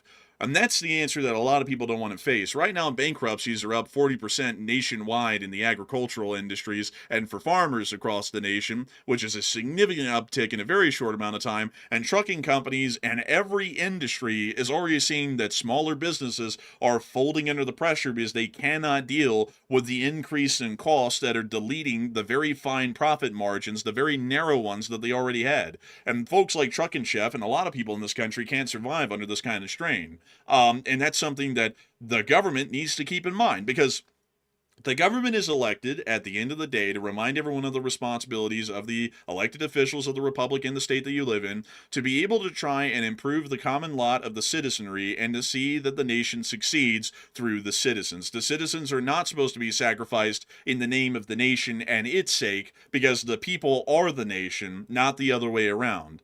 So it is really ridiculous for the current administration, or the last administration in some instances, to be able to pretend like the suffering of the citizenry is completely excusable and justified, when in reality it certainly is not, because those are the people who elected these folks into office, and those people are looking to them to make sure that they weather through tough times, hopefully with their good leadership ensuring that the bad times do not affect as many people as it could. And that's why they need to take any and all actions at this point to be able to fix the situation in the Hormuz, because there's a lot of well-intentioned, nice people in this country who are going to be folding and going through some damn tough times if the U.S. government doesn't get its head screwed on right. So I thank you so much for the support. And go ahead. Also, I wonder, like, since Truck and Chef, I'm always curious about other people's businesses and stuff like that. Like, not to get into too much detail about it, but I'm always curious. Like, it sounds to me like he's like a trucker owner operator. It sounds like. I wonder if right now in a situation like this, is it better to be an owner operator, or is it better to be an employee trucker, like where you work for a trucking company and you're simply on the clock, like driving the truck and you get paid by the mile or something like that? Like, I wonder which one is better, because it seems like owning your truck, you can't really get laid off, but you could run into a financial difficulty if you can't make the payments on the truck. That could be a problem. But if you're an employee, you simply get fired and that's the end of it. Then you might have a hard time finding a job whatsoever. So I wonder what would be the better position to be in. I wouldn't really know. That's interesting. If you want to answer that, Truck and Chef, you can. That's actually a good question. But with that, we are on to the next one. We also have a 20 from Paul Carr 1. And thank you very much, Paul Carr, for that $20 support. And he said, I love the channel. Hey, and thank you so much for the support, Paul Carr. And we thank you so much for loving the channel. And we love to know that people are always tuning in to be able to get the news from here. And so a huge thanks to you so much once again. I hope that does address that incredibly well. And with that, we are on to the next one. And our next one goes to Craig Humphreys. And thank you very much, Craig, for that 20 as well. And he did not leave a comment as far as I'm seeing here, but we do appreciate support very much from you, Craig. And Enforcer, what say you? And I would have to say a big thanks to you for your support, Craig, and helping this channel to keep on running. Because if it wasn't for folks like you, we wouldn't be able to make this thing possible and keep it running. And so a big thanks to you so much once again. And before we move on, I saw someone say something, and I find the comment interesting enough. I got to stop and address it here. Someone in the chat who's been here for a minute said, while we were addressing the super chat from Truck and Chef, who was saying that his company will fold in 2 months with these kind of prices. So someone in the chat said, we still have it better than most. Stop your crying. So I said, excuse me, and they said we still have it better as a response. You know, I don't know what kind of job or financial condition you're in, but that is a very bad position to take when you're hearing about someone being in a tough spot to where their business is going to fold because of the economic pressure, and then be so indifferent. I don't know if it's because you're dug in your political position or you just don't care, to have that as a response to someone who's actually looking at their business possibly folding here in the immediate future and telling them to stop their crying. I mean, would you the odds are they're not a business owner? Is the odds of it? Like, now, granted, I will say this: I'm not hating on people that are not in business for themselves. Like, there's pros and cons to everything. Like, if you're an employee, there's pros to that, and if you're a business owner, there's pros to that too. And there's also a lot of cons to it. But most people that are really quick to say, like, dismiss stuff like that and also say, oh, it's whatever. Most of those people are salaried. That's the truth of it. And they've probably never experienced a layoff, and they've probably never experienced what it feels like to be basically in the deep end. As a business owner, you're in the deep end. Like, if something goes wrong, it might go terribly wrong, and you could be in a foul situation. Like, if you're a business owner, that's why they make more, is because they're taking more of the risk. And it's also why it's more, stressful as well, because you're taking more of the risk. So, they probably haven't been. But how would you like it to this viewer here if, for example, the government gave me the authority to just come down to your bank, wherever you have your money, and just confiscate all of your funds, all of the income that you've made over your whole life, and then when you sat there and said, that's wrong, the enforcer's basically robbing me with the government's approval of my money, and then everybody in the chat just said, tough shit, deal with it. How would you like that? That's the kind of indifference that runs a country into the ground, is when people don't care for each other. When someone's screaming, I'm drowning out here financially, this can't keep going. And then some people's response in this country is, oh, tough shit, figure it out. That is why the country ends up running itself into the ground, is because of an indifference like that, to where citizens don't care about each other's well-being and try and look towards their improvement. I gotta say that kind of a statement just bewilders me. The indifference of saying stop your crying. Like, this guy's just dealing with a minor inconvenience. The guy is dealing with a shutting down of his company. That's something else right there. But anyways, with that, we're on to the next one. And our next super chat is going to go to none other than Ross Nib. And thank you very much, Ross, for that $20 support all the way down from Australia. And Ross said, hands off Ramstein Air Base. The local Germans there just love having the American airmen and the ground personnel there. It's a gift to the USA, that base. I would say that we shouldn't be withdrawing any forces from Germany, and Germany has been a great friend of ours since the end of the Second World War.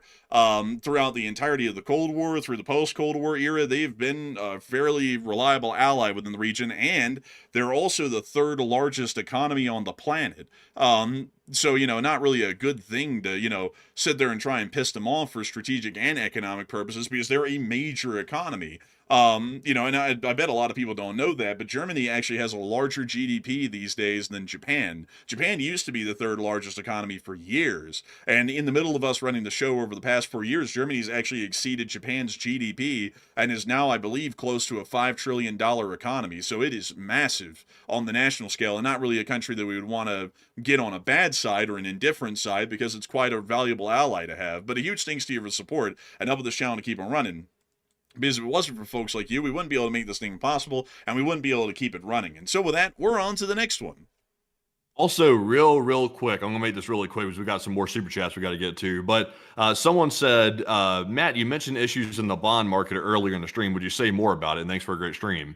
To really quickly mention that, since they asked about it, apparently the bond yields have been going up. Apparently it was up like 1% on the day, which is a pretty large increase for like the U.S. 30-year bond yields. And it wasn't just the 30-year. It was also several others. In fact, it was the 10-year, the 2-year. In fact, it was pretty much all three of those I just mentioned. Let me put this under the likes tab real quick. You can show this to the people real quick if you'd like. I just put it under the likes tab on Twitter. Let's see here. Let me go grab that really quickly. Here we are. So I'm not going to pretend to be an expert in the whole bond situation, because I'm not, certainly not. But I have a basic understanding of it right here. When you see the bond yield start going up like this, that's really not a good sign for the economy, because the way I understand it, someone can correct me if I'm wrong, but when you start investing heavily into bonds, causing the yield to go up, that means people are not very confident in the economy. They're not confident in the stock market, and they're parking their money somewhere where they feel it's safe, which are in bonds. So that's why the yield would typically go up, to my understanding. But somebody correct me if I'm wrong on that. But you're seeing here some pretty large jumps. Like when you see jumps like this in the bond market, this is definitely something to look at. This is not a minor increase whatsoever. This is a pretty large increase for bonds. And that usually starts setting off alarm bells at the Fed, and also with the federal government as well. I think the last time this happened, I think the U.S. did like a silent market intervention to try to get this down before. I'm not sure if they're going to do it again, but this is a pretty big jump. Yeah, that does sound like a pretty significant jump. Unfortunately, folks, I don't really know a lot about that myself personally. But with that, we are on to the next one. And our next super chat here is going to go to Kellen Kling. And thank you very much, Kellen, for that $20 support. And Kellen said, can I get a roll tide? I suppose roll tide, yeah. But a big thanks to you for support and helping this channel to keep it running. And with that, we're on to the next one. We also have here a $10 or $14 support from Biolume Eater. And thank you very much, Biolume, for that support. They said, last year I chose the oil rigs of Alberta as a career, but I've been struggling to gain enough experience to make the cut. I've been unemployed for months on end, but my struggles will end with this chaos. Now that's a tough thing right there. Geez, kudos to you for even giving that a go. Like that whole career line of field, you got to be tough to be in that. I've seen documentaries about that. You got to be mentally strong and also physically strong for that. But Enforcer, what say you? I'd have to say that certainly is one hell of a job right there. I mean, that's a tough one. I've seen documentaries on it, and I don't think I would make the cut, to be entirely honest with you, even if I tried. But I gotta say, I hope that the alleviation of the difficulties in that industry come around when this whole thing's over, and I hope that you're able to find employment up there in those oil fields. So a huge thanks to you for the support and helping this channel to keep it running, and I hope that does address that the best I can. And with that, we are on to the next one. Also, real quick, a real quick correction here about the bond situation. I'm seeing a lot of people say this, so apparently it appears to be the case. Apparently, I got the bond thing reversed, which is why I said I'm not an expert, by the way. But JP on the road said you got it reversed. When people dump the bonds, the yield goes up. So that would actually make more sense, because that would actually entice more people to put money into bonds and the yield goes up. So that would actually make more sense. So that's apparently the way it works. But once again, though, like, y'all got to do your own research into that. Definitely don't take my word for it, because, I'm not an investor type of person. But moving into our next one here, this one goes to Fly Eagle Fly, who puts in a 20. And thank you very much for the support as well. He said, still watching you guys during the day, and I missed the live stream, and you guys are awesome. And you've come a long way from War Thunder. Hey, thank you so much for the support, Fly Eagles Fly. And thank you so much for watching still during the day. It's good to see you around. We were wondering where you were for some time there. And I also got to say, thank you so much for the kind words, and we really have come a long way. It's crazy looking back that at one point this channel actually only had, I think it was 13 subscribers for months on end. And now we're sitting almost at 600,000 subscribers. It's one hell of a journey to have gone on. And it's wonderful to know that you've been one of the folks with us basically the entirety of the way. So big thanks to you so much once again. I hope that does address that well. And with that, we're on to the next one. We also have a 10 from Ichkan Kalusian, and thank you very much, Ichkan, for that $10 support, and we do appreciate it very much. I don't see a comment, but once again, a big thanks for the support. And Enforcer, what say you? And a big thanks to you for the support and helping this channel to keep on running, because if it wasn't for folks like you, this wouldn't be possible. And with that, we're on to the next one. We also have a 10 from Ian Metzen. He said, I can't say anything with this damn YouTube censorship, but take one from the chat, gentlemen, and thanks. And thank you so much for the support, Ian, and we will make sure to take one from the chat. So, Matthew, what do we got? And the one from the chat is going to go to the original, who said, what are all those Marines that were sent to Iran doing, and are they stuck on a ship? And Yes. those are the Marines from the 31st, by the way, that are doing these vessel interdictions. They're the ones jumping out of the helicopter, fast roping down onto the deck. Those are the 31st, to my knowledge. I think that's what they're doing. Yeah, that is what they're doing. Most of them are still stuck on ship, but they do have a little boarding detachment that is attached to the amphibious ready group that they use to board the other vessels with. Those are the actual shipborne Marines whose job is to be stationed on those ships permanently, because most every ship in the Navy has a permanent detachment of Marines on board because of this whole... this whole thing in the past, to explain in a very short way, the Marines aren't actually used on most ships, like the little detachments that they would have on board, as, say, like a landing force for the most part. They were actually used to protect the flag officers of the ship from the enlisted men. Historically, back in the day, that was always a big threat, is that the enlisted, who were usually pressed into service in press gangs in Britain and other traditional navies around the world, might end up trying to mutiny against their captains, because their captains are career officers that are there by choice. They're not. So the Marines are there as volunteers to basically, poke them with a bayonet if they ever try and conduct a little mutiny, or to inflict punishment on the crew to keep them in line and keep order in place. That's historically what they always were there for, and nowadays the little detachments that we have of Marines on board, because the Navy is an all-volunteer force, is actually there for minimal landing operations, ship protection, armed security, anything like that the ship might need that sailors really wouldn't be accustomed to due to their training and experience in their job field. So I hope that does address it the best I can, and a big thanks to you for the support and sponsoring our live chat. And with that, we are on to the next one. We also have a $50 support from Chris Feilbach yet again, and thank you very much, Chris, for the second support of the night. And Chris said that worm was a necessary and sufficient cause of WW Elevant SP intentional.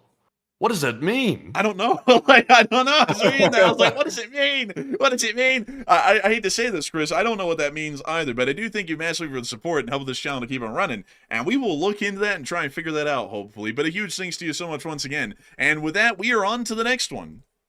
Also, a big shout out to Taven Starkey, 32, who put in a $100 support, by the way. Very massive support, and we do appreciate that very much. They didn't leave a comment, but of course, we appreciate that raw support right there. That does help keep the channel running. And a big shout out to you for that, by the way. And Enforcer, what say you? And I got to thank you massively for the support, Taven Starkey. And I got to thank you incredibly for helping this channel to keep on running. I actually have been seeing what you were putting in the live chat earlier about your business and how it had seen a significant drop in sales, an 80% drop. And you said that if we read that out on air and addressed it, you would support the channel $100. And hearing that your business had taken an unfortunate nosedive, I was like, oh, I don't want to read that out. I was like, I don't want to read that out. I want you to save your money. But I do thank you incredibly for the support. And I'd have to say, I thank you so much for enjoying our channel and wanting us to be out there and be leaders. I just saw you say in the chat, please encourage all these business owners to work really hard. And I'd hope that they do. Every business owner like Matthew and me, we're always encouraged because, our bottom line and our very income is based off of how hard we work, to try and work as hard as we can to keep ourselves afloat and to keep everything rolling. And I got to say that folks like you, Truckin' Chef, and everyone else out there who's running a small business, y'all have to keep working. Y'all have to survive. Small businesses are truly what this nation is. They can always talk about those Fortune 500 companies. Those Fortune 500 companies are enigmatic. And while they have a lot of pulling power in the lobbies and in the Congress and whatnot, it's the small businesses that actually keep this country alive and keep it rolling. And I got to hope that everybody in this country does their best to be able to try and fight and survive in these challenging times that are coming around the corner that are inevitable. Because together we will survive. It is what has made America America, is that these people in this country from all different backgrounds, from all different corners of the world, came here for a life of their own and have fought and died on fields overseas and here on the home front, just in daily life, to be able to try and keep themselves alive and keep themselves going. And with it on their backs has been carried the entirety of this nation for the 250 years that it has been an independent and existent country. If we do not continue, all of us people here, the people who are working the salary jobs, the people who are working the hourly jobs, and the people who own their own businesses, if we all do not battle to survive with each day to see that the flag is raised not because of the nation itself, but because of the people who strive to make it what it is, we will not have a nation any longer to be proud of, to cherish, or one that would even exist to look at and admire. And so a huge thanks to you for that incredible support and helping this channel to keep it running. And I hope that through the strength and perseverance of the American people, we'll be able to make it through to the next days and hopefully brighter days ahead that'll see that small businesses can flourish in a much easier environment and one that is rigged for them to succeed. And so a huge thanks to you so much once again. I hope that does address that incredibly well. And with that, we're on to the next one. And we also have another $50 support from Chris Feilbach yet again. And thank you very much, Chris, once again, for the third support of the night. And he said 11. It means 11 because the YouTube censor got its pants in a bunch over the number after those W's. So what he was saying is, he said that World worm War wasn't 11. necessary. Yeah, World War 11. World War 11. I think the lady jumped ahead a little too far. I don't think we'll ever have a World War 11. Hot take. I don't think we'll ever have that. We'll be stopping way before World War 11. It could be with 3. You never know. But Enforcer, what say you? Oh man, I totally forgot about that one. I got it. We always got to criticize fairly. It's time for that one. It just came to my memory. That was so stupid. If y'all haven't heard, folks, there's a elected representative from the opposition, to call them that, so that way people don't get triggered just by hearing the word, that was at some sort of at an event, and they made a speech, and they were talking about how back in the days of World War 11. And I'm guessing that they're so uninformed and ignorant, I'm supposing, that they didn't even know what the Roman numerals for the number 2 looked like. So they thought it was 2 1s, and they called it World War 11. You just can't, you can't make up this kind of ignorance, folks. These are the people, on like the left and the right, that dominate headlines as like the aspiring, uprising upstarts of the parties. And they don't even know basic things like Roman numerals. I just feel like this kind of stuff is living in a comedy these days, really. Yeah, I mean, even if you didn't know Roman numerals, you would know that we're definitely not in World War 11. Even if you didn't, you could do basic elimination, process of elimination, and determine it. You can't say 11 because we haven't gotten to it yet. Yeah, and also like I gotta say, folks, like I got a huge like I don't go out my way to say this, but I got a huge bones to pick with someone who's like made entire campaign speeches talking about how they don't at all represent American interests. They represent an exclave's interest in the country for another foreign country, and they make that obvious. I don't really like any of those people, no matter what country it is, because I feel like they basically just use the United States as a jumping pad for our resources and our work and toil to improve the lot of a people who don't even vote in our national elections and aren't even represented by the United States. And the U.S. government isn't working for their interests because it's not even their government. They have a whole other government that should be doing that for them instead. And that stuff just, it pisses me off to no end. I can't even get into it. But anyways, with that, we are on to the next one. And our next one is another support from none other than Taven Starkey yet again. And thank you very much, Taven, for the second massive $100 support, by the way. And we do appreciate that very much for the second time in a row. And Enforcer, what say you? And I got to thank you unbelievably for that support. I got to thank you massively for that. We are greatly appreciative of you enjoying the channel and really looking up to it and thinking a great deal of it. And we thank you so much for supporting it once again, because you help us to stay on air and do this every day. We've been doing it for 1,500 days now, and I hope that we're able to make it to the next 500 so that way we can see a day 2000. I would never have thought in my wildest imagination that this channel would have survived into 2,000 days. But at this point, we're well within spitting distance of it. And thanks to support like yours, we'll be able to stay on air and keep doing this hopefully for years so that we can make it to the next thousands of days, possibly even 10,000 days on air, which would be mental if that actually ever happens. But a huge thanks to you so much once again. I hope that does address that incredibly well. And with that, we are on to the next one. And our next one here is going to go to none other than Bellios. And thank you very much, Bellios, for that $20 support. We do appreciate that. He said, I don't know if somebody already said it because I can only check periodically since I'm at work right now. But I think the huge gas price increase in the Chicagoland area is due to a potential refinery outage in the area. Oh, that might be. That might be. I'm not entirely sure how their logistic structure works, where they get their oil source from, but usually it's sourced from the most local refinery, so that probably is the case. So that's very interesting to hear, and I'll have to look into that and see if we can find out how Chicagoland's fuel distribution works, because that might be the very reason why. But huge thanks to you for support and helping this channel to keep it running, and I hope that has addressed that well. And with that, we're on to the next one. Also, real quick, I do want to address something from the live chat very fast. I saw Airter. He said, guys, you need to update the Ayatollah image in the thumbnails to the new one. The reason why we haven't done that, and for whatever reason, it's kind of like ticked like certain people off out there that we still use the dead guy in the thumbnail. The reason why we do that is because he's the only guy that's recognizable that's an Iranian leader, or now a former Iranian leader. He's now in a box. But the new one, nobody knows what he really looks like because he hasn't made a public appearance. Mujtaba is essentially the equivalent of a phantom at this point. Nobody knows where he's at. Nobody really knows what he looks like because his face hasn't been publicized that much. So if we put Mujtaba in the thumbnail, most people aren't going to know who that is. They're going to be like, who the hell is this guy? Just like some random dude in the thumbnail because most people aren't privy to what Mujtaba looks like. So that's why we still use the dead guy, is because of that reason. Because the point of a thumbnail is to grab attention and let people know what it's about. And everybody knows Khamenei was associated with Iran. So for, recognizability reasons, we use him still. That's the reason. Yeah, that's exactly the reason. And also, there's not really, like, another thing that kind of goes into it is that we kind of have to make our thumbnails the most interesting looking that we can, because it's basically the marketing pitch that people see to click on the show. And another thing is that there's no good pictures of Mujtaba Khamenei out there that I've seen. Like, there's a decent amount of them out there, but they're all low graphics, bad lighting, generally just bad pics. So for that one reason, I don't like them. And then the second reason is that nobody really knows who he is. So we have to keep using the dead bastard because I can tell you one thing, when you click on the show, you know that dead bastard is a bastard and he's the Iranian one. So, there's not really a lot of confusion there as to who we're talking about and what's going on, because everybody knows who Evil Santa is. Nobody knows who the guy with the skunk beard, with like the white streak down the middle is. And there's not really any good pictures of him either. Who is this flamboyant man, Kathleen? We don't know who he is. Wait a We've never minute. seen this flamboyant man. I heard that he came from this Russian city right here. Look at it, Kathleen. He came from here, I tell you.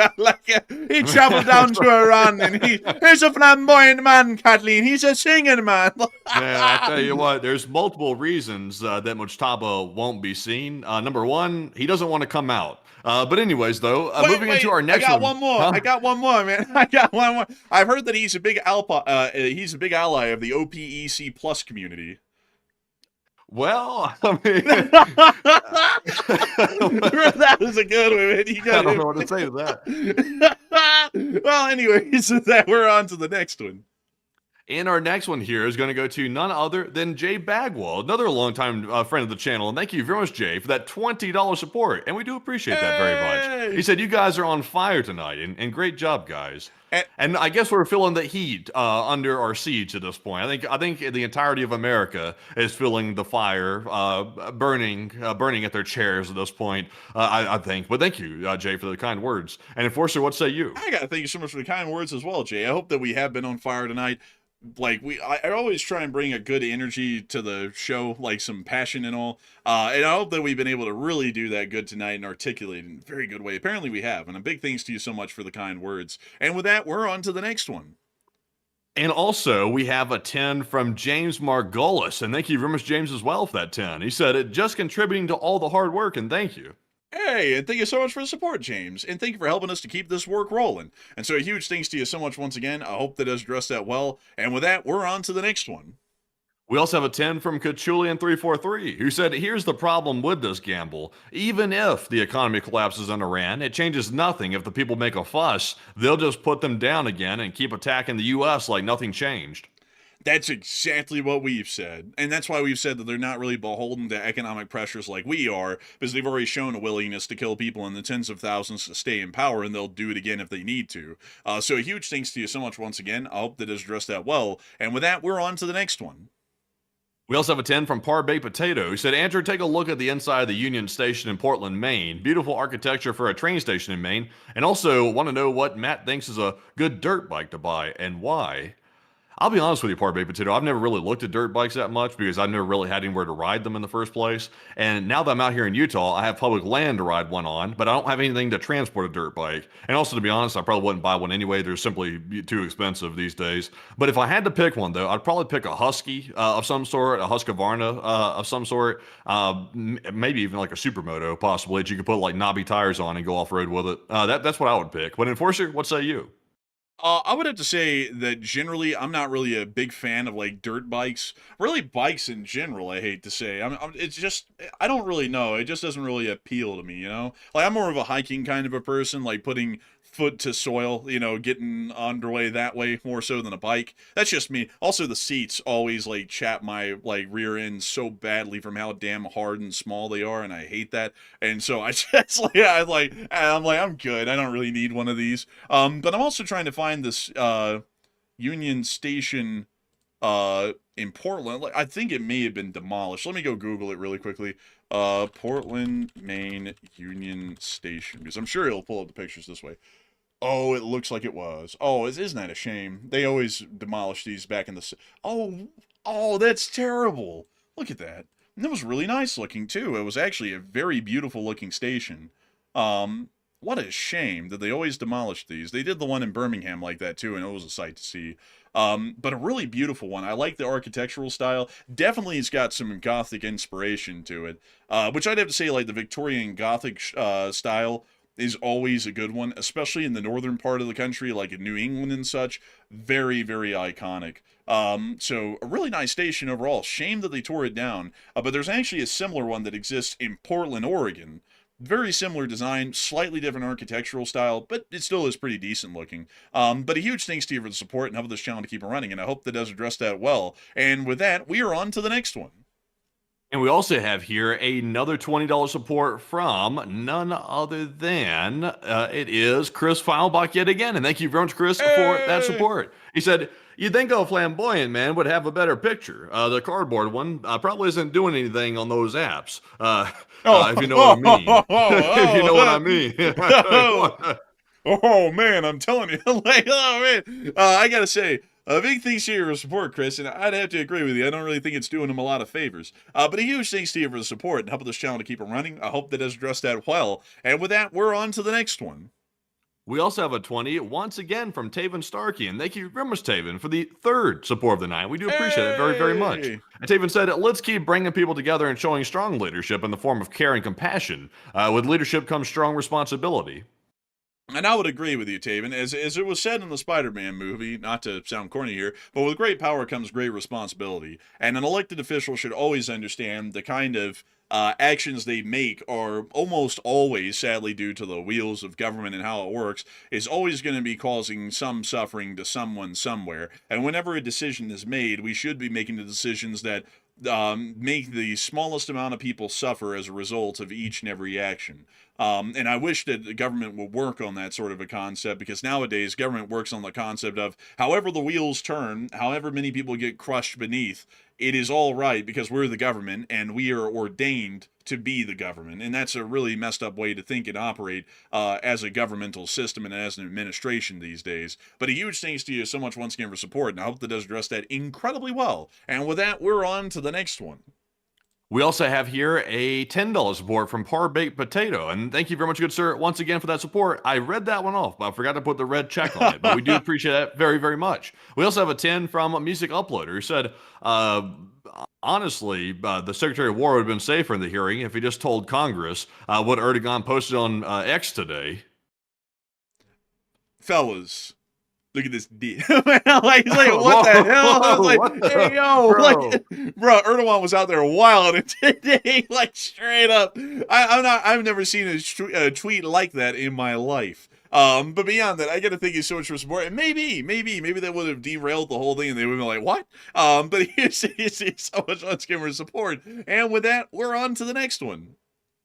You know, the Secretary of War kind of reminds me of one of those dudes that's like, you know, like trying real hard. Like, what was the president that used to be like, yeah, you never seen nothing like this before? What was Johnson! That one? You know the one? Yeah, Johnson. That was a fitting name for that guy. I call him Johnson. He was showing people. Yeah, that guy right there, that Johnson fella, like he was a notorious fella for doing little stunts like that. At least from what I heard. You know, I got to be straight up with you. The whole Marlboro Man shtick that this dude's got going on is very tiresome. I got to be straight up with y'all folks. Whenever I see anybody who's fronting like that, they've got some skeletons in a closet somewhere that are so damn bad that they can't even act like they normally would, and they put on this whole dog and pony show to pretend like they're not that person. I don't know what the hell they could be, but nobody acts like that normally. Like going around, oh yeah, hardcore mother ever. It's like everybody who does that, they've got issues of some sort that they're not wanting to address, and so they just cover it up with that mask. And it's the worst, it's the most obnoxious mask ever. I just gotta be honest with y'all, like any real man would ever act like that. I mean, like a real man is going to, of course, be tough, but they're still going to have emotional range. Acting like you gotta be a hardcore mother effer everywhere you go. I mean, that's just a crock of shit, just being completely upfront with everyone.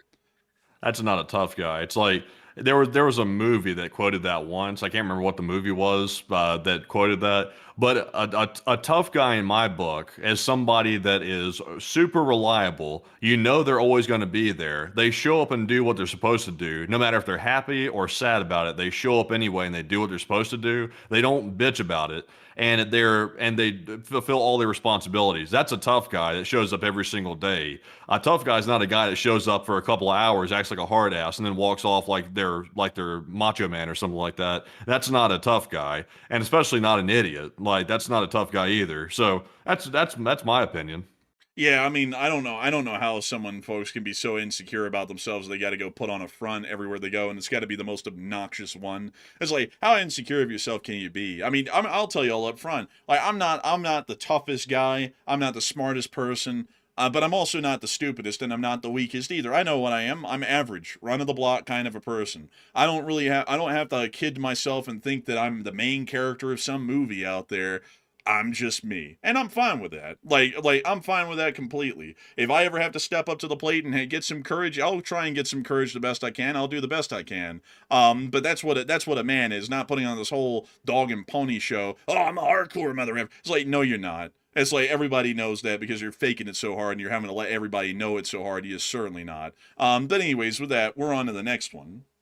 We also have another $50 support from Taven Starkey, and thank you once again, Taven, for that 50 support. And I think that's the fourth one right there. We do appreciate that. And they said, I have a commercial and residential roofing company and been suffering for 6 months, but we are recovering and just never give up, friends.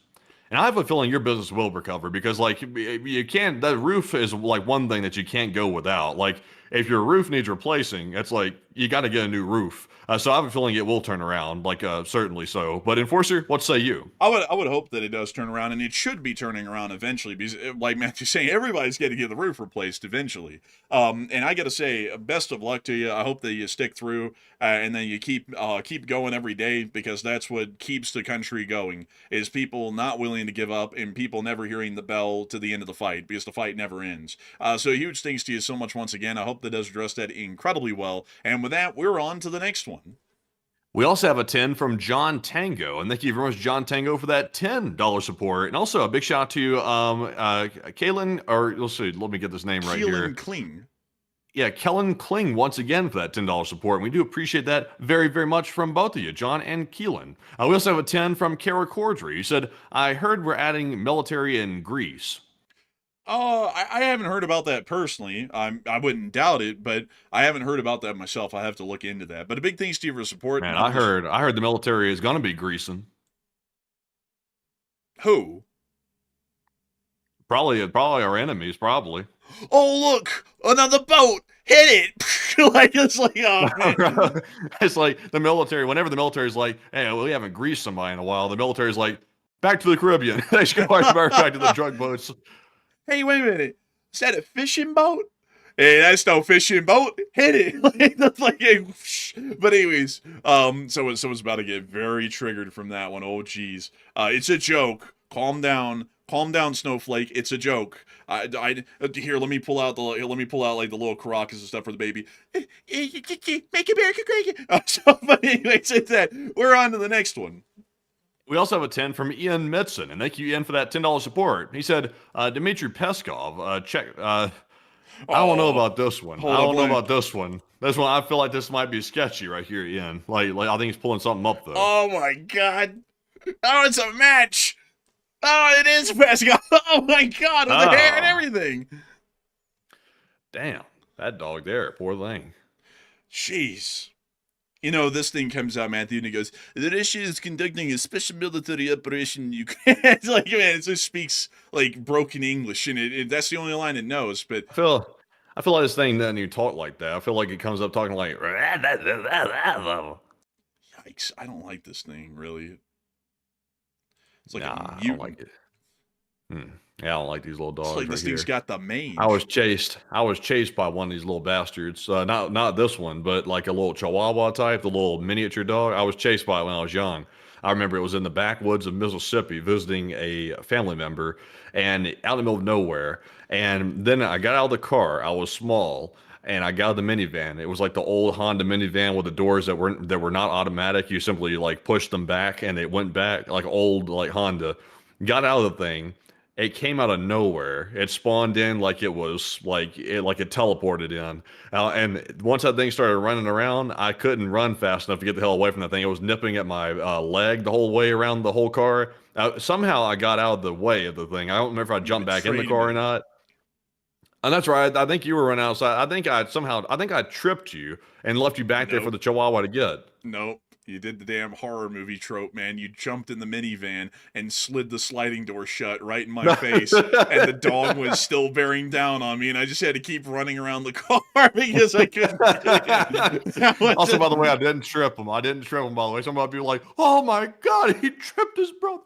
I didn't do it. I didn't trip him. But I think the problem was, though, I had jumped in the car and you were way too far behind. So I was like, I was right on your heels. I was right on your heels. Yes, I was, dude. I was literally I don't remember behind it you. like that. I don't remember it like this. Dude, I remember you ran in that car, bro, reached back for the handle, and literally yanked the door closed right in front of me. No joke. I literally had my hands on the window as it was sliding shut and slamming on. It wasn't after you, though. Like, you remember, it didn't even get you. It was after me specifically. Like, it was going for me. Like, that thing had it out. Like, for some reason, it was like, I'm gonna get him. Like, and it was coming after me. Anyways, moving on from that story, Matthew, look at this one. What's it eating? I don't know, but Theo Vaughn, is that you? Bro. Anyways, my cousin Bippy, he ran his truck into an embankment and died. Anyways, but anyways, Man, he looks like he took a sip off the hose and never stopped drinking. but anyways, with that, we're on to the next one. We also have a 10 from Frosty Rotor X, and thank you very much, Frosty Rotor, for that support. And he said, what do you guys think of the Ocean Defender report of the Pentagon considering outsourcing warship design, considering and building to Korea and Japan to look at the feasibility of co-producing advanced hulls? Well, he's actually right. Ocean Defender actually posted that. That's correct. They are looking into that. But the stupidity behind it is that they're doing that because South Korea and Japan are basically the only two Western aligned countries that are left with any major shipbuilding capabilities. Everybody else is basically given up on it because the government didn't support any of our dockyards and shipbuilders here in the United States to keep them alive in the past few decades. That's why they're looking at outsourcing it. And that poses significant strategic risk for us to outsource such a critical strategic facet, which is shipbuilding, to overseas countries that not only are overseas, they are allied, but they're right on China's doorstep. So if we need new ships in the middle of a war, and we're at war with China in particular, all of our shipyards are tied up or destroyed by the Chinese in the opening weeks, because they're in South Korea and Japan. So that, I would say, it's a bad idea, and if they should do anything, instead of going for that absolutely stupid AI shipbuilding concept that they have, which who knows if that would work, and it's a money pit, why don't we just put money towards building, well, restarting old shipyards that have been shut down, and then also sustaining them through congressional subsidies? Like, that would make a lot more sense because it's such a strategic imperative we have to have them, even if we have to float those shipyards through tax dollars. Well, you just keep up a continuous rate of production for them. That's one way to subsidize them, and just have new ships coming into the Navy in batches every year. Not a huge amount of them, of course, but some of them to keep those shipyards afloat. But with that, I hope that has addressed it the best I can, and a big thanks to you for the support and helping this channel to keep on running. And with that, we're on to the next one. We also have here a $10 support from Terry Short, and thank you very much, Terry, for that support. They said, a recent Patreon member here, and you saved me tons of scrolling time. I get all my news that matters here in one place. And if you haven't already, please check out The Kinks' Gallon of Gas song from the 70s. And I'll have to check that out, actually. But a big thanks to you for support. And thank you so much for being a Patreon member. And a big thanks to you for the support and the kind words and helping this channel to keep on running. And also, Matthew, should we show it? The Schizo post? Yeah. Honestly, like, I've kind of, in a twisted way, I've kind of gotten used to it in a twisted way. Show it to him. Why the hell is he dressed up like Mac Tonight? Who the hell is that? Oh, let me pull him up. Bruh. Somebody in the comment section over there wilding out. But yeah, this here is what was posted on. I mean, it's not far off. Kind of a little bit, maybe possibly. But this is the post right here that came out. It says, the storm is coming, nothing can stop what is coming. And it's in like that like evil witch font that you'd put like a Halloween poster type deal on. So I'm not sure what the reference is. Also, there's like some like evil like witch imagery over here on the left, it looks like. I don't know what that's about. Sort of a strange thing. Is that a Q over there? Like, like the Q, you know what I'm talking about with that? Like kind of a thing. Yeah, what's that Q about over there? I don't know anything about their organization like that deep or anything like that. But I mean, that this appears to have some imagery in it, which kind of looks a little bit strange. Yeah, and also has a plus on it. Let me go pull this up. Q plus. I wonder if he really thinks about himself like this in this way. Like, does he really, like, when he, like, everybody has like a way they view themselves mentally in their head, like when they think about themselves and their own mind. I wonder if he really looks at himself like this in his head. Like, I think he does. Oh, he certainly does. He wouldn't be reposting this stuff. So it actually does appear that that is a QAnon thing. Let's see. So let me go check True Social and make sure. Let me verify this real quick because I want to make sure that we're getting the authentic deal here. Okay, so apparently it is. It says 2 hours ago. So apparently it is on there. So yeah, it's apparently a legit deal. It looks like it's on this actual site on True Social. Just want to double check that. I have seen a couple of phony posts running around these days that they claim it's from there, but it's not. But yeah, that is a little bit interesting. I don't understand like all that imagery and stuff like that. Like I don't really understand it. I'm like I don't know if this is like an endorsement of that group or what that's about, but this strange stuff. Yeah, I mean, it's just bizarre. Someone's about to say TDS. Oh, like I can already see it, man. I'm already getting like the premonitions. It's coming. It's coming. To the people who are going to say that, you're going to get banned for one. But secondly, how the hell is like? I just gotta ask. Like, I'm kind of desensitized to it as well. But how the hell is this normal? Like, it's not. Like, nothing about this is normal. Like, I could never imagine doing this, folks. To be honest with y'all, I don't really like the look of my own face. I would never post this kind of stuff of myself. This is so self-serving.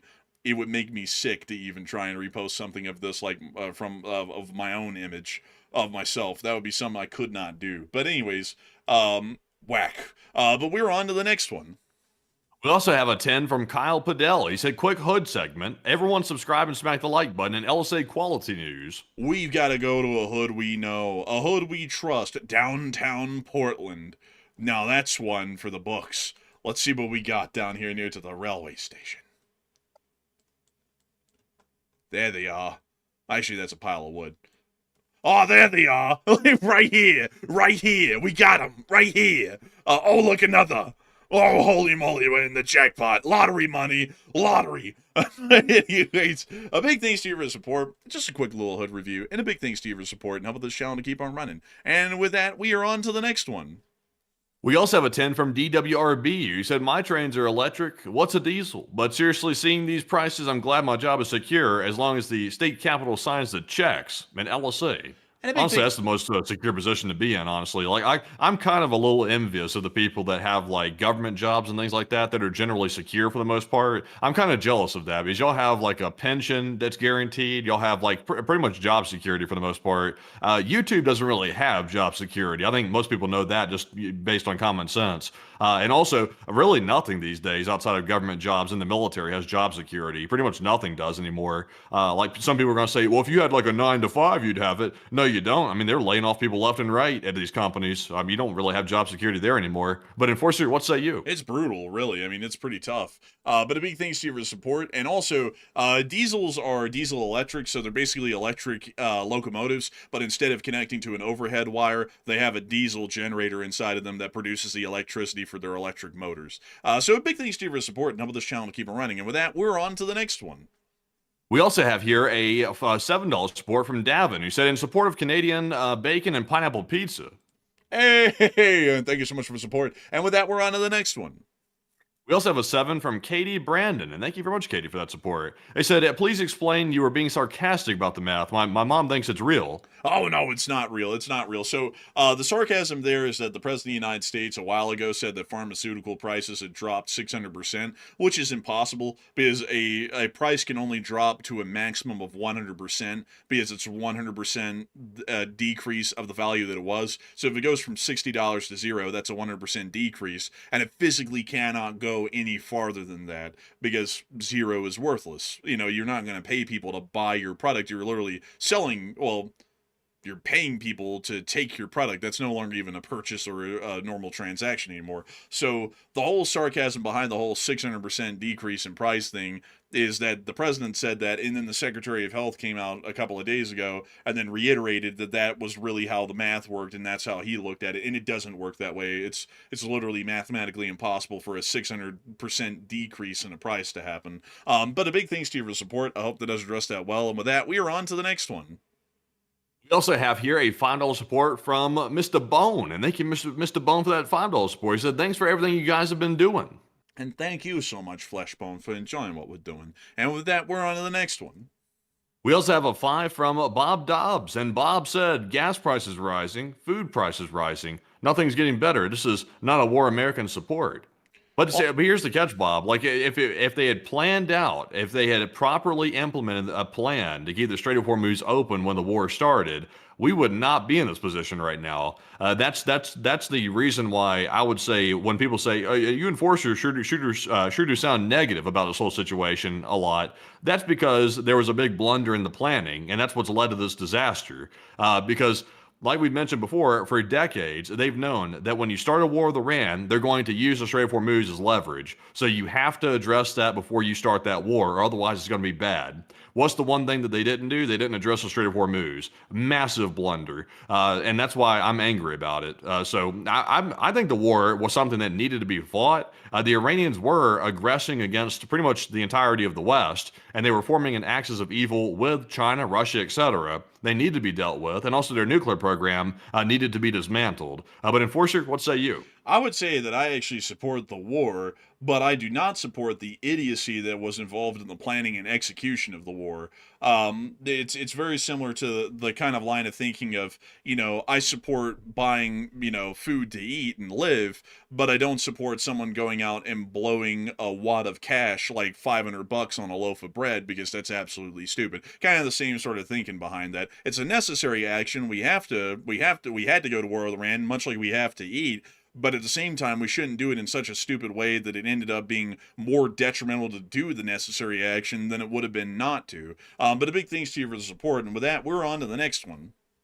We also have a $5 support from Data Relay, who said for strategic pork and beans reserves. And we love pork and beans. Actually, it's still kind of a cheapish thing these days, all things considered. But a big thanks to you for the support. And with that, we're on to the next one. We also have a 5 from Bob Dobbs yet again. He said, what does Congress even do in 2026? They pass FISA bills.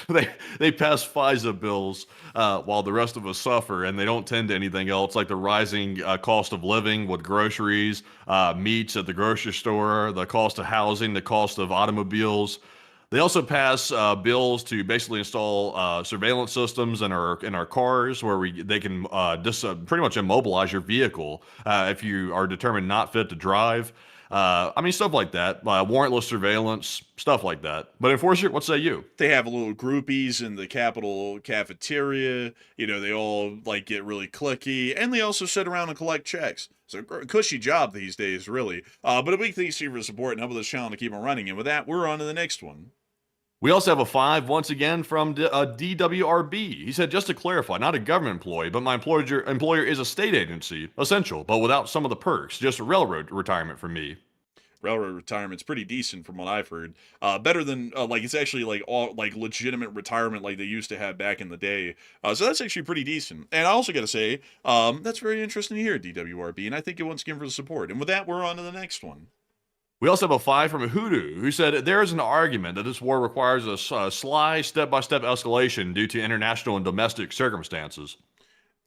Yeah, I would generally disagree, because what is anyone going to do if we aren't sly about it? We weren't sly about it at the start, and no one did anything, and no one can really do anything right now because nobody's power projection capabilities have changed to try and intervene, at least in this moment. But a big thanks to you for support. I hope that does address that well. And with that, we're on the next one. We also have a 10 from Kyle Padell. He said, Enforcers, it's been a while since we had a Corn Pop segment. Look, Jack, his name was Corn Pop. He was a bad dude, and he ran a bunch of bad boys. They used to bang the straight razors on the street corner, and they put them in the rain barrel, and they'd rusty them up, and they'd go around threatening people with them. It sounds to me like that sounds like attempted murder, but, it's just what the kids do. It's just the kids. Back in Scranton, back in my day, there was this dude named Corn Pop. He was a bad dude. Back in the day, I used to have to try and find a job. It was very tough in Scranton. I have to go out to the farm fields to farm the corn. Right out there in the car. Where the hose at? For farming, of course. Nothing else, but it's a tough life. Down in Wilmington. Down in Wilmington, there was a whole bunch of guys. A whole bunch of dudes, bad dudes. But a big thanks to your support. I hope that it scratches the itch for that impersonation. And with that, we're on to the next one. Nobody can ever accuse me of sending a man to the moon and Hey, Jack, are you okay? I mean, you're not looking too well. I mean, look, Jack, I mean, they sent the milkman to deliver the food, and, Amazon delivered your package, and, it's, yeah, anyway. But moving on to our next one, honestly, oh man, I'm not going to go there. But our next one here goes to Hoodoo, who puts in a 5 once again. He said, would a war with Russia and Europe be bad? And Russia has zero logistics and little money, and their losses would be massive. They know this. Well, it'd be pretty bad because they could threaten nuclear war. We would definitely win on the conventional side, but the nuclear side would be a wash for everybody. But a big thanks to you for your support, and I hope that it addressed that well. And with that, we are on to the next one. We also have a 5 from Hoodoo yet again. He said, Russia only has nukes now to threaten, and that is the end of the world. Western civilization and China cannot and will not bend to the nuclear extortion. Well, I mean, we'll have to see. But a big thanks to you so much once again. And with that, we're on to the next one. We also have a 5 from Chris, who said, what are your thoughts on Europe still buying oil and gas from Russia? Supposedly, it's about as much as they sent in aid to Ukraine. I haven't heard about that. Generally, they still buy natural gas from the Russians to some extent, but the oil has almost been completely cut off and diverted to the Middle East and elsewhere, and that's why there's a huge issue with the closure of the Hormuz right now. But a big thanks to you for support. I hope that does address that well. And with that, we're on to the next one. And our next one here goes to Game Theory, who puts in a 5 and said, have you guys dated in Salt Lake City, Utah, and how's the dating environment? I haven't personally out here, but I can tell you that it's not... but here's a straight up thing, by the way. The entire dating environment in the entire country, from my age bracket, it's kind of a little bit screwed up, to be honest. Dudes have this thing going on where it's they're alpha chads now. They don't need women, and the women are way too full of themselves. So it's a weird thing in our age bracket now. And also, we're not very socialized very much in this age bracket anymore. We grew up with the computers. We were one of the first generations to grow up with computers, and I think that's had some bad side effects possibly when it comes to self-image, self-respect, and things like that possibly. But Enforcer, what say you? Oh no, I haven't dated in Salt Lake. Me personally, I'm good. But anyways, big thanks to you for support and helping this channel to keep on running. And with that, we're on to the next one. We also have a 5 from Andrew Honeycutt yet again, and thank you very much, Andrew, for that support. He said the nuclear cat is out of the bag, so how much money would it take to put the toothpaste back in the tube? LSA all the way. That depends on how much wood a woodchuck chuck, if a woodchuck could chuck wood. So that would be my answer. But a big thanks to you for the support and helping the channel to keep it running, and LSA all the way. And with that, we're on the next one. We also have a 5 from Kellen Kling once again, who said, please say Roll Tide. Roll Tide, boy! Oh, but a big thanks to you for the support. And with that, we're on to the next one. We also have a 5 from Game Theory, who said $7 in Los Angeles, California. Oh, $7? Holy moly. That's expensive. I wouldn't be able to afford that. I'd go broke. But a big thanks to you for the support and helping this channel to keep on running. And with that, we're on to the next one. We also have a 5 from Ever, and Ever said, Australia is currently working with China on fuel security. Thoughts? Well, in desperate times, people start, taking desperate measures. Can't really blame them. I mean, they're trying to just stabilize themselves, and considering that the U.S. is basically kind of leaving everyone to the wolves right now to figure that out, they're going to go wherever they can. So, once again, that's why we have to kind of balance our strategic position. You can't starve your subjects. If you want to put it in that way, and then get angry that they, pack up and move to another fiefdom, to another lord that'll feed them, because at that point, what other choice do they have? So, I hope that does address that the best I can, and with that, we're on the next one. We also have a 5 from Oli Oli Oli once again, and thank you very much for the support. They said money. Money, money, money, money, money. Money. But a big thanks to you for You're support. fired! I love money. I love money. I love money. It's a big thanks to your support and helping this channel to keep on running. And with that, we're on to the next one. That's why they have menus at restaurants. Some people like the spaghetti and some people like the meatballs. That's why they have menus at restaurants, they say.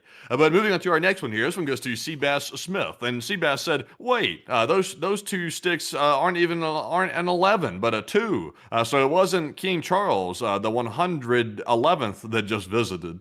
No, no, it wasn't the 111th. It was the third. It was the third.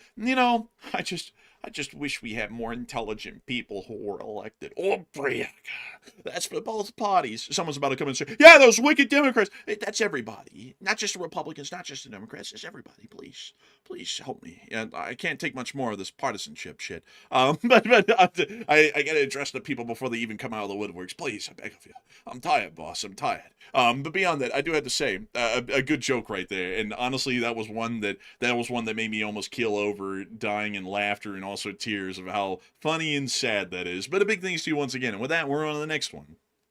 Our next one goes to Hednar. He puts in a 5. He said, you should look at the town of Gay, Russia. It's a real crappy looking place. Dude, like, I think we've looked at it before, but we'll give it a brief look right now. Ooh! Oh man, this is real commie. Is this where the Village People come from? Or ABBA? Isn't Freddie Mercury from here? Bro, did you say ABBA? Yeah, ABBA, the band. I think you're getting them mixed up with somebody else. The Bee Gees? I don't know why. I don't know where this is going. Staying alive, staying alive. You know those people? Yeah, I know the song. Yeah, I know the song. I just don't know about that other stuff. I think that's the Bee Gees. But yeah, this place is pretty rough. But a big thanks to you for the support. I hope that does address that well. And with that, we're on to the next one. We also have a 10 from Taven Starkey yet again. And thank you very much for the support once again. They said, talk about the war that we are actually in with China and Russia. Oh, that would take a long amount of time, and we are getting way over time right now, like significantly. But I do thank you incredibly for the support and help this channel to keep on running, because if it wasn't for folks like you, we wouldn't be able to keep this channel running and make this thing possible. And perhaps we can talk about that tomorrow. But a huge thanks to you once again, and with that, we're on to the next one. We also have a 5 from DWRB, who said, I wonder how many millennials in California had to choose between gasoline and avocado toast.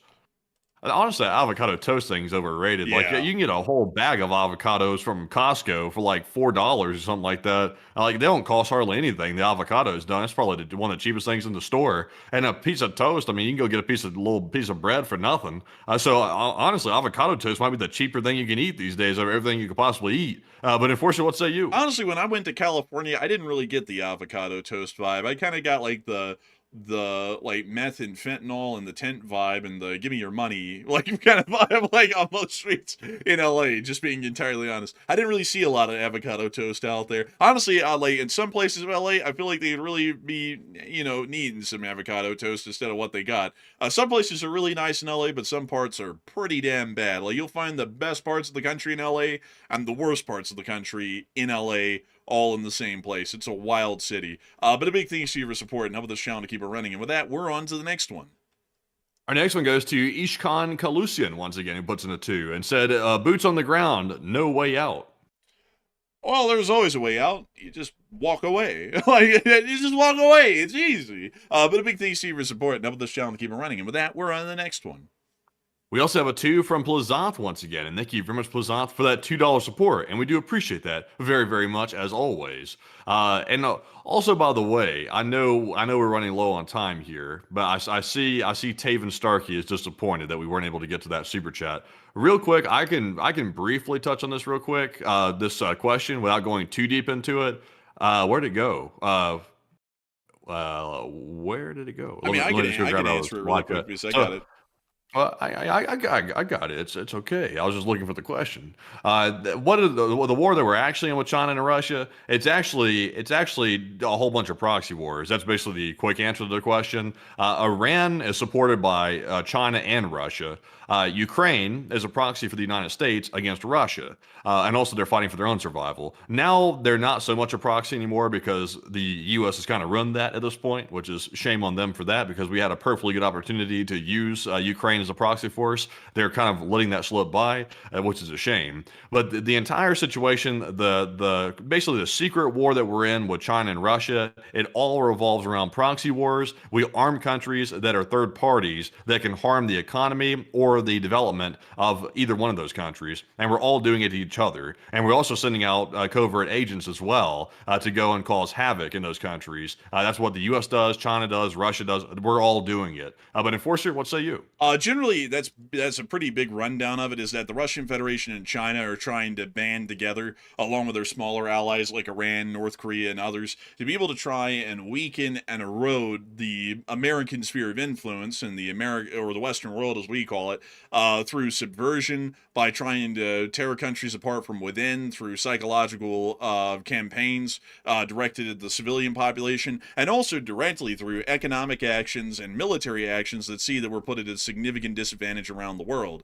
That's why we cannot treat these countries like they're just passively maybe not really nice to us. They are active enemies that are looking towards America's demise and our allies' demise equally. And so that's really the war that we actually find ourselves in, and we're fighting right now in a larger picture, is against a unified Axis powers, and those are the Axis powers. So I thank you so much for the support, Taven Starkey, and I hope that does address that incredibly well. And a huge thanks to your support. And sorry that I was kind of brushing over that one really quickly, because I was going to give like the really long and drawn out answer, and that's usually what I always like revert to in my mind, is the most technical and lengthy answers possible to make sure they're very thorough. And I was going to save that for tomorrow, but that's the short answer today, and we could even give a longer answer on that and a deeper analysis of it tomorrow. But a big thanks to you so much once again. I hope that has addressed that well. And with that, we're on to the next one.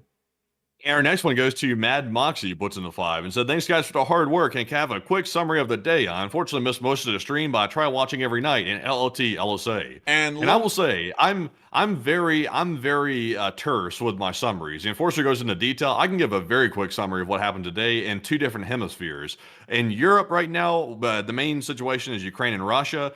Ukraine is destroying the hell out of Russia's oil industry, and they hit 2 more oil sites. They hit a pipeline pumping facility today, which is very critical, and they also hit another refinery. And that's in addition to Tuapse still having a crisis as of today. The oil is still spilling out. It's causing an ecological disaster. That's the main thing in Russia and Ukraine, that situation. In the Middle East, we're waiting on attacks to resume on Iran. U.S. forces will likely commence those over the next week or so, is our current prediction. And that is the situation there. Right now, the ceasefire is kind of holding, kind of not, and we're just waiting for something to pop off. But Enforcer, what say you? That's basically the rundown in a short way. And big thanks to you for support, and we're on to the next one.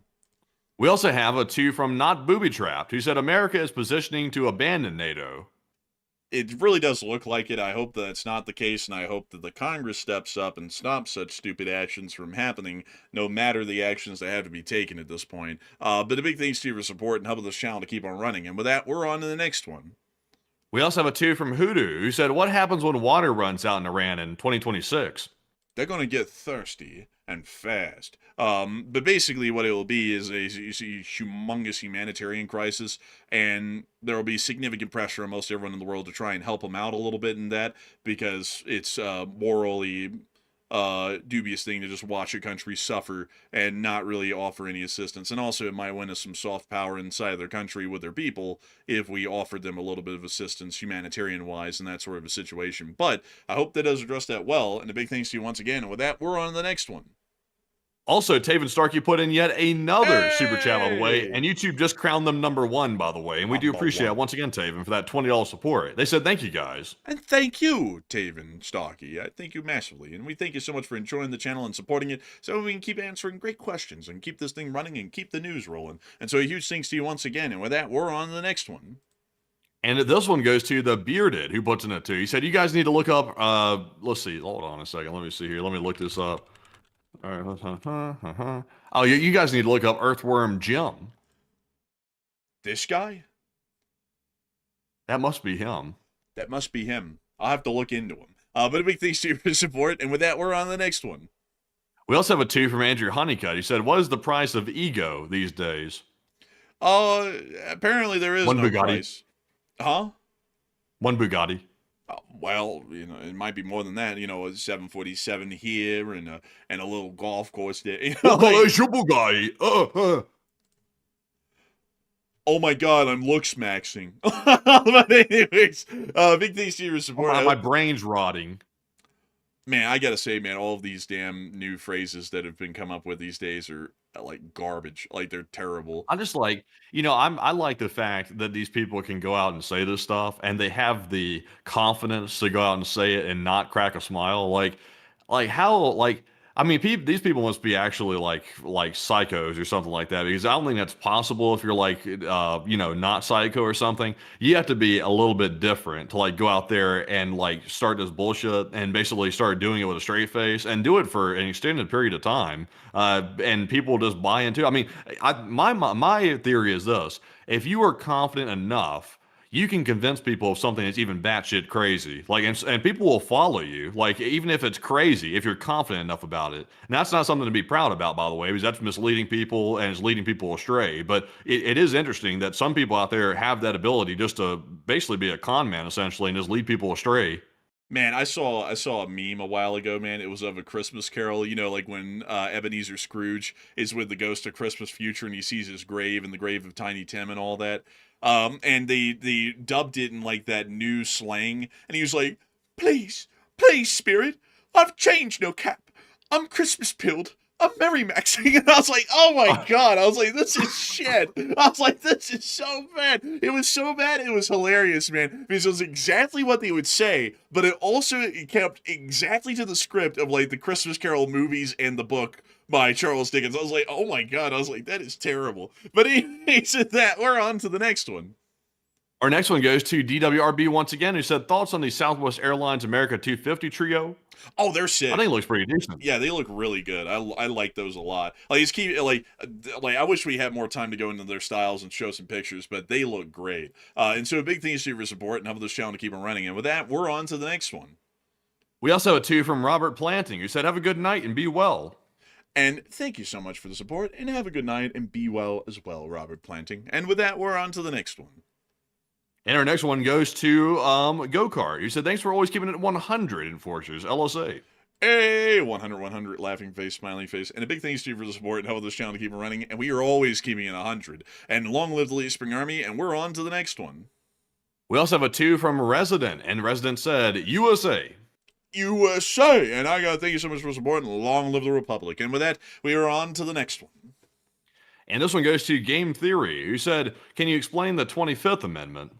I think the 25th Amendment, I think that's when the head of the executive, if they become incapacitated or incapable of carrying out their duties, then there's obviously the vice president takes over. But Enforcer, what say you? Let's see here. Section 1, in case of the removal of the president from office or his death or resignation, the vice president shall become president. Basically, if I remember correctly, this amendment was actually made because a lot of people don't know this, but Woodrow Wilson actually had a stroke towards the end of his presidency and basically became completely mentally disabled. He wasn't even able to run the country, and his wife ran the country and just pretended like he was fine and all that. Like, a lot of people don't know this stuff, and it's actually a lot deeper than that if I get into the details. So they were like, damn, this woman just lied to us. And so they're like, we need to have something in place to where we could remove a president that's no longer mentally there to run the country. So they came up with the 25th Amendment as the workaround of that. So if that happens again, like if a president's just not mentally there because of something like that, they can remove him by the 25th Amendment and then just have the vice president take his place. So I'm thinking that that's the let me go check the date that this thing was made. 25th. But it turns out that nobody's brave enough to actually invoke it. Well, yeah, but let's see here. It was 1967. Huh? I heard that the justification for this was a whole Woodrow. Well, this is after Kennedy. This is in the middle of Johnson. The hell? But anyways, well, we'll have to look into that one a little bit more because apparently my backstory to that's completely wrong apparently. So anyways, with that, a big thanks to you for support. I hope that we addressed what the 25th Amendment is, but the background story behind it is not the one apparently. That's what I had heard, but apparently I'm wrong. But anyways, with that, we're on to the next one. We also have a 10 from the Socadelic, who said, in a world of chaos, the Enforcers are rock steady, and long live the LSA. We try to be. We really do try to be. And long live the Lee Spring Army, and the Lee Spring Army will never truly die. And so a big thanks to you so much once again. And with that, I believe, Matthew, we're finally on to the Morse code decoders and the 3 final questions of the night. So we have our entire roster of Morse code decoders. We have Paul, Kevin, Mason, Joni, Norm, Arabelle, Heroic Fluffiness, Coach Cryptoteric, Siren, Brian. They said, the Morse code says, can you believe this? All these prices are rising and the economy isn't the greatest. Wild. LLT, LSA. And That's the sound of money. Y'all get that down on the nail. That's more skimming tonight. I got to congratulate the Lady Springer and Sinnoh Corps for getting that correct time and time again, because y'all always get that down the nail, which is impressive, really. And so a huge congrats to y'all once again. And with that, folks, it's time for us to get on into the third to last question of the night. And this one is going to go to Steven. He said, what is the highest price per barrel ever, and how high do you think it'll go? I think the highest price was set during 2008. I think it was. I think a lot of people think that COVID was when the highest price was set. I don't think it was. I think it was a 2008 Great Recession when it hit the highest, but I might be wrong. Don't take that to the bank. But how high do I think it's going to go? I'm still sticking firm with the 150. I think it's going to hit it eventually. But Enforcer, what say you? The highest price per barrel in history was in June of 2008 at $144 to $147 a barrel, somewhere around there. Then the lowest price that was ever seen historically was actually during the pandemic, where oil became quite literally worthless for about a couple of weeks. It was basically non-existent. Literally, the price was in the single digits for a short while there. And then some of the highest prices that we've seen since 2008 was at the beginning of the war in Ukraine, where oil universally reached about $120 a barrel or so, or we're in the mid 120s. Right now, it's in that range at this moment, and it's still rising. So we're expecting that it certainly will get to the point of about 150 or even farther. It might start to reach 200 at some point in the future. So I hope that does address that the best we can. And with that, big shout out to Game Theory, who threw in the 2 and said, we want to merch LSA flags. We're working on it. We really are. We're trying to see about making that happen for the 5th anniversary of the LSA, and also have some special 5th anniversary merch coming out here in the near future. So a big thanks to you for support. I hope that does address that well. And we are on to the second to last question of the night. And this one goes to R. the Berg, who said, has any prior war impacted the U.S. economy as bad as this one has? While you could argue that the U.S. Civil War certainly hurt the U.S. economy in some ways, but generally no other war in modern history, or really throughout U.S. history for that matter, has affected the U.S. economy so devastatingly. Now, there's always the Iraq invasion. Well, I mean, that didn't really affect us much at all, because that situation was well in hand from the start. Like, the oil markets were hardly affected, and really nothing was affected economically from the Iraq War, at least immediately. You know, like, that's really more so the qualification there, is that it wasn't directly correlating to our invasion of Iraq in 2003 or Afghanistan in 2001.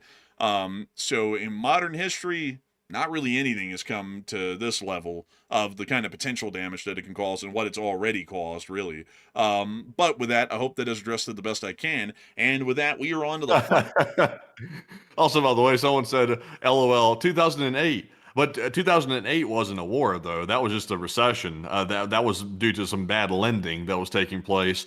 So, you know, I know it probably felt like a war to a lot of people with the way it was feeling, like it felt like a disaster. I still remember my parents talking about that when that was happening. I was 8 years old during 2008.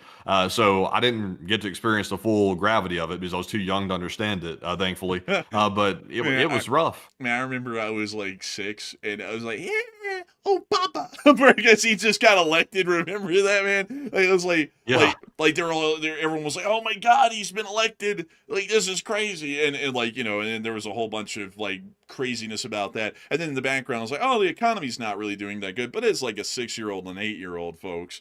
You don't really hear about what that really means, because you're 6 and 8 years old. So, you know, you don't really get to know a lot about exactly what was happening during that time, but we kind of got an idea. But anyways, with that, we are on to the next super chat, which is actually a 5 from Taven Starkey once again. Hey! And he said, my last response. And I got to thank you massively for the support once again, Taven Starkey. And we thank you for your last response of the night and the incredible support that you've given to this channel to help it to keep on running tonight. And so a huge thanks to you so much once again. And with that, we are on to the final question of the night. So who is the last person who threw in the lucky last question of the night? And that viewer is going to be One Visual, who said, my question for the night is, do you think that the ecological disaster in Tuapse, Russia will change what targets can be considered off the table due to its effect on the environment? It might, but generally at this point, the Ukrainians are viewing the war and the Russians are viewing the war as a war of survival, meaning that we probably won't see it affecting their decision-making all too much. I mean, they've kind of recreated Tuapse and Perm today. Perm is basically Tuapse 2.0 almost at this point. So I don't really think it'll be affecting much of their targeting and planning, although it is quite a travesty what's going to be happening to the environment within those localities as a result of those toxic fires that we're seeing right now. But a huge thanks to you so much once again for the support, and I hope that does address that incredibly well. And with that, folks, we've reached the end of tonight's stream. I've got to thank each and every single one of y'all for having been here with us so far tonight. It's been an absolute honor and a pleasure to be able to run this show for the 108,000 of y'all who have been here over the course of the entirety of the stream, and about the 17,000 people, I think, that showed up before. Yeah, 17,000 people who showed up at the peak of the stream. We thank you all so much once again for watching, and we will see you all tomorrow at 10 p.m. Eastern Time to cover the next 24 hours of the news from around the world. And if there is a short war video to be made, I will be the one making the short war video. And so with that, good night, good luck, take care, stay safe, Slava Ukraini, Heram Slava, long live the Lee Spring Army, and long live the Republic. And with that, folks, we will be seeing you all tomorrow on the stream at 10 p.m. Eastern tomorrow night, of course, as always, to cover the rest of the news throughout the day. And if there is enough news to cover, the Enforcer will be putting out a video midday tomorrow to cover that news. And we will be on semi-high alert, at least until the weekend, because I'm not sure if they'll do anything until the weekend comes around, if they're going to do something militarily, because you got to remember, the stock market's a thing. So we'll see what's going to happen. We'll be monitoring that. Also, by the way, if you want to follow it while you're off the stream, we do have a Twitter page, and our Twitter handle is @It'sTheEnforcer. And you can go over there and follow us, and we're constantly posting over there, even throughout the night, throughout the day. It's nonstop. So we'll see you all tomorrow, and of course, Slava Ukraine, Herom Slava, get some rest, and good night.